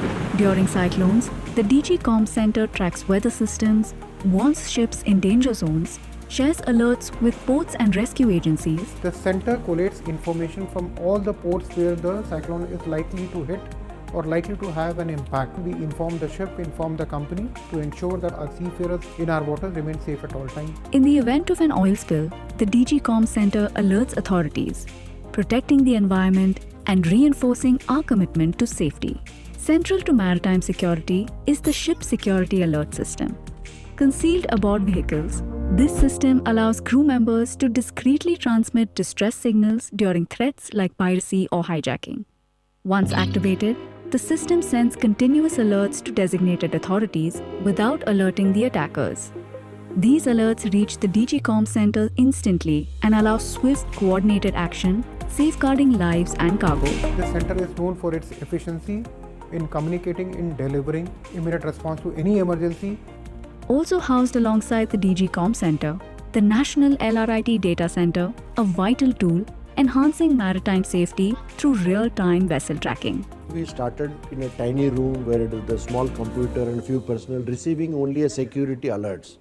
Now we have integrated this DGCOM center with multiple information such as national AIS data, we have a satellite AIS data, we have a weather data from Indian Meteorological Department and other agencies, and we have information from the Indian National Center for Ocean Information System. Equipped with latest and advanced monitoring systems and satellite communication tools, the center maintains a vigilant watch over India's vast maritime domain. So this DGCOM center is built and created by India, by Indians, but providing services to the entire world. The core of this DGCOM center is our people here. We are here to stay strong and more prepared than ever. Simply put, India is at the forefront of maritime operations. Our resolve is growing stronger, and DGCOM center is committed to ensure that our shipping lines are safe and our seafarers are safe. Guiding with purpose and keeping every lifeline alive when it matters most. This is India's DGCOM Center.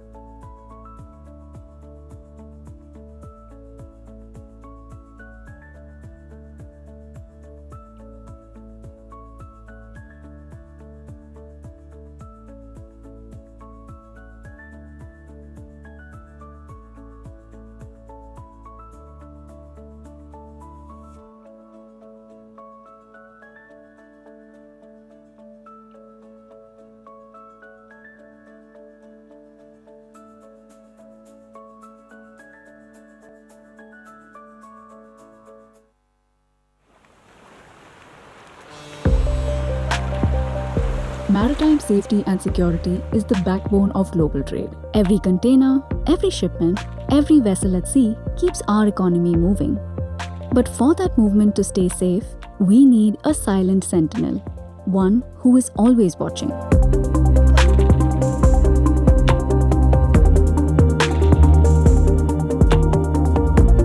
What you see behind me is the LRIT system. We can track the Indian flagged vessels anywhere in the world, and in addition we can track all ships around 1000 nautical miles from the Indian coast. The Long Range Identification and Tracking System, LRIT, is a global maritime initiative to track ships beyond the reach of coastal radar. Tracking of ship is required to ensure the safety and security of the vessel. The reliability is the key for this sector. At the heart of India's efforts is the National LRIT Data Center, a secure facility that keeps a constant watch over Indian flagged vessels across the world's oceans. This is a very critical tool for managing maritime operations and keeping India's shipping lanes safe and secure. With thousands of merchant ships cutting across the world's oceans at any given moment, keeping track is no small feat. Each LRIT-equipped vessel automatically transmits its position to satellites orbiting high above the Earth, sending out a signal at least 4 times a day. These signals carry key details: the ship's identity, its location, course, and speed. Communication satellites capture this data and relay it to authorized service providers on the ground. From there, the information is securely routed to India's National LRIT Data Center, where it's verified, stored, and displayed in near real time. All this happens silently and seamlessly, ensuring that no vessel goes unmonitored. This system is a crucial multi-layered tool, enhances the situational awareness, which eventually results in informed decision making. We can track the ship, we can create alerts, if we can monitor if any ship is missing here, so we can immediately contact the company if some ship is not responding within the given interval, the alerts are here. The system has a multiple functionality. Its data supports real-time coordination with maritime rescue agencies, guiding Coast Guard vessels, helicopters, and search teams to the scene of the incident. The system has enabled high seas rescues and saved countless lives. In February 25, we received information that an Indian fishing boat with 11 fishermen was stranded, and because of this system, we could identify the nearest merchant vessel. Within 24 hours of reporting of this incident, the stranded fishermen were rescued. In moments of crisis, this silent sentinel becomes a lifeline. We have a dedicated team of radio officers and master mariners who are managing the center 24/7 to ensure it's reliable, trustworthy, and provide services to not only the Indian ship but also for the global ships which are coming to the Indian waters. United by one mission: to keep seafarers safe. The LRIT system reflects our rise as a technologically advanced nation and a regional leader in maritime safety and security. We are also the regional data center as we are providing services to Sri Lanka and Maldives. This system, the development of LRIT by India indigenously, so we are not dependent on any private player to do that. For a country like India, for our economy to grow, it is imperative that our maritime domains remain safe and secure. I can say with conviction that this is a lifeline in keeping our economy safe. As India rises as a global economic power and a leader in maritime trade, the need for secure, vigilant seas has never been greater. India's LRIT Center stands as a silent sentinel, watching over our waters and those who sail them.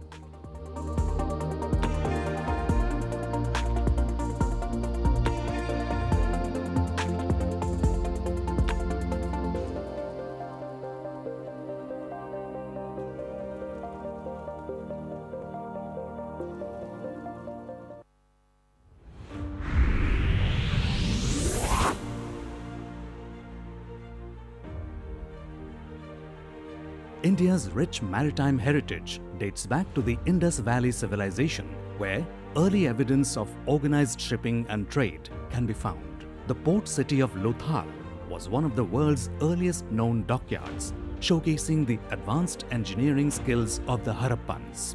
Archaeological discoveries, including well-structured docks, warehouses, and maritime artifacts, indicate the early maritime prowess that laid the foundation for India's long-standing role as a key player in global trade. influencing maritime activities for centuries to come.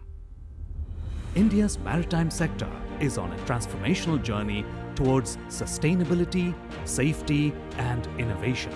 At the heart of this transformation is the Directorate General of Shipping, the apex regulatory body overseeing the Indian shipping industry. As we celebrate 75 years of excellence, we reflect on our achievements and set sail towards a smarter, greener, and more secure maritime future. Since its establishment in 1949, DGS has been the backbone of India's maritime governance.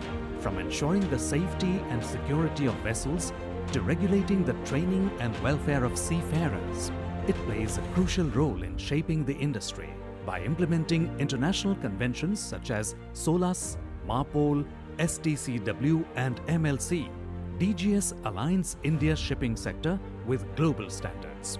Today, it is leading the way in promoting green shipping, digital transformation, and smart maritime solutions, ensuring efficiency and sustainability in operations. As India moves towards becoming a global maritime powerhouse, DGS remains steadfast in its mission to drive innovation and compliance. The transition from the Directorate General of Shipping to Directorate General of Maritime Administration marks a new era of maritime administration, bringing together multiple sectors under one unified authority.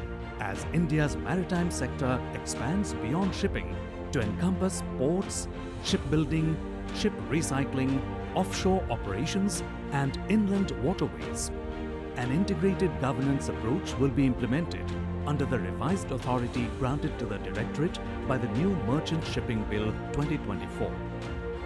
As maritime trade continues to grow, ensuring safety, security, and environmental protection is more important than ever. India ensures timely risk identification and mitigation in maritime security operations by leveraging training along with advanced monitoring and response mechanisms. Also, the Directorate collaborates with the Indian Navy, the Coast Guard, other intergovernmental, international, regional, and non-governmental organizations to mitigate threats and other emergencies. For 75 years, the Directorate has played a pivotal role in shaping and regulating India's maritime sector. As we celebrate this historic milestone, we take a moment to reflect on our journey, engage with our stakeholders, and chart a course for the future. The 75th anniversary of DGS is not just a commemoration, it is a reaffirmation of our commitment to a greener, smarter, and safer maritime industry. As we celebrate 75 years of excellence, we look ahead to the future. DGS is committed to digital transformation, green shipping, and global leadership in maritime governance. Our roadmap for Maritime India Vision 2030 and Amrit Kal Vision 2047 aligns with India's ambition to become a maritime superpower. Join us as we shape the future of Indian shipping.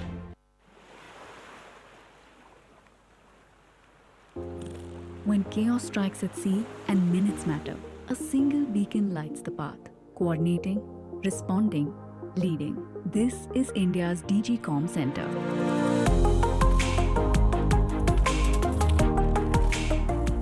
This center functions as a nerve center between the ships, between the various agencies. And this center responds to emergencies in case the emergency is happening in around Indian coast or it is occurring on ships in which Indian seafarers are involved. From critical data exchange to crisis response, this is where India's maritime action begins.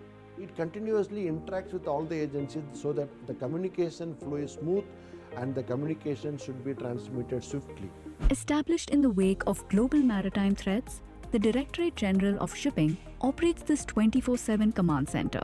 For all emergencies, the DGCOM Center is the first reporting point. From this center, all the activities are initiated. From natural disasters like cyclones to marine casualties, including oil spills and accidents, and security threats like piracy or hijacking, the DG Comm Center coordinates swiftly with maritime rescue coordination centers, ensuring no call for help goes unheard. And every minute counts in case of emergency. In 2024 alone, responded to more than 190 incidents. When an incident is reported, the DG Comm Center activates instantly. Information flows seamlessly to designated authorities. Alerts are dispatched to the Indian Coast Guard's Maritime Rescue Coordination Centers, port authorities, ship owners, and other stakeholders. Collaboration is at the core, linking the Navy, Coast Guard, ports, and global partners to ensure unified maritime action.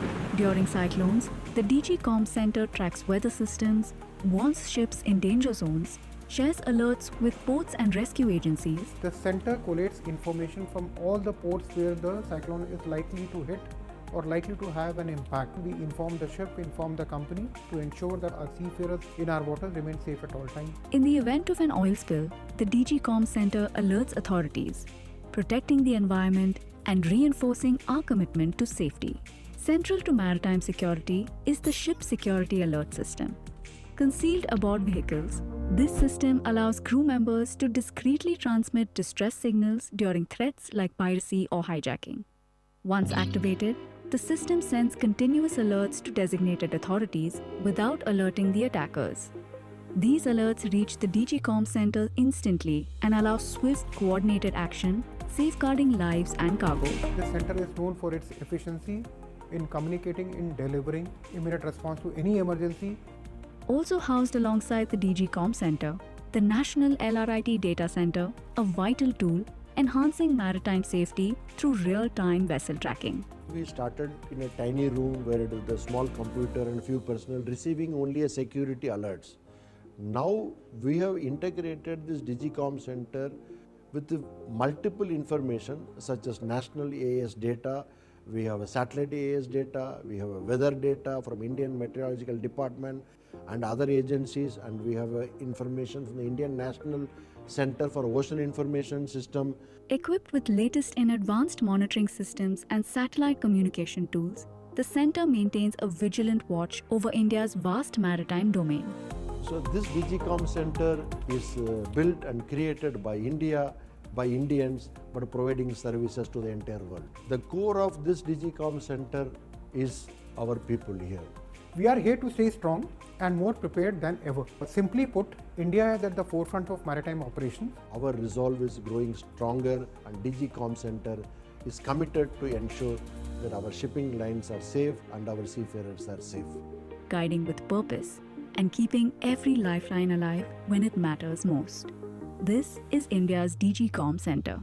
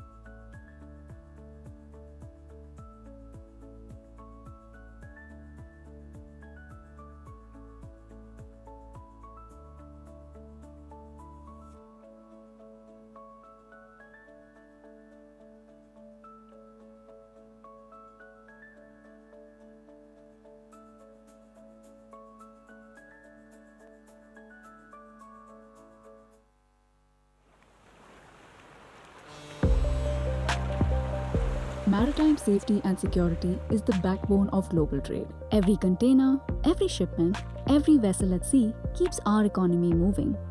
But for that movement to stay safe, we need a silent sentinel, one who is always watching.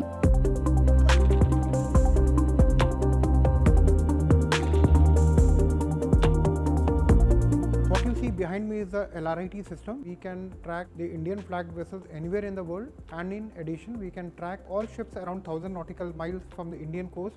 The Long Range Identification and Tracking System, LRIT, is a global maritime initiative to track ships beyond the reach of coastal radar. Tracking of ship is required to ensure the safety and security of the vessel. The reliability is the key for this sector. At the heart of India's efforts is the National LRIT Data Center, a secure facility that keeps a constant watch over Indian flagged vessels across the world's oceans. This is a very critical tool for managing maritime operations and keeping India's shipping lanes safe and secure. With thousands of merchant ships cutting across the world's oceans at any given moment, keeping track is no small feat. Each LRIT-equipped vessel automatically transmits its position to satellites orbiting high above the Earth, sending out a signal at least 4 times a day. These signals carry key details: the ship's identity, its location, course, and speed. Communication satellites capture this data and relay it to authorized service providers on the ground. From there, the information is securely routed to India's National LRIT Data Center, where it's verified, stored, and displayed in near real time. All this happens silently and seamlessly, ensuring that no vessel goes unmonitored. This system is a crucial multi-layered tool, enhances the situational awareness, which eventually results in informed decision making. We can track the ship, we can create alerts, if we can monitor if any ship is missing here, so we can immediately contact the company if some ship is not responding within the given interval, the alerts are here. The system has a multiple functionality. Its data supports real-time coordination with maritime rescue agencies, guiding Coast Guard vessels, helicopters, and search teams to the scene of the incident. The system has enabled high seas rescues and saved countless lives. In February 25, we received information that an Indian fishing boat with 11 fishermen was stranded, and because of this system, we could identify the nearest merchant vessel. Within 24 hours of reporting of this incident, the stranded fishermen were rescued. In moments of crisis, this silent sentinel becomes a lifeline. We have a dedicated team of radio officers and master mariners who are managing the center 24/7 to ensure it's reliable, trustworthy, and provide services to not only the Indian ship but also for the global ships which are coming to the Indian waters. United by one mission: to keep seafarers safe. The LRIT system reflects our rise as a technologically advanced nation and a regional leader in maritime safety and security. We are also the regional data center as we are providing services to Sri Lanka and Maldives. This system, the development of LRIT by India indigenously, so we are not dependent on any private player to do that. For a country like India, for our economy to grow, it is imperative that our maritime domains remain safe and secure. I can say with conviction that this is a lifeline in keeping our economy safe. As India rises as a global economic power and a leader in maritime trade, the need for secure, vigilant seas has never been greater.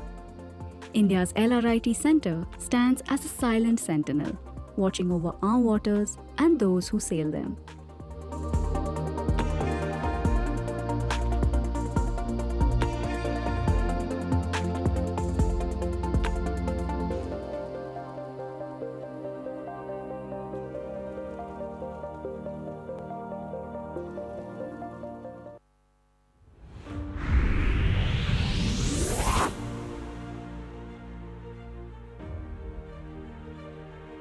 India's rich maritime heritage dates back to the Indus Valley civilization, where early evidence of organized shipping and trade can be found. The port city of Lothal was one of the world's earliest known dockyards, showcasing the advanced engineering skills of the Harappans. Archaeological discoveries, including well-structured docks, warehouses, and maritime artifacts, indicate the early maritime prowess that laid the foundation for India's long-standing role as a key player in global trade. influencing maritime activities for centuries to come. India's maritime sector is on a transformational journey towards sustainability, safety, and innovation. At the heart of this transformation is the Directorate General of Shipping, the apex regulatory body overseeing the Indian shipping industry. As we celebrate 75 years of excellence, we reflect on our achievements and set sail towards a smarter, greener, and more secure maritime future. Since its establishment in 1949, DGS has been the backbone of India's maritime governance. From ensuring the safety and security of vessels to regulating the training and welfare of seafarers, it plays a crucial role in shaping the industry by implementing international conventions such as SOLAS, MARPOL, STCW, and MLC. DGS aligns India's shipping sector with global standards. Today, it is leading the way in promoting green shipping, digital transformation, and smart maritime solutions, ensuring efficiency and sustainability in operations. As India moves towards becoming a global maritime powerhouse, DGS remains steadfast in its mission to drive innovation and compliance. The transition from the Directorate General of Shipping to Directorate General of Maritime Administration marks a new era of maritime administration, bringing together multiple sectors under one unified authority. As India's maritime sector expands beyond shipping to encompass ports, shipbuilding, ship recycling, offshore operations, and inland waterways, an integrated governance approach will be implemented under the revised authority granted to the Directorate by the new Merchant Shipping Bill 2024.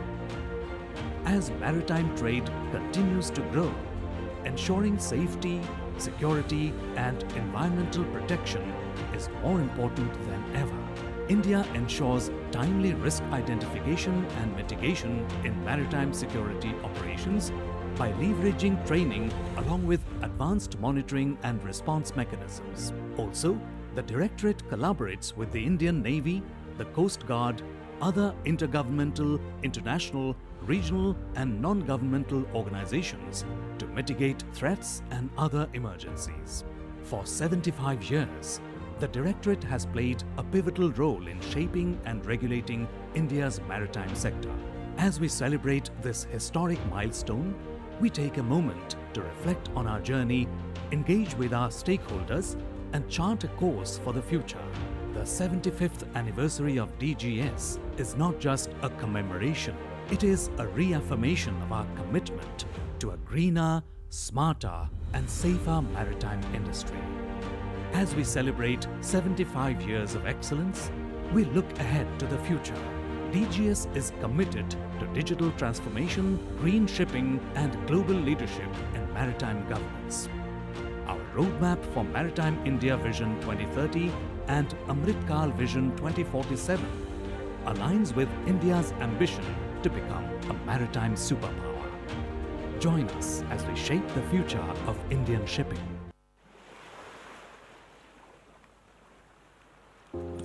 When chaos strikes at sea and minutes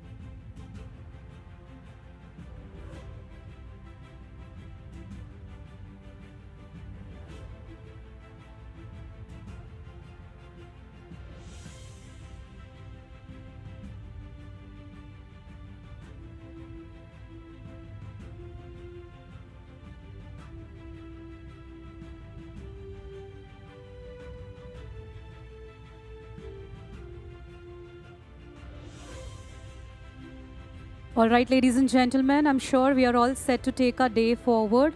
We will request all our dignitaries, delegates, everybody to please join us back as we look forward to start of the last session of the day. Thank you.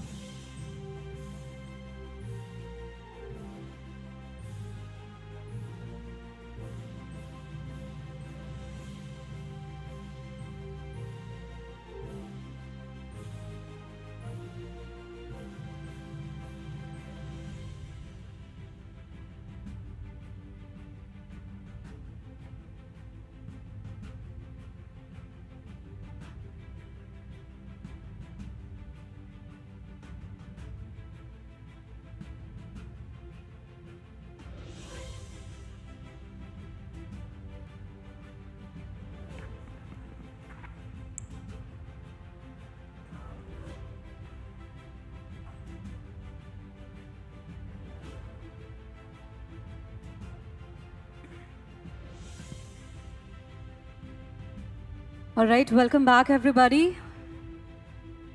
Well, I hope your lunch was as satisfying, of course, as a smooth sailing day at the sea. We look forward to have everybody's attention back before we proceed with the session 3. That is definitely our last session of the day.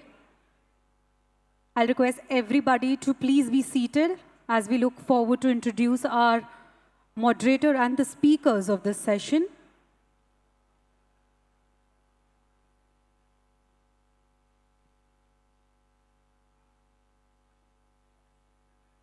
All right, everybody, it's time to dive into our last session of the day, which is all about Beyond the Horizon, from the sea to shore, expanding career pathways for the maritime professionals.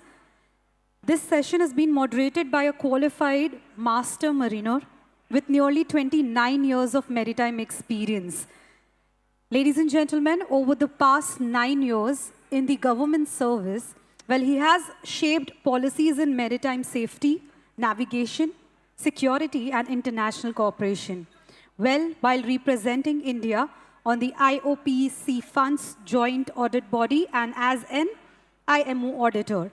Can we please have a big round of applause as we welcome on stage Captain Anish Joseph, Deputy Nautical Advisor, Directorate General of Shipping, being the moderator for this session.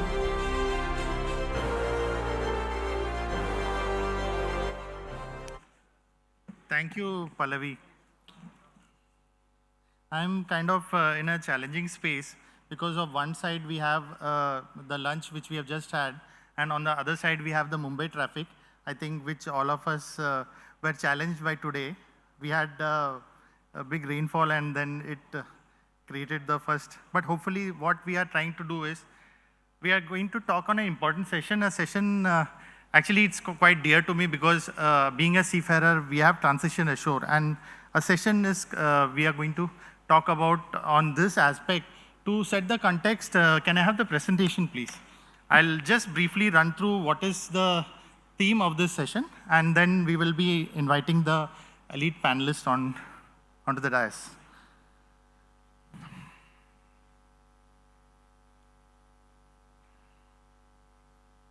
And I would like the presentation onto the front panel also.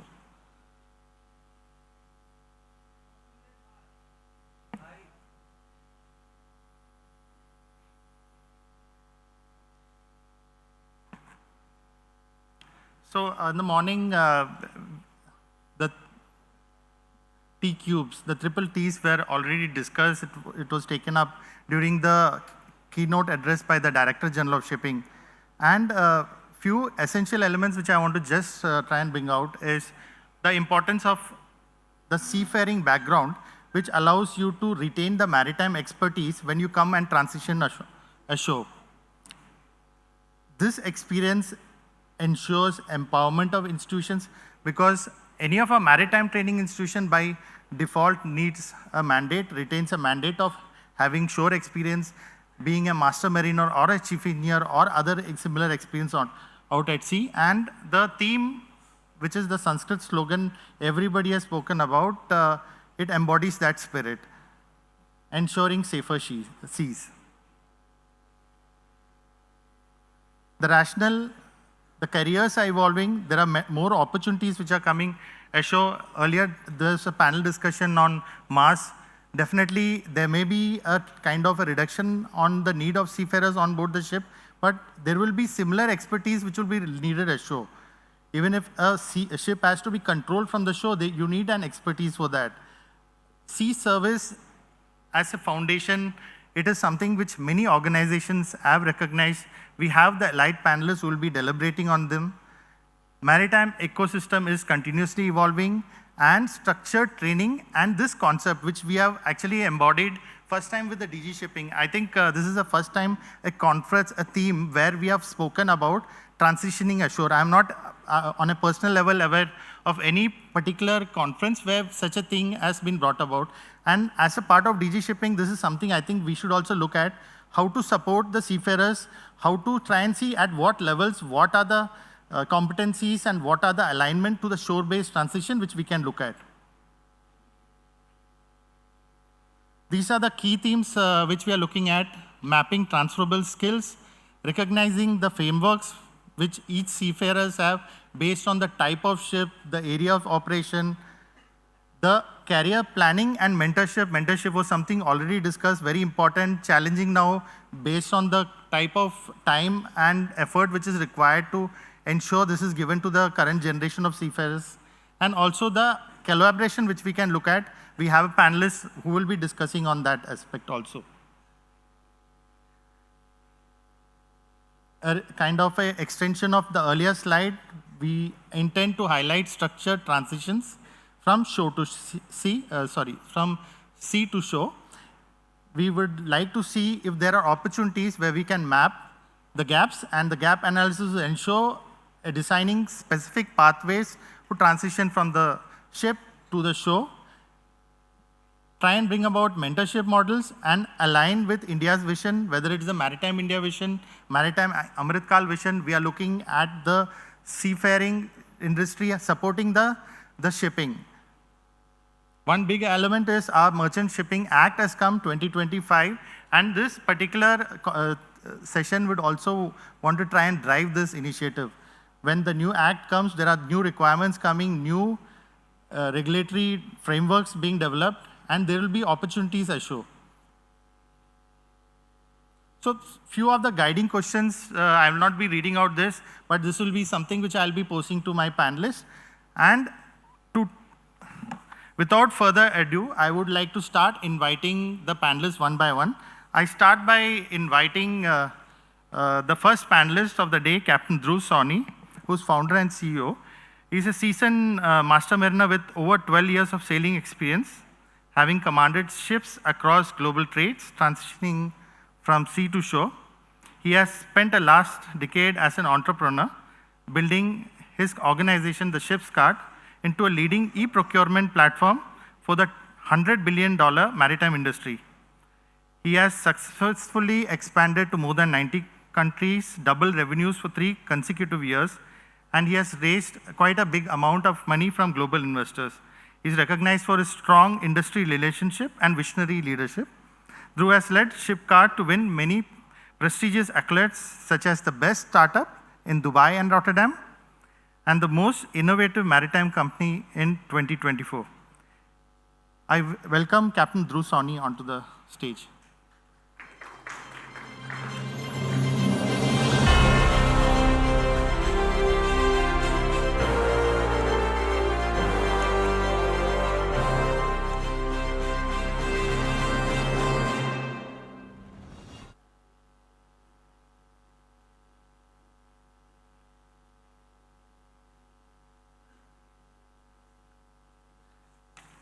Next, I would like to call upon Sri Mahesh Subramaniam, who's Group Head, ESG and Projects from Anglo-Eastern Maritime Services, with a marine engineering background from DMIT, Calcutta in 1995. He has sailed over 12 years with experience on board tankers, product tankers, gas carriers, containers, bulk carriers. He has been involved in the training of the pre-sea cadets and post-sea cadets from 2007 to 19 and moved into the Environmental Compliance Department. He presently heads the Anglo-Eastern's ESG and projects and provides supports to ship owners in their sustainability journey. May I welcome Sri Mahesh Subramaniam.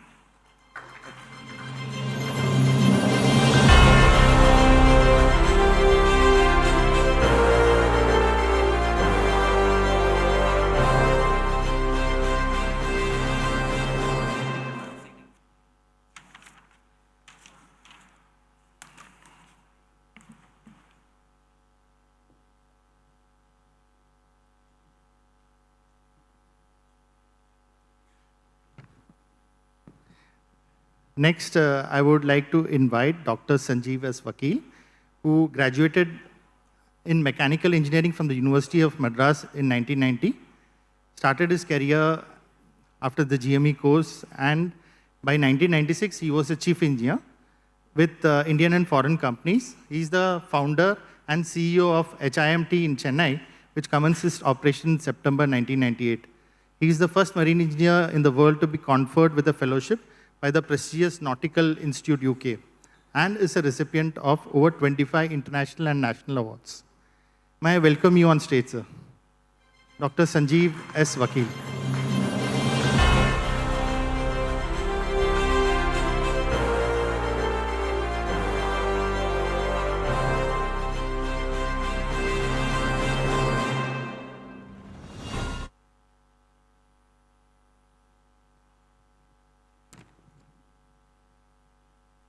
Next, I'll invite Captain Gaurav Rana, who's founder and CEO of Sea and Beyond, a seasoned master mariner with over 25 years of diverse experience spanning sailing, technology, consulting, and entrepreneurship.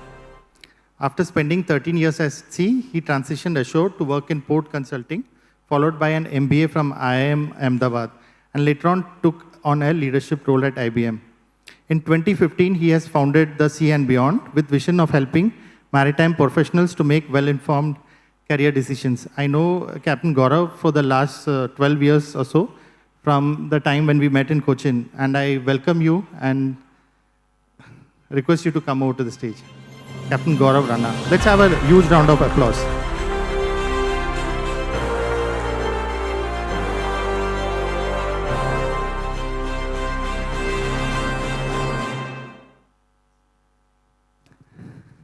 And last but not the least, Rajneesh Kandelwal. He's donning 2 hats today, and a close friend and colleague of mine. He's currently the CEO of JM Baxi Marine Services Agency Business and is responsible for providing marine support services to over 5,000 ship calls annually at various Indian ports.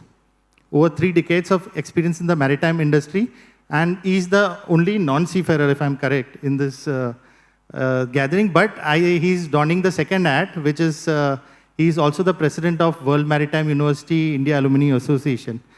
He holds a postgraduate degree in shipping management from WMU Sweden and is the current chairman of the Indian Association. Rajneesh, may I welcome you to the dais, please.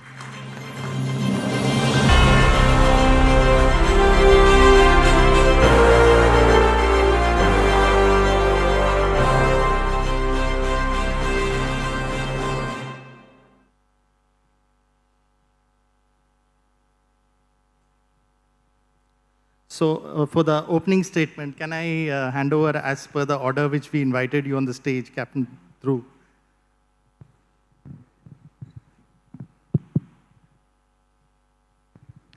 So your perspective, and if we focus on current technology element and how you have embodied that in your current role as the CEO of Shipcart, can you give some perspective on what are the opportunities with respect to technologies and how we can have a parallel planning when the seafarers out at sea so that they are prepared when they want to transition ashore?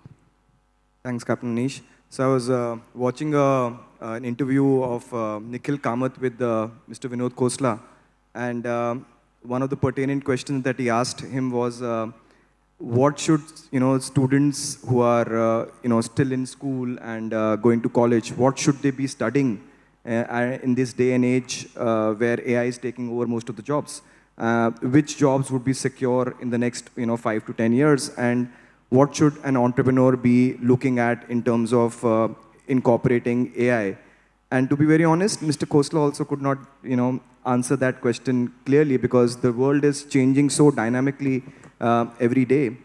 But when it comes to us, I think at Shipcart, we are essentially an e-procurement platform, and we have incorporated various elements of AI, wherein the system automatically telling you which are the best ports to buy, which are the best ports for procurement, which are the most competitive ports for procurement.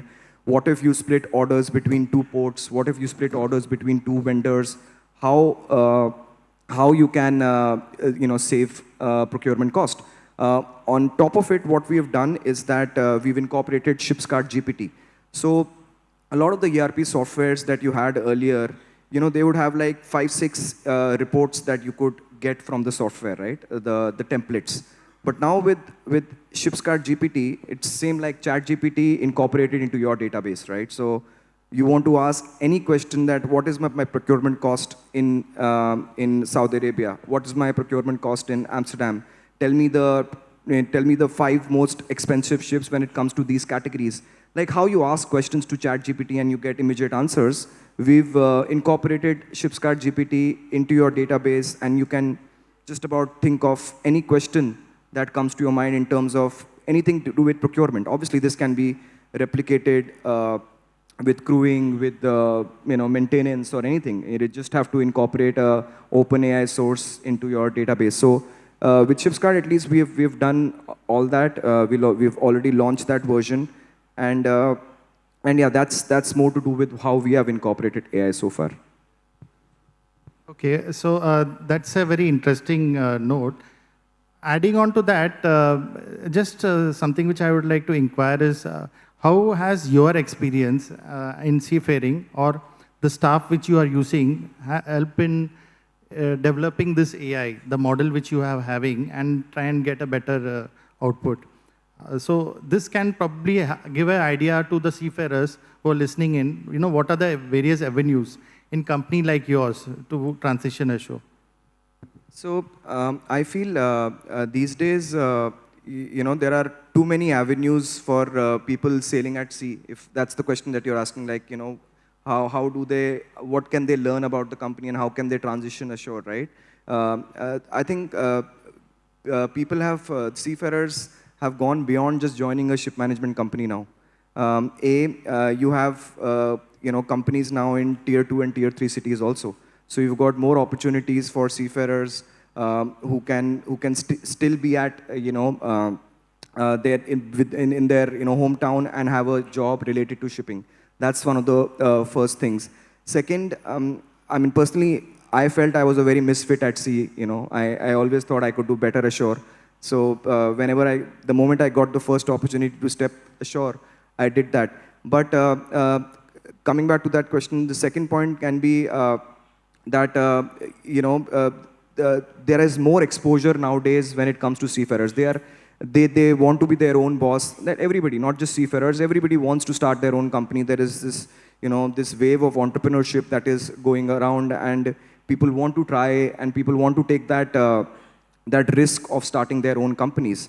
And thirdly, the most important part is the salaries. I was just speaking to Gaurav in the morning that, I was just asking him what is the average salary of a captain of a bulk carrier. And I said, it was the same during my time also. The only thing that has changed is the dollar rate, right?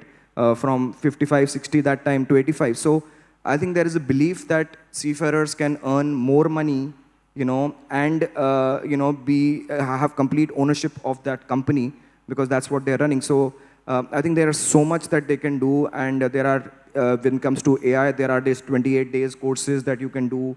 And you already know the problem in our industry. It's so traditional, right? So anything that you pick up, I think more or less AI would be able to solve it. So there is so much that a seafarer can do in this day and age. Thank you, Dhruv. I'll come back to you later. But now I'd like to reach out to Mahesh on his experience, on his challenges when you transitioned ashore in terms of skill development and knowledge development. So your opening statement. Thanks. Thanks. So traditionally, when we make this transition from a sailing chief engineer or master to a shore-based system, you had some set roles defined that this is what you fit into. And that was based on our exposure. And I also transitioned with that same mindset. I was at the right place at the right time. And that's very critical at this point of time as we have this discussion, because there's no more the right place at the right time, because there are no boundaries. The information is available to you even on board a ship. The amount of exposure that you mentioned is fantastic. And the sort of mentoring that you get is also fantastic. So my challenge was, with the limited resources, the transition was made, but the blessing in disguise was me. I was making the transition within a very well-known maritime domain that was moving from ship to a ship management office. So I was not in for any cultural shock, so I was more into an expected zone. So my transition was pretty smooth, I would say. Actually, what's been very interesting to note on your transition is the transition has continued on shore also, because you have had a wide spectrum of experience, starting off from the education side to now the sustainability part. So I think there was a continued kind of a knowledge skill development which allowed you for this. And the change probably would have been gradual in this respect. Yes, probably I was only trying to do what is called as catching up with the time. And I think probably all the panelists over here would agree with me that you have to have a bit of investment done in future in terms of the knowledge set and skills that you develop. So initially, yes, my first assignment was with respect to training. But when in the course of training, I understood that environmental regulations are becoming stricter and we got a future over there. So I started doing further studies and that was again another advantage. Study again doesn't have a boundary because it's online and you have excellent programs within the industry and also outside the maritime domain. So one of the advantages I got is I picked up courses which was outside core maritime domain, which gave me a bigger perspective to understand how the European Union regulations are framing. And that also allowed me to understand how IMO regulations are being framed. So that allowed me to make the transition from pure training into even trying to build a ballast water treatment plant to understanding how the IMO functions, to the level right now where my primary, I would say, challenge was to decipher the questions that the owners were looking in terms of what we call as a sustainability questionnaire or a green funding questionnaire that comes from a bank. So I had to understand what goes behind the scenes, why is a particular person or a group of, a bank asking these questions, and because our reply has to be in that context. And I have to understand from a ship owner's point of view also. So it was a learning experience, and I think I'm still learning on these things, and let's see how the challenges come in future and what new learning comes from it. Thank you, thank you. I think probably what was highlight was there is no right place and time, and you make the right place and you make the right time for your growth. Next, I'd like to pose the question to Dr. Sanjeev Vakil. And you are looking at future, you have a lot of innovative developments at your institutes. And just to highlight some skills you believe seafarers these days would require to transition ashore. Thank you, Captain Anish, and good afternoon to each of you. And once again, congratulations to DG Shipping for this 75th year anniversary. So to your question, yes, Captain Anish, as you asked as to the skills, right from morning, everybody has spoken on the same skills, same thing, right from the keynote from the chief guest, Dr. Malini Shankar. She also mentioned, and then every panelist had mentioned the same.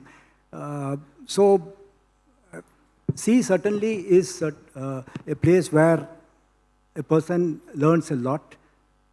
He or she basically learns every part of it, and the same thing is utilized ashore. So transforming from sea to shore, sea has been a university where without walls you learn a lot. You learn various skills, right from working under pressure, taking decisions instantaneously. So all the qualities what actually probably are required at shore, sea builds a seafarer to that level. But coming to shore and then building up the qualities, yes. So there are lots of skills that are required. To start with, probably a seafarer who is ashore, he might not be into a normal business skills. What he or she would have to have business skills, conflict management. These are some skills which probably at sea you are just with the same type of homogeneous crew. Basically, all have same standard. All are seafarers, and then they all do the same. But when you come across ashore, then you have different types. You have an accounts department, you have a marketing, legal department. So you'll have to deal with various heterogeneous type of people where you'll have to do it. Of course, the digital skills is one thing which isn't spoken across on today's context. The whole world is been speaking across only the digital skills, and yes, that is coming up in the biggest way. The whole world is changing. Lots of layoff is happening in national, international companies. AI is replacing the jobs. Or rather, I would say, if you ask a question, are jobs been lost? Jobs are not lost, but the jobs are being transformed to some other sector. So going to the AI itself, and you have again various branches into it, into digitalization. Both it could be digitalization and digitalization. The technologies of digital twin. You could think of AR, VR, augmented reality, virtual reality, the mixed reality. So these are few skills which probably from the technology perspective, if you see, are required for sure. If anybody today who doesn't want to learn that would be outdated. 25 years, 30 years back, without a mobile, I think we all survived. We used to carry a pen in the thing, but today in this audience, if I ask if anybody has a pen, they would have forgotten a pen, but then they would have certainly not a single would be here without a mobile. So that's how it's changed. We think that the thing, it's too far, autonomous ships will be taking time, but things will transform, and I'm quite optimistic that things are changing, and we will need to catch the race, and India is certainly doing well. And the skills part, I would say that few skills which I mentioned, and technology, since you told me, specifically with this, I would like to end up. Thank you. Thank you, Dr. Sanjeev. Moving on to the next panelist, Captain Gaurav Rana. And what are the opportunities, Ashur? What are various fields? Because you are managing a portal where you get the requirements. So I think probably you can give a very good insight on what are the opportunities, what are the emerging areas which the seafarers can look at. Right. So first of all, congratulations on this seminar. And really, I was talking to a lot of people. The way DG is now, coming up with the futuristic ideas. I don't think maybe 2, 3, 4 years back we would have thought of having a session from wherein we would be talking about sea to shore transition. So kudos to you, kudos to the DG to have such kind of sessions. Now, in terms of the various opportunities that a mariner could have, or a maritime professional, we have mapped about 37 odd opportunities, roles where a mariner could get into. And these are roles more specific in the maritime domain, right? Outside maritime, of course, there are enough and more places where we could get into. But within maritime, there are about 37 odd opportunities. And these opportunities can be, say, touching first from the technology, wherein we could have vessel performance, optimization, route planning, we could build our own portals. Then there is business development opportunities, which were honestly only in the maritime hubs, Singapore, Dubai, Europe. Now there are a lot of business development, salespeople in India now. And then there is, of course, the procurement part, which has come up in a fairly big way. Commercial opportunities. Earlier, everything, most of the commercial was done outside India. The operations of the commercial, I believe, have shifted for most of the companies. Many big names have shifted to India. It's not just the operations now, but also the broking, the prefixture part, the chartering part is also which is coming to India. Training in a big way is kind of coming in India. So ports and logistics, I mean, they are increasing in a big way. Agency operations, we have so many mariners over there. In ports, we've got not just master mariners, but also chief engineers, engineers who are essentially taking care of the PMS, about the other maintenance aspects as well. So honestly, the opportunities are immense, and the only request which I have when people come and talk to us is understand why do you want to transition ashore, because a lot of times it's I don't want to become this, can I become this, but the thought process of why do you want to go is not there. So that's what we try and train people on. Thank you, Gaurav. So I'll want you to hold on to the thought, and I'll come back to you with few other questions, which will probably lead. But very interesting to see that you have already mapped 37 specific areas within maritime. But I am also interested now, and I'll pose this question to the non-mariner in the group, because there are a lot of opportunities also available outside shipping, and also the career progression in terms of empowerment when we have an education from an institution like something like World Maritime University. Interestingly, if you see, the World Maritime University has a mixed combination of students. There are seafarers also, or people with maritime background, but many of them don't have that background, and this is something which gets empowered. So from your side, I would like your thoughts on this. Thanks, sir. First of all, I'll start by again congratulating DG's office and yourself for organizing this.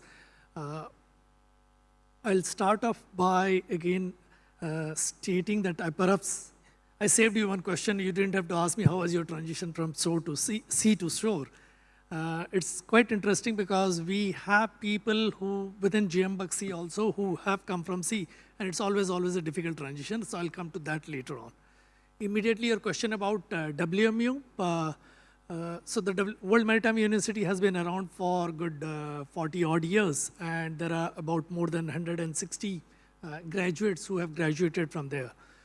If you look at the profile of the WMU graduate, it's a postgraduate course, but you call it a graduate. If you look at the profile of these people, where they are in India itself, I'm talking, you see people who are there in the maritime administration, in commercial entities like Shipping Corporation of India and others, where they are at a senior level. They have been in the board, they have risen up to very senior levels.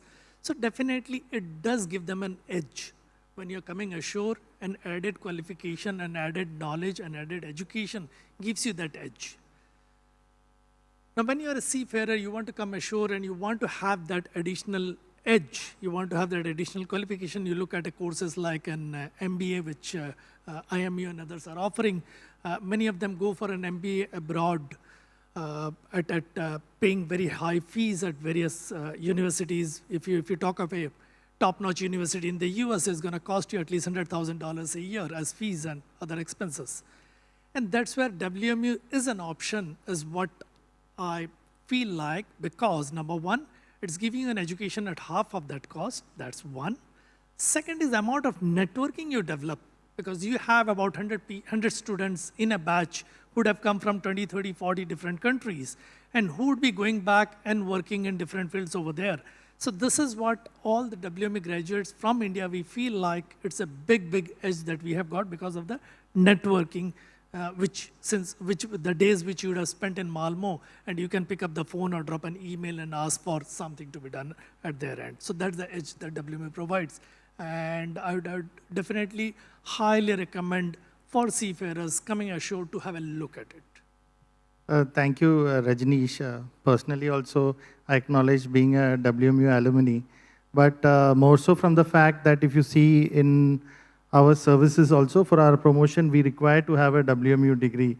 That is also incidental, but more so the partnership which we have, not only the DG Shipping has with WMU, but universities like Indian Maritime University and all, they are partnering with WMU. We have a study tour coming every year. We are looking at sponsoring a chair, which we had sponsored earlier, which now we are trying to revive it.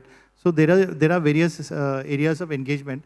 But what actually came out from your statement as well as from Sir's statement was, Dr. Vakil's statement was with respect to the challenges once you come ashore in this respect to transition. And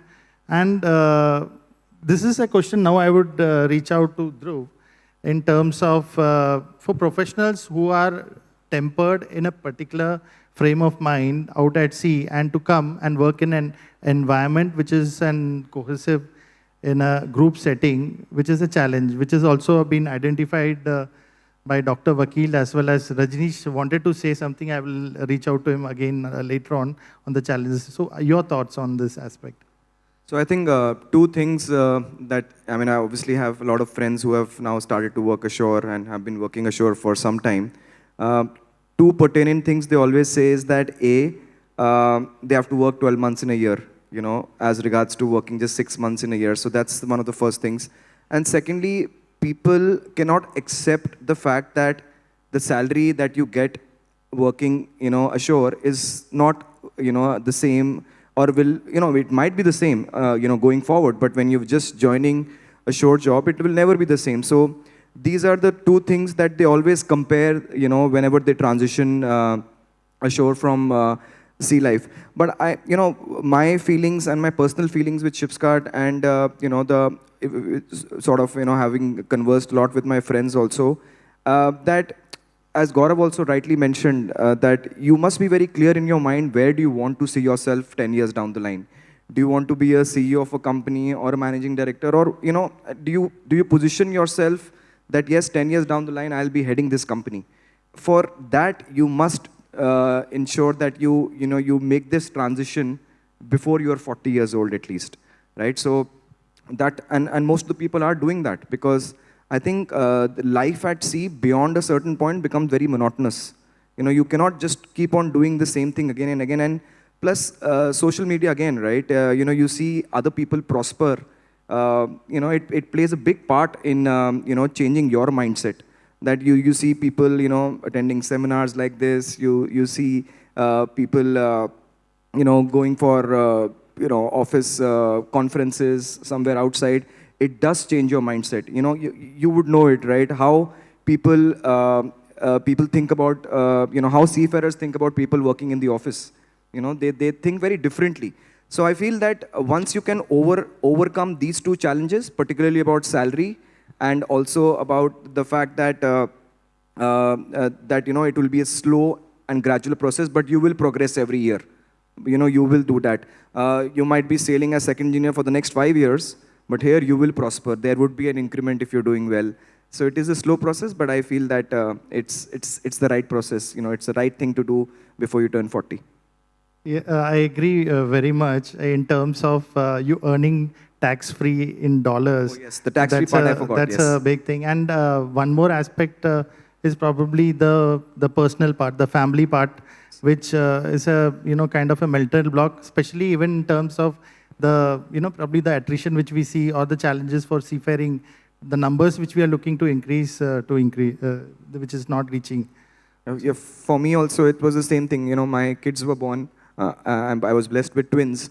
So, once they were, they were about to get born, I never sailed, once they were born. So that plays a big part. The family obviously plays a big part, that you want to be there for even the smallest things, all the important milestones in their life. So, Dhruv, very nice to hear. We are in the same boat in terms of twins. Oh, lovely. But congratulations. I'll take this question forward to Mahesh, and just your thoughts on the same mental transition of seafarers, especially when we're talking about digitalized world of AI and the virtual world out there.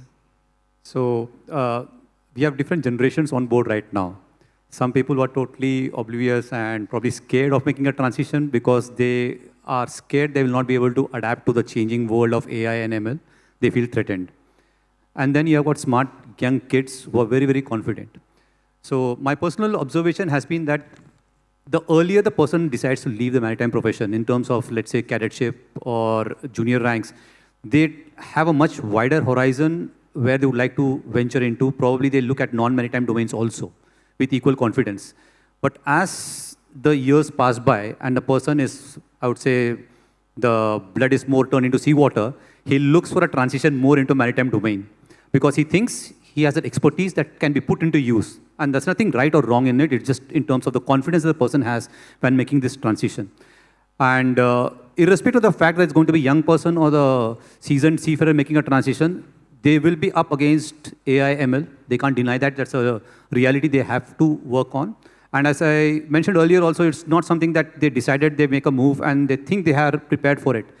What they have to be prepared for is a constant change and adaptability. The world is changing. So irrespective of whether it's going to be a seasoned seafarer or a newcomer or a cadet having a brilliant idea coming on shore, they have to make this transition, and it has to be a process that continues in through learning. And just a fact, when we were talking about transition of seafarers into land-based jobs, which can be maritime or non-maritime, we have a lot of non-maritime people coming into maritime domain as startups. And they also need mentors because they don't have the skill set that is required from a ship's point of view. They have the skill set from AI, ML point of view, but they really don't know what the problem statement is. They don't know what the gaps are. Just to give you an example, there's an MOU between IIM Kozhikode and CSL. They got a grant of 1.2 crores, and they're having 6 startups. And none of the 6 startups have a mariner in them. They're all technocrats. They're all business people. But they lack the maritime domain expertise. So there is also a scope over there. There can be synergy between the two parties over there. Very interesting to note, especially in terms of transition. If you're a youngster, probably the salary is not such a big factor also. And in terms of the kind of tempering you have when you're getting down at a very later stage and you are expecting a certain kind of salary, then again it makes a bit of challenge for you to get different jobs out there.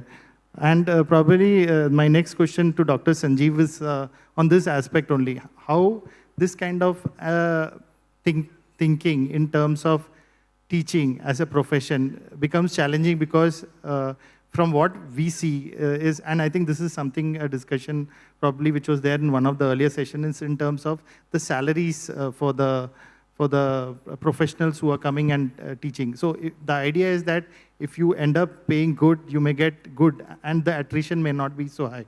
But we find a lot of challenges when we do the Maritime Training Institute inspections.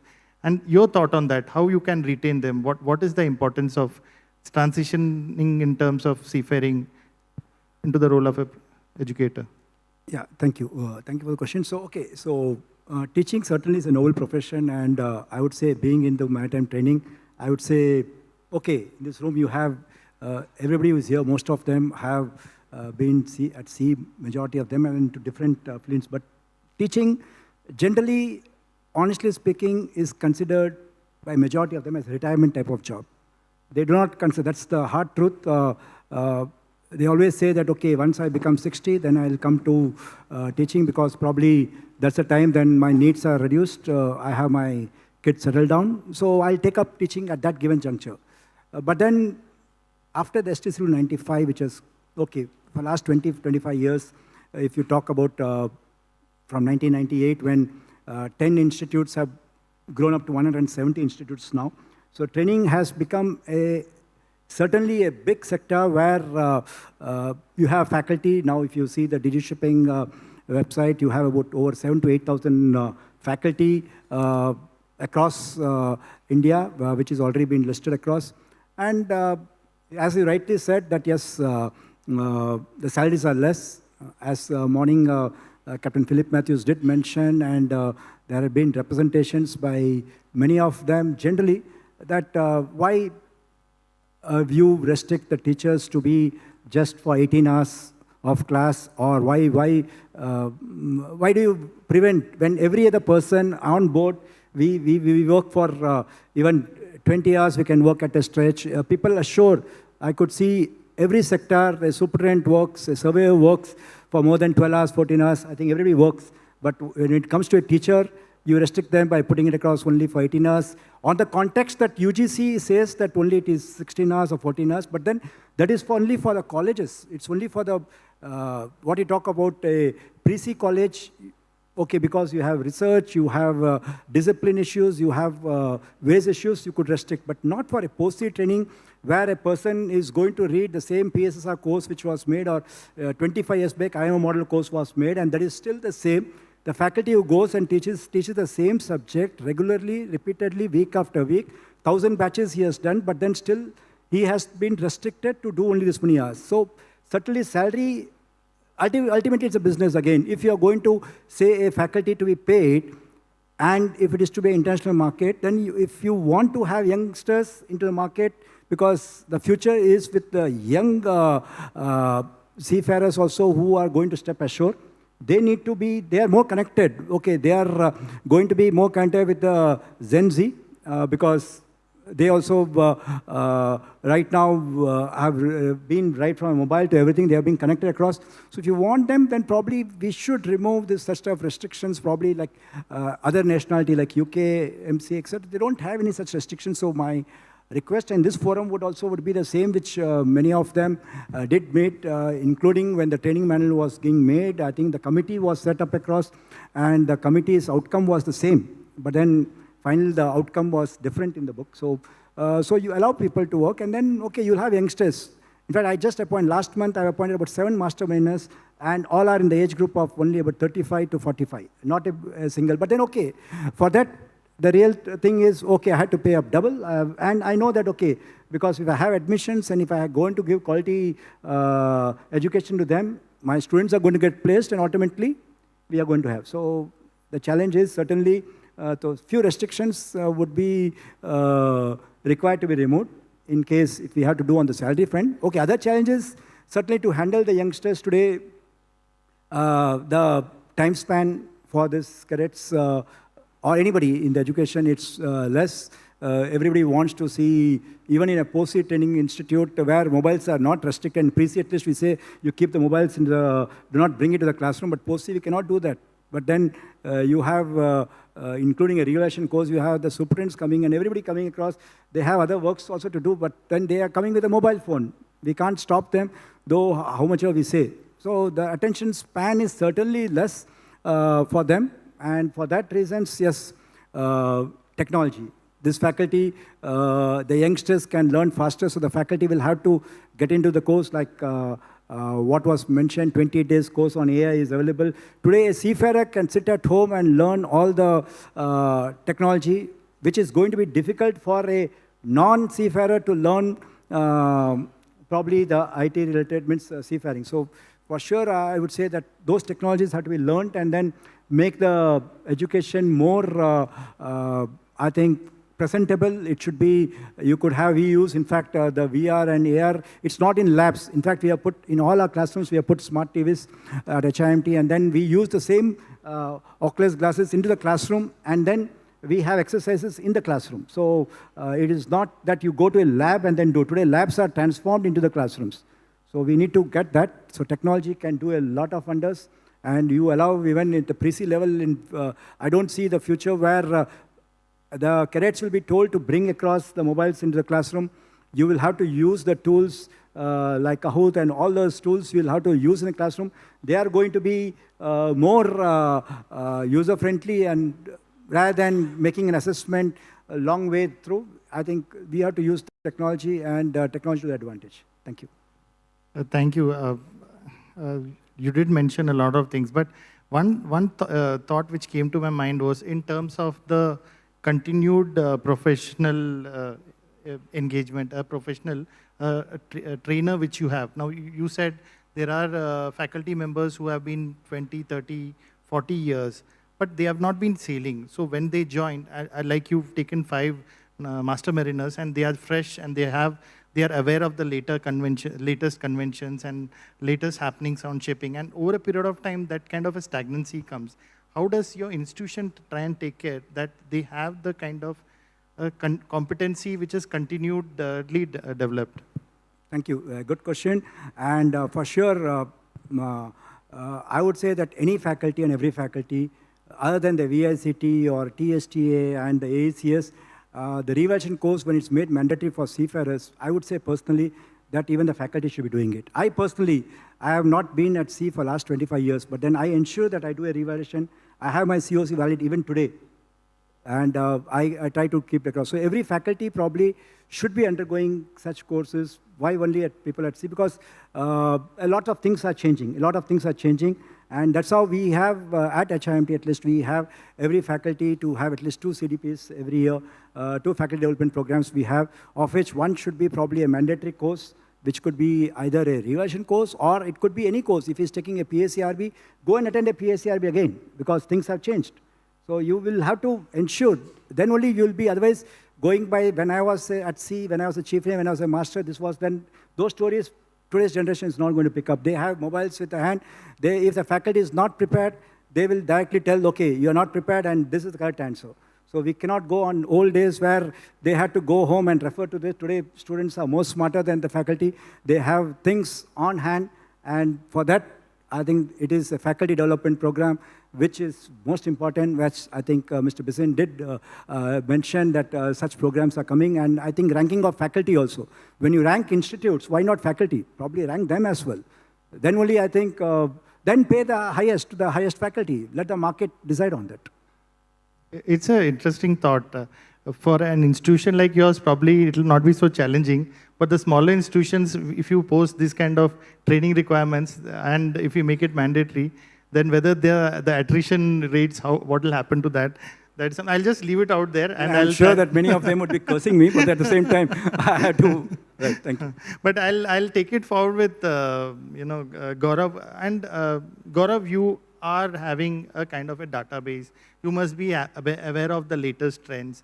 And in your experience now, having yourself gone through the process and seeing what is happening around, which is a good time to transition? Is it? How do you feel now? We see a lot of second mates and the junior engineers, they're getting a lot of opportunities ashore, whether it is with respect to voyage optimization or even technology, or in future, maybe even the mass, definitely we will have requirements. So when do you think is a good time to transition to the show? Right. I think there's no bad time to do a good work. So let me start with that. But I think when I was sailing, and probably many of my batchmates were sailing, we didn't even think about transitioning ashore. The only thought which we had was, when can we become a master? When can we become a chief engineer? And I still remember the day I got my master's COC, and when I became a master, there was a hollowness in me, right? I didn't know what next, and I had absolutely no clue. And I was happy, but at the same time, there was this, what next? Where am I going to go? How will I go? So one thing which I'm seeing in this current generation is that from probably at second mates, third engineers, at junior officer engineer time, they start thinking about, there is life beyond sea. But that's where some of them are confused, and confused for long, whether we should get to the highest COC, sail as that, or transition ashore before. So my thoughts on this is that it depends on where would you like to get into. So for example, if you want to become a pilot, you want to become a technical superintendent, you want to get into HSEQ, probably going all the way makes a lot of sense, because that experience counts a lot. The industry will value that experience. But if, say, you want to be into commercial, you want to be in business development, probably technology, I think that's when you could look at transitioning much earlier. Or if you want to become an entrepreneur, right? You want to get maybe outside the core shipping, maybe want to get into supply chain, logistics, ports. Those are the areas where honestly you don't need to become a chief engineer or a master for transitioning ashore. Thank you. And one more question just to take it forward is, in terms of, we had the earlier sessions, a lot of talk about mentorship, and probably I'll raise it with the other panelists also. Mentorship in those sessions were with the focus of going ahead with the seafaring career, and that's a concept which has been lost in seafaring, because I myself have been on the the positive side of it because of the mentorship which I have got, whether it's been when I was on the ship or when I came to the show. But in terms of mentorship, in terms of transitioning to the shore, it's a different concept. I'm just trying to put it out across there, because nobody on the ship gives that kind of mentorship.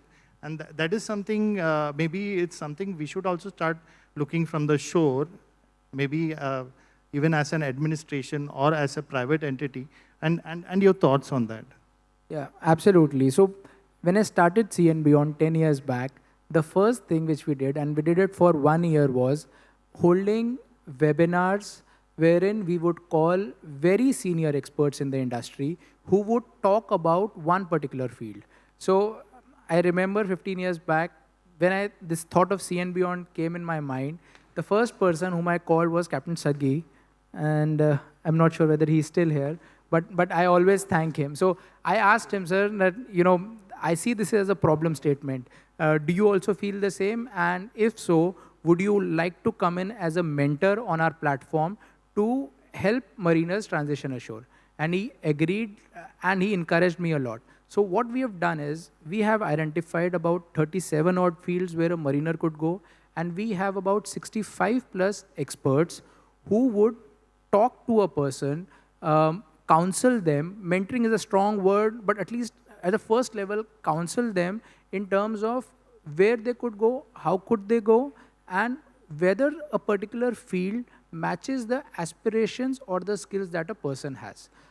So I think mentoring, counseling is very, very important, and honestly, a lot of counseling which happens currently is when a seafarer hears that a friend of a friend of a friend is working in that particular area, and then they kind of get those inputs. But with us, what we try and do is you talk directly to the person who has transitioned ashore. So I think a lot of companies probably could do it. Of course, administration could do it, and that's something which we've been doing for a few years now. Very, very nice to hear on that. And I think this is something, as an information, it's all our duties that we share, that these are the various mentorship opportunities which is also available.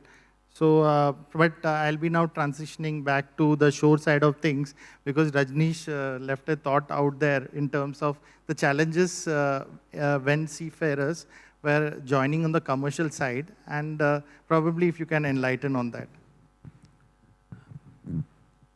So while we have been discussing about what challenges a seafarer faces when he's coming ashore, let me put you an employer's perspective. So today, as ship agency, take just one segment of business, ship agency, I have got, say, 30 branches of GM Baxi all over India, manned by branch manager. 5 of my branch managers are ex-seafarers, master mariners. So as an employer, I have an option whether I get a master mariner, an ex-seafarer, or I get somebody who has been ashore and has been boarding ships, have been running to the customs office, have been running to the immigration office every day. So that option I have. Now the seafarer who is fresh ashore, he has to compete with somebody who has been doing this job for good 10, 15 years. And that's a big challenge, which I as an employer face as to where do I bring them at par. So that's one challenge we as employers face, and the seafarer or whosoever it is has to show that inquisitiveness, willingness to learn fast, so that in 2-3 years they are at par. Because definitely this guy, why I'm recruiting these 4 or 5 seafarers as branch manager, because he or she is bringing that edge. Technically they are really, really expert. What we need to do is maybe management-wise, communication skills and other skills they need to pick up. So that's one part of challenges that we are facing. Second is if I were to, again, as an employer, I were to categorize as to what category of industry would they fit in, or that's my perspective, please don't take it otherwise. Again, you are very good in technical jobs. You look at India's landscape today, shipping, we are very, very good.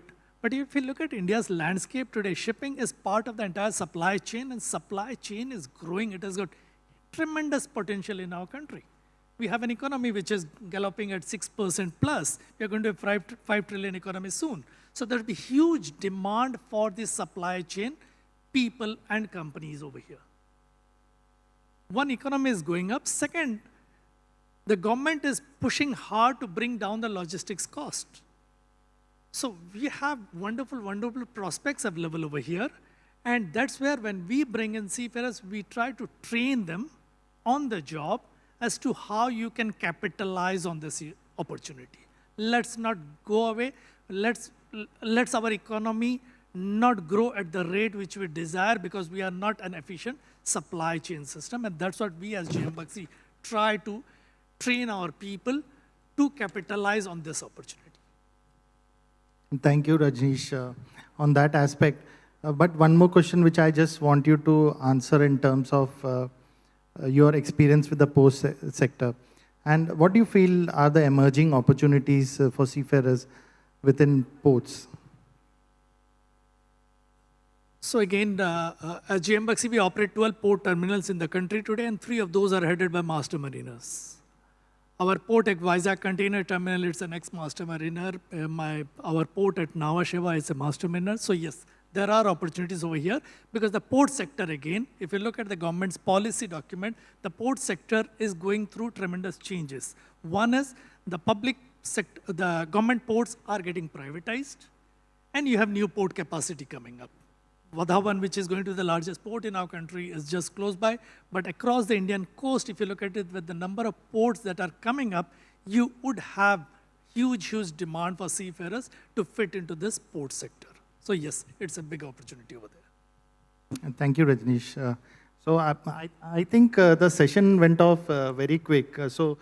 Just to probably before I sum up, I would just raise the floor open for any closing statements, and then we can take the audience questions. Start from Dhruv, anything? I mean, just on a lighter note, sir was mentioning that that he's doing revalidation of all the courses. Just wanted to check, sir, the attendance was 100%, right? Yeah, just on a lighter note, wanted to ask that question. I'm just joking, sir. Just on a lighter note. That's it. Nothing else from my side. Thank you. I'll take over, hand over to Mr. Mahesh, and the same order. And if as a closing, any points or any questions which I didn't address to you, maybe you want to address? No, I think we addressed everything, and just where I started off with, and more concerned with the present role which I am taking care of. I see a huge opportunity in the word sustainability, which generally gets focused down to in the discussions as decarbonization. But all the elements of sustainability are being spoken and have been spoken in this particular forum also. And though decarbonization, or if I use the terminology ESG, which is also pretty prominently used in our field, it is environmental social governance. The priority, or I would say the energy that we put across in various startups, or even in you look at the governance model, is always people-centric first. Human element comes first.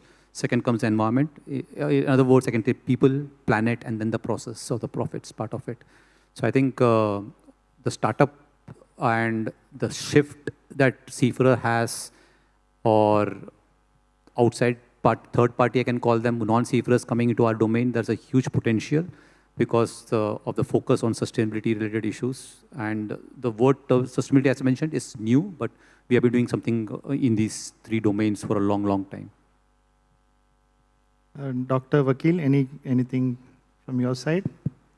Yeah, so from the training perspective, again, I would say that, okay, training never ends, and the person, survival of the fittest would be the person, the teacher who probably knows the maximum. So for example, when we're talking of alternative fuels, again, I would say that at least 20 of my faculty had to undergo this course, which was a mandatory, which is, okay, for their knowledge, okay, for getting into IGF, anybody can go across. So, and as regards attendance on a lighter note, again, I'll say now DG Shipping has come out with CDAC, and I think the way, I think they're going to go live. So those who are committed and those who wish to, for surely, if they want to attract students, the world is going to change where students and seafarers will not go and waste time because if they have to choose, if the course is mandatory and if attendance also is being monitored, and my request next would be DG Shipping, as they have also installed into examinations also, they have put a camera. So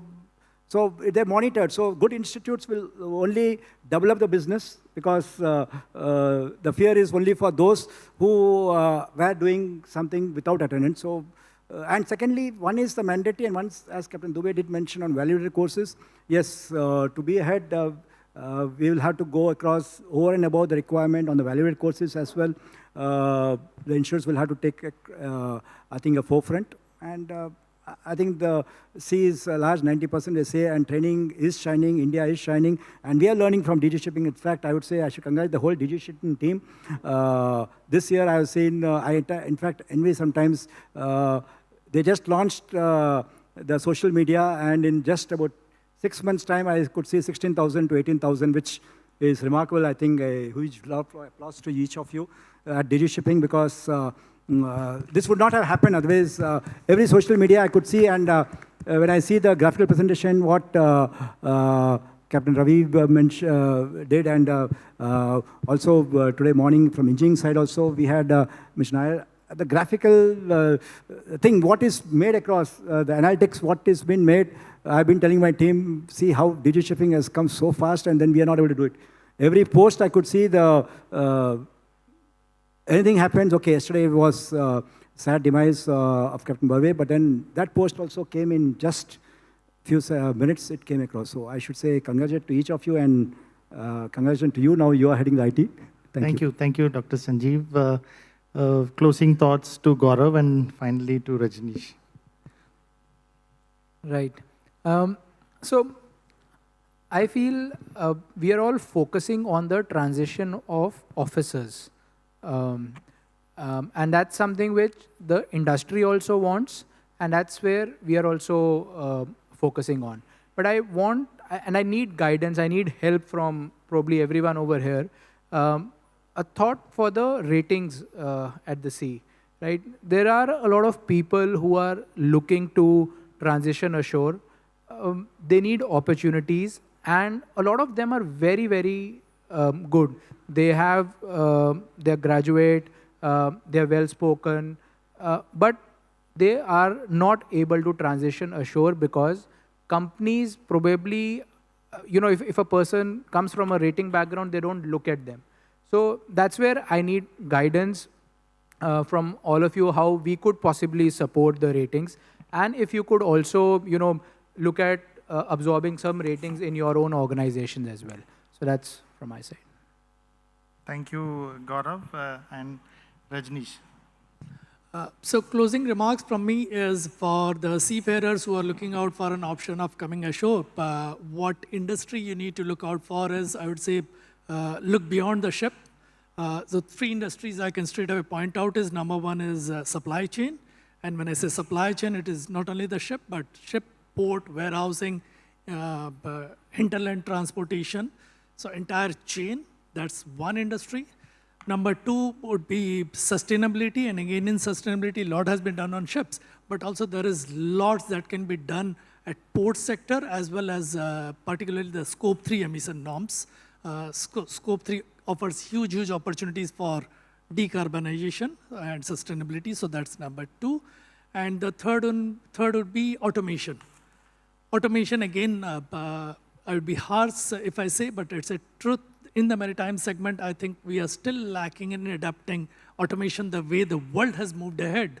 We are still using physical copies of putting papers on board to the ship, to the officers, and that's where I think an electronic BL and other things are the future we are talking about. These are the 3 industries that I would like to guide for seafarers coming ashore. Look at these options and you would prosper pretty fast and pretty well. Thank you, Rajneesh. Now we have the floor open. Any questions?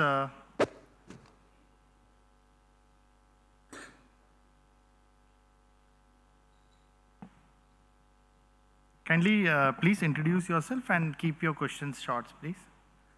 Yes, sir. My question will be short. Saptarshi Basu here. Sir, and from where you are, so that will give us a perspective on what is the context of your question. Principal OERC Academy, sir. Okay, thank you. So my question is very simple, that once we are trying to transition ashore, we have been discussing, this is predominantly regarding the transformative training. Are the seafarers training and assessment constructively aligned for assisting that kind of transformation? Per se, my humble submission is that we have been treating marine engineering and naval architecture as 2 separate sections. Naval architects generally don't have any experience of what a ship looks like, and a marine engineer generally doesn't know the hydrodynamics of propulsion systems in particular. While if you see any other maritime country, it's a combined degree. That's question number 1 is, once you develop competence on those lines, is the experience of a person, a seasoned seafarer, sufficient to be channeled into the upcoming field, like shipbuilding and otherwise? That's question number 1.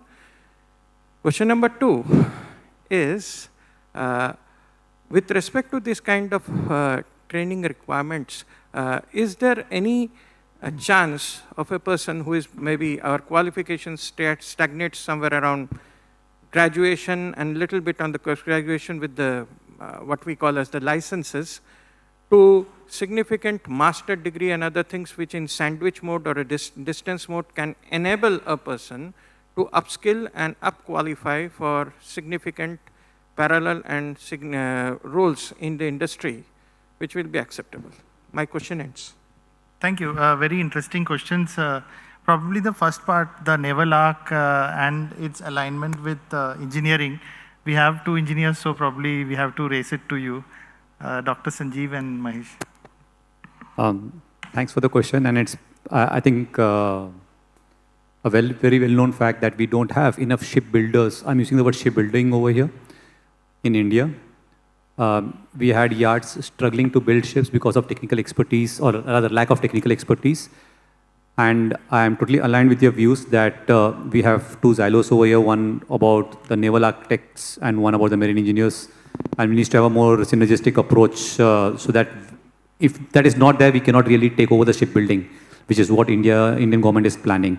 So I get your point, and that requires a system change, where the shipbuilder basically is a marine/naval arc. I think probably you see most of the classification societies employing ex-marine engineers who are upgraded into the same kind of skill set which they look at naval arc, and they do dual roles. I am aware of personally few surveyors who have come, and even though in our department we have separate streams for nautical engineering and naval architecture. Second question is with respect to the equivalence part. Anybody will take those questions? Dr. Sanjeev, and then I'll also add my thoughts. Yeah, so as regard equivalence, yes, it's not that today a seafarer needs to become a master or chief engineer. You could shift over any time. You have your second mates, and then probably you could still go to any graduation. You could go to WMU. WMU is a place where any graduates could go across, or equivalence.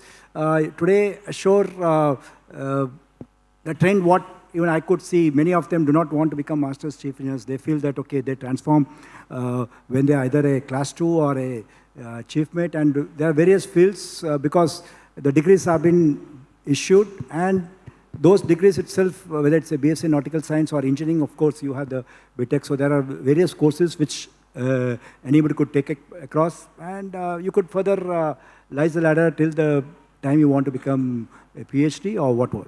Thank you. Thank you. And Gaurav. Sorry, I just wanted to add on to what Dr. Vakil said. I think this is a lot of seafarers come to us and they want to know where can we upskill. And that's the right thing to do.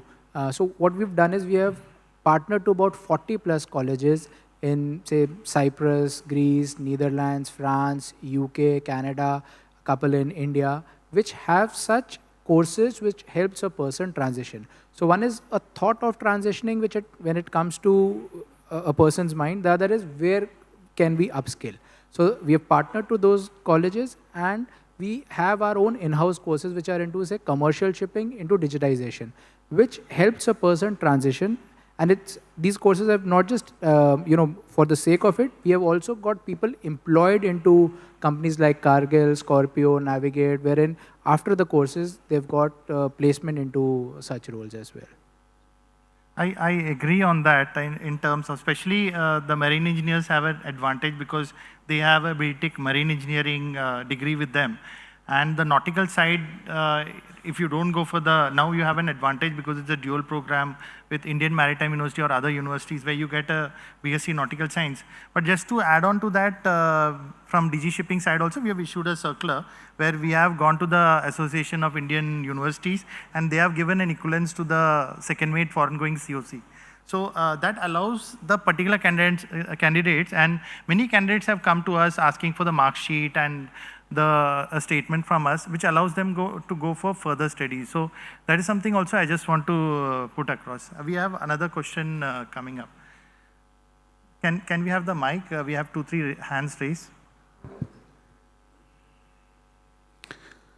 Hi everyone. Thank you, sir, for the nice panel.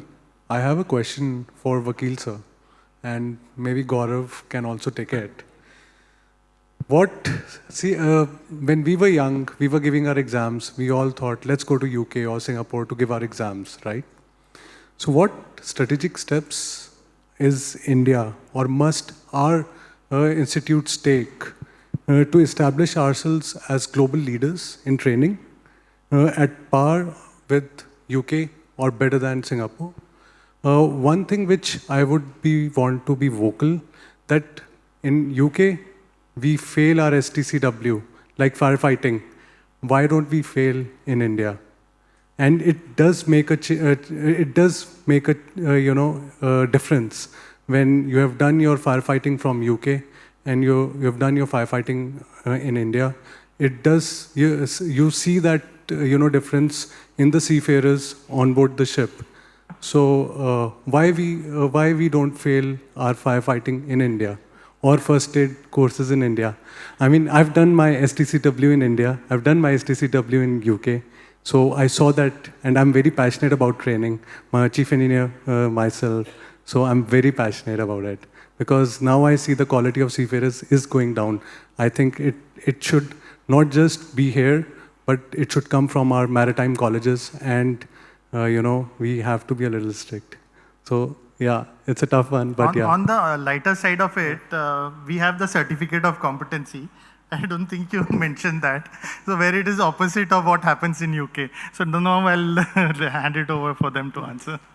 Yeah, a good question. And you're right. In UK, the assessment is outcome-based, wherein even the firefighting course, for example, we do both the Indian and the UK. And the UK, the whole practicals, it is mapped as per the practicals, what is done across you do. It is not the final, if you go by the syllabus of DG shipping as well, we do have those components to be done across, but then the final assessment is probably the exit exams, which is not the case in UK. So that's a difference. The first difference is that, okay, you sweat it out there and you do each and every component, the competency is been mapped in courses like PSCRB or an AFF. You just map it across in those practicals, then and there. If you don't do it across, you don't meet the task, you're failed, and again you redo it. So that I probably, though it was a tough, but I think I've answered to your satisfaction. Sir, you have, but why can't India change? Because if we change, no one can stop us from being the world leader in training, because today when I go and train people from different countries, and I see our Indian seafarers are very smart. Only thing is that, when we go and train Chinese or different other countries, I don't want to name the nationalities, our Indian seafarers are very, very smart. It's just that we are not getting the right opportunity, not even today. On most of the LNG powered ships, Indians are less than what they should be. Yeah, it is changing, and I would say the efforts of Directorate are commendable. When today you could see the annual report of the competency courses has been put across for nautical engineering. The day is not far when even you'll have for the modular courses with 160 institutes, 70 institutes. When you have that mapped, probably the results are going to be mapped and the world will be watching. And probably, I'm sure, it's with the training branch and IT branch, it's going to not go too far. And because I could see that respectable wise, even Indian certificates compared to any other nationality, India and UK are certainly considered to be the best, right? So we should be proud of what we hold the UK or Indian COCs respectable compared to any other country. So let's see that that's the thing, and including the courses. You do the courses in any other XYZ country, the same modular courses, they're not as good as what is done in India. So I think we are leading and we are reaching the top, for sure. Thank you. Okay, so thanks. I would just like to add on that, on two aspects. So I was talking to the head of a big mining company, and they have had a big mindset change in terms of general concept used to be, especially for the tankers, gas carriers, to have the senior Indian officers and used to have the Filipino or other nationality crews. But they are now making a change wherein they are keeping both officers and crew as Indians. And this is a big company. I don't want to name them because it's not come officially, but unofficially that's what they've informed. But in terms of skill set, again, I don't want to go without citing an example. We had an incident called Marlin Luanda, in which the Indian seafarers went and braved and fought a fire of naphtha, and they got the IMO Bravery Award. So I think probably that speaks in terms of skill set. All Indian crew, including officers and the ratings, and the fire was controlled. So they got the IMO Bravery Award. So I think we should appreciate the Indian seafarers. A huge round of applause to all of them. Next question, please. Can I? Yeah, hi. I'm Captain Ivor DeMello, the Group Training Manager of ASP Shipping. First of all, thanks to DG Shipping for arranging this, beautiful forum where all of us can interact with each other, with DG Shipping, stalwarts of the industry, etc. My question is to Mr. Rajneesh Khandelwal. Since we see so much of influence of AI, automation, etc., does the World Maritime University have a sort of roadmap for integrating, I'm talking about hardcore AI type of people, but maritime-based people in these areas of AI and automation? Yeah. So WME has got various courses, and yes, IT or automation is one of the modules that they teach over there. But if you look at the way the maritime transport works, it is country specific. So whatever is applicable in country A would not be applicable in country B. And that's why we face a lot of problems in our country specifically. Like one small example I'll give you again is, again, pure ship agency you're talking about over here. You need a port clearance. You need to physically hand over that document on the ship. Now, some ports in India, yes, in last 2 years have started issuing digital port clearances, but not all the ports in the country. So that's why if you are having if you have underwent a course in the WMU, they will teach you that, but it may not be applicable in a country like ours, is what I was trying to mention over here. I hope I have answered your question, sir. Thank you. Thank you, sir. Lovely conversation, and I think just want to add what Rajneesh has been saying, and I think Rajneesh, you can take up this question as well. You have already touched upon three, primarily the industry where the seafarers can probably look into, and I have also seen ISO tank, the heavy lift, the ODC, freight forwarding, warehousing, apart from agency and logistics. Being a non-seafarers, when seafarers are coming to you for interview, let's say master mariner or chief engineer or chief officer, and when you are interviewing non-seafarers, what are the qualities that you would like to have see in the seafarers especially, which they are lacking? Because I have seen it, so I know some of them. Would like to know your perspective, so that seafarers, while they are transiting from ship to shore, they can add that kind of qualities while they are sailing on board ship, so that they don't miss time. When they're coming ashore, they will be equipped with that kind of adequate qualities. And also, especially with master and chief engineer, which I have faced when I came out after master, that we do not have such kind of qualification like reading balance sheet, profit and loss, attending board meeting, budgeting, all those things, which probably a master and chief engineer can look into it if they are looking for a shore job while they are working on board ship as a master chief engineer. Probably when they are on leave for 3 months or 4 months, they can do some sort of part-time training. Maybe they can join some CA institute under some CA or CS to understand how the company laws work in India, how the income tax works. Because as a seafarers, we are not even filing our income tax return because we maintain NRI status. And suddenly you are a director of the company and you have to handle that part as well. So some of the questions you can take up. Thank you. Yeah, I think Amrit, you yourself answered some of the questions yourself only, that these are the problems that we face when I have an option to recruit somebody, a seafarer or a non-seafarer. One thing when they come ashore is knowledge of how to read a balance sheet. That's a big challenge that most people face over there. Second is communication skills. These are the two big challenges I have found people face. And that's why when we recruit these people, we have a proper training which they undergo, and it's more of a on-the-job training. It's not sitting in a classroom and training yourself. So what the quality we look for this person is inquisitiveness and this learning, the sense of, yes, I need to learn it more and more and throughout, so that I'm able to compete with other people who have spent good 10, 15 years ashore already. That brings them in power.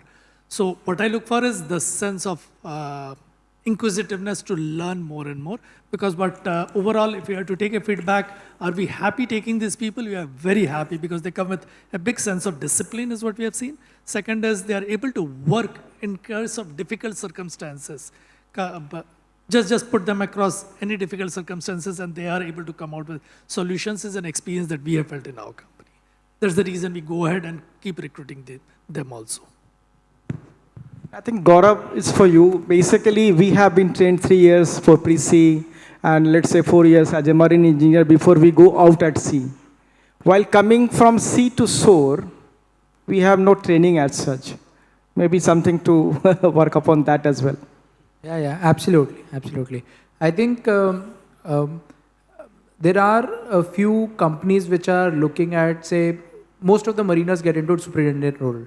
So there are a few companies and they've connected with us also. They want a course on, on a quick transition, seamless transition from a mariner to a superintendent. And also I think with these courses, which are so probably distance learning courses for a year, 2 years, I think those also help in bridging the gap when a person comes to shore. But I think that's probably required. And as there is more and more demand of mariners, I think these courses will keep on coming up because of the market demand as such. We can take a final question. Yeah, just like to add to his question. We have a program by IIT Chennai, which is incubated by the government of India, wherein they have a training program for migration of people from the ship to shore. And I think the company people, they did approach me and they have approached a lot of ship management companies where they want to upskill the people who are in the office on what is happening in the industry. So they're getting introduced, because even within a shipping company, you may be having a very limited knowledge. So there is a course that is available by IIT Chennai. It's a government shipping ministry is a part of the project. Thanks. If I can add from my own personal experience, when I started Shipscart, did not even know how to make a presentation, right? A presentation in the sense of a pitch deck, where you're telling a story, a 15-20 pages, slides, and did not know how to make an investor memorandum, how to make a business plan, right? So obviously, during that time, 2018-19, you had mentors who will teach you how to do this, and there are experts in this field from whom you can, connect and use their expertise. But nowadays, I think everything that you would require, that you will require before starting a business, all of that is available, and training, reading balance sheets, or reading audited financials, or making projections yourself.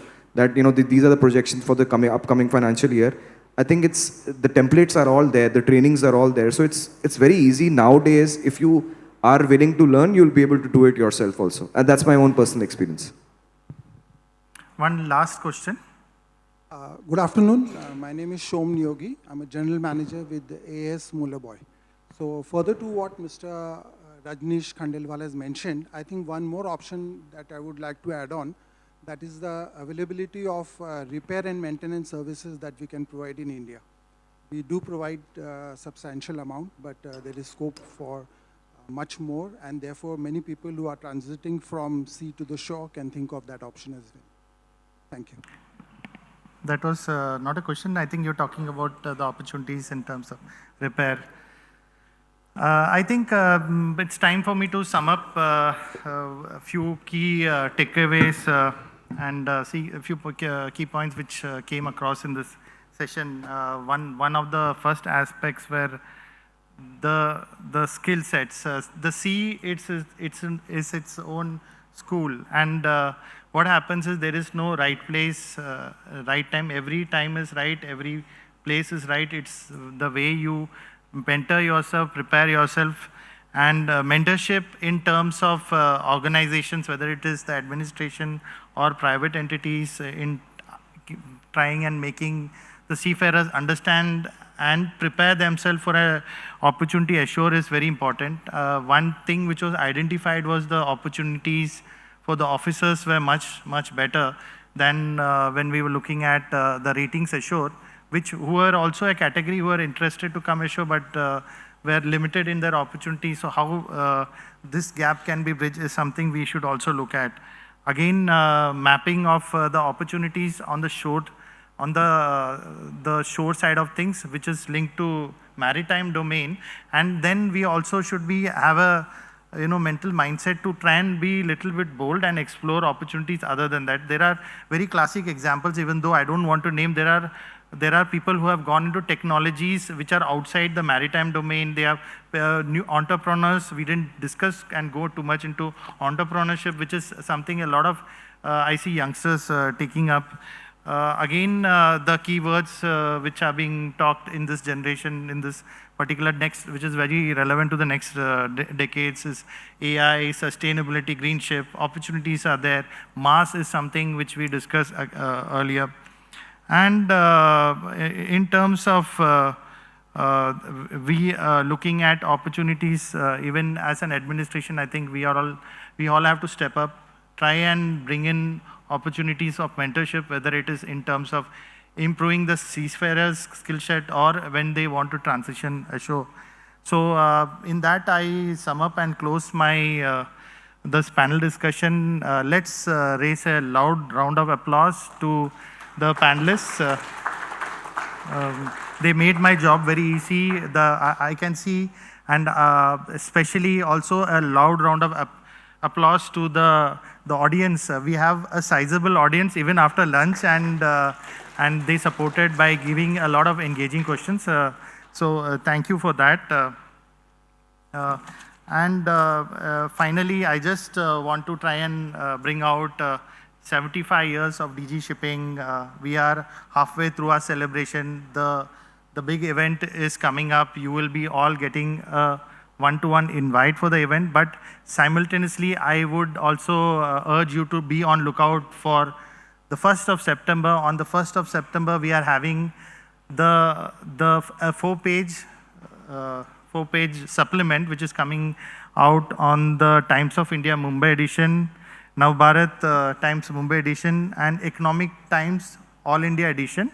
So please talk to your newspaper agent and keep a copy for you, because this is happening once in 75 years, and this will be a special copy for you.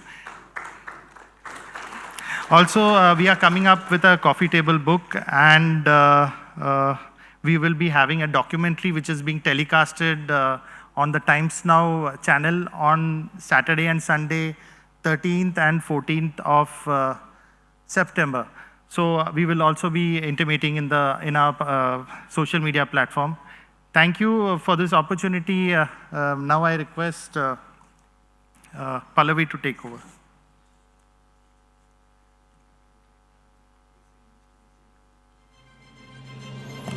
Thank you so much, Captain Anish, for bringing out the best from this session. Ladies and gentlemen, to honor our moderator and our speakers for this session, I will request Shri Dipendra Singh Bisin, Deputy Director General, to please join us and felicitate our moderator and our speakers of this session.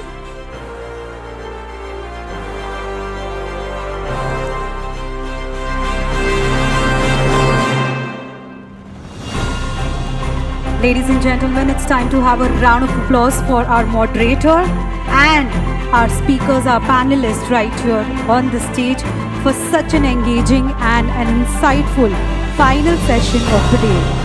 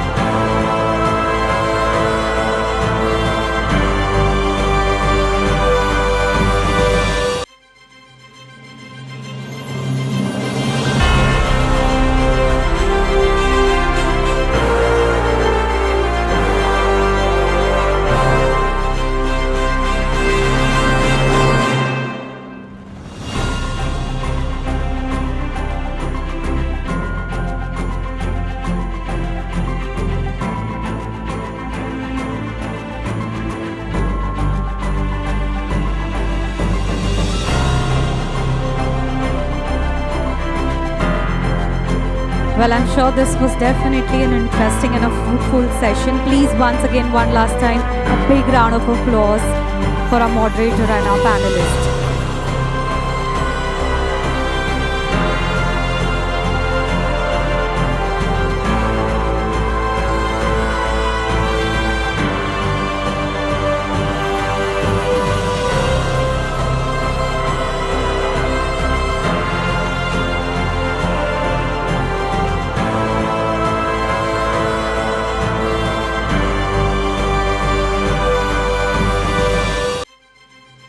Thank you so much, each one of you.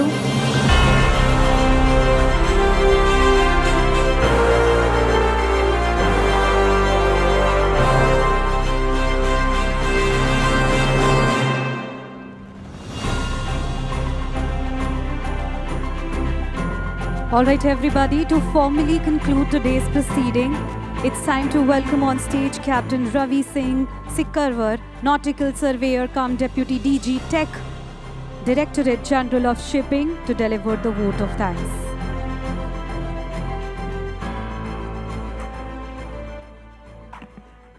Thank you, madam. Good evening, ladies and gentlemen. Today's discussion on training and transformation brings to mind a core principle of our industry. In the maritime world, despite all technological advancement, the human element remains the most critical factor. The safety of a ship, its crew, the cargo, and the marine environment ultimately depend on the professionalism and the competency of the seafarers on board. It is this human element that we would celebrate today, and it is my honor to deliver the vote of thanks as we conclude this landmark commemorative conference organized as a part of 75th celebration of Director General of Shipping. At my very outset, I extend our heartfelt gratitude to our chief guest, Dr. V. Malini Shankar, Madam Vice Chancellor of IMU, for her gracious presence and inspiring address. We are also deeply grateful to our Director General of Shipping, Shri Shyam Jagannathan, for his vision and leadership, and to Shri Sushil Mansingh Khopde, IPS, Joint DG, for his invaluable guidelines and guidance. Their encouragement and support have been the strong pillar of this celebration. This landmark conference witnessed the launch of 3 significant publications: the STCW report for both nautical and engineering disciplines, and the comprehensive inspection program report.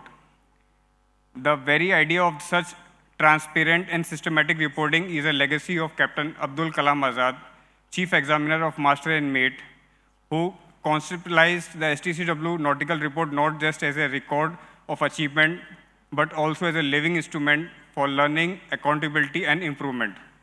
Though he could not be with us physically today owing to personal commitment, his pioneering vision continues to inspire and guide us. Internally, our work depends on close collaboration.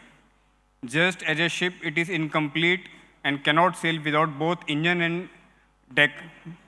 Our work in nautical wing is only made whole through the close collaboration and cooperation with our other colleagues. I extend my sincere gratitude to Shri Ajit Sukumaran Sir, Chief Examiner of Engineers and Chief Surveyor, and Shri Praveen Nair Sir, Deputy Chief Surveyor, and his entire engineering wing for Directorate with this partnership. The intellectual richness of today's proceedings was shaped by our esteemed panelists and moderators.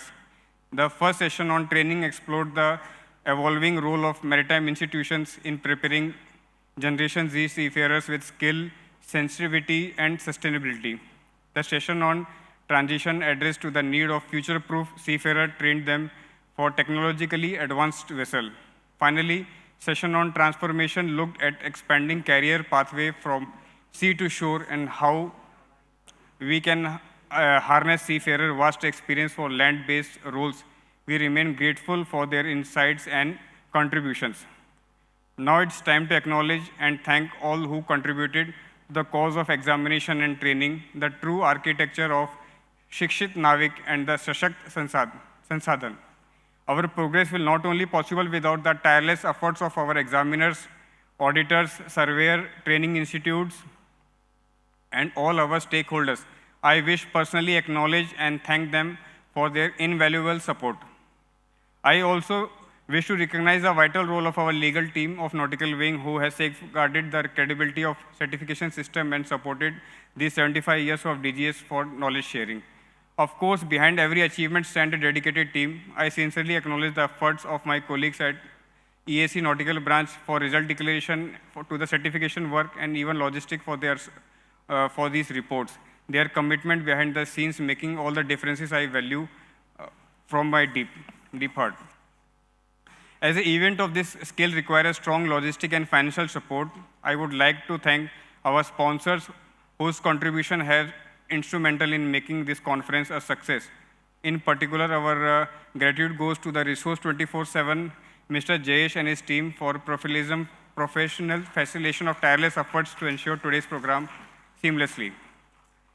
Finally, the most significantly, I want to acknowledge the man behind 75 years of celebration of this series, Captain Anish Joseph. His leadership, dedication, and perseverance has been the driving force behind these knowledge-sharing events for conservation to flawless execution. On behalf of all of us, I thank him for his unwavering commitment to the safer seas and strong institutions. On behalf of Director General of Shipping, I extend my deepest thanks to every dignitary, speaker, delegate present. Your participation is more than attendance in its collective pledge. As we celebrate 75 years of Directorate General of Shipping, let us renew our collective responsibility to ensure that Indian seafarer remains the finest in the world, skilled, trusted, and future-ready, through training, transition, and transformation. Guided by vision of Shikshit Navik, Shashakt Sansadhan, and we together secure a Surakshit Samudra. Thank you and Jai Hind. Thank you so much, sir. All right, everybody. I'm sure it has been an enriching day for all of us. On behalf of Directorate General of Shipping, once again, a big thank you to each one of you. I'm sure we definitely value your time, your insights, and your contribution. Your engagement has definitely made this event more memorable and more meaningful. So, ladies and gentlemen, I would request if we can have a round of applause for yourself. First of all, thank you so much for being with us today. And I have to say this, that we officially wind up the conference, but our conversation doesn't stop here. Well, the tea is served. Please make sure that you meet your colleagues out there. And I think I have one information. We need a group picture, right? All right, so I'll request everybody, you can proceed for the high tea. Thank you so much once again. And yes, this is your host, Pallavi Shetty, signing off. Looking forward to see you all once again. Travel safe. Thank you.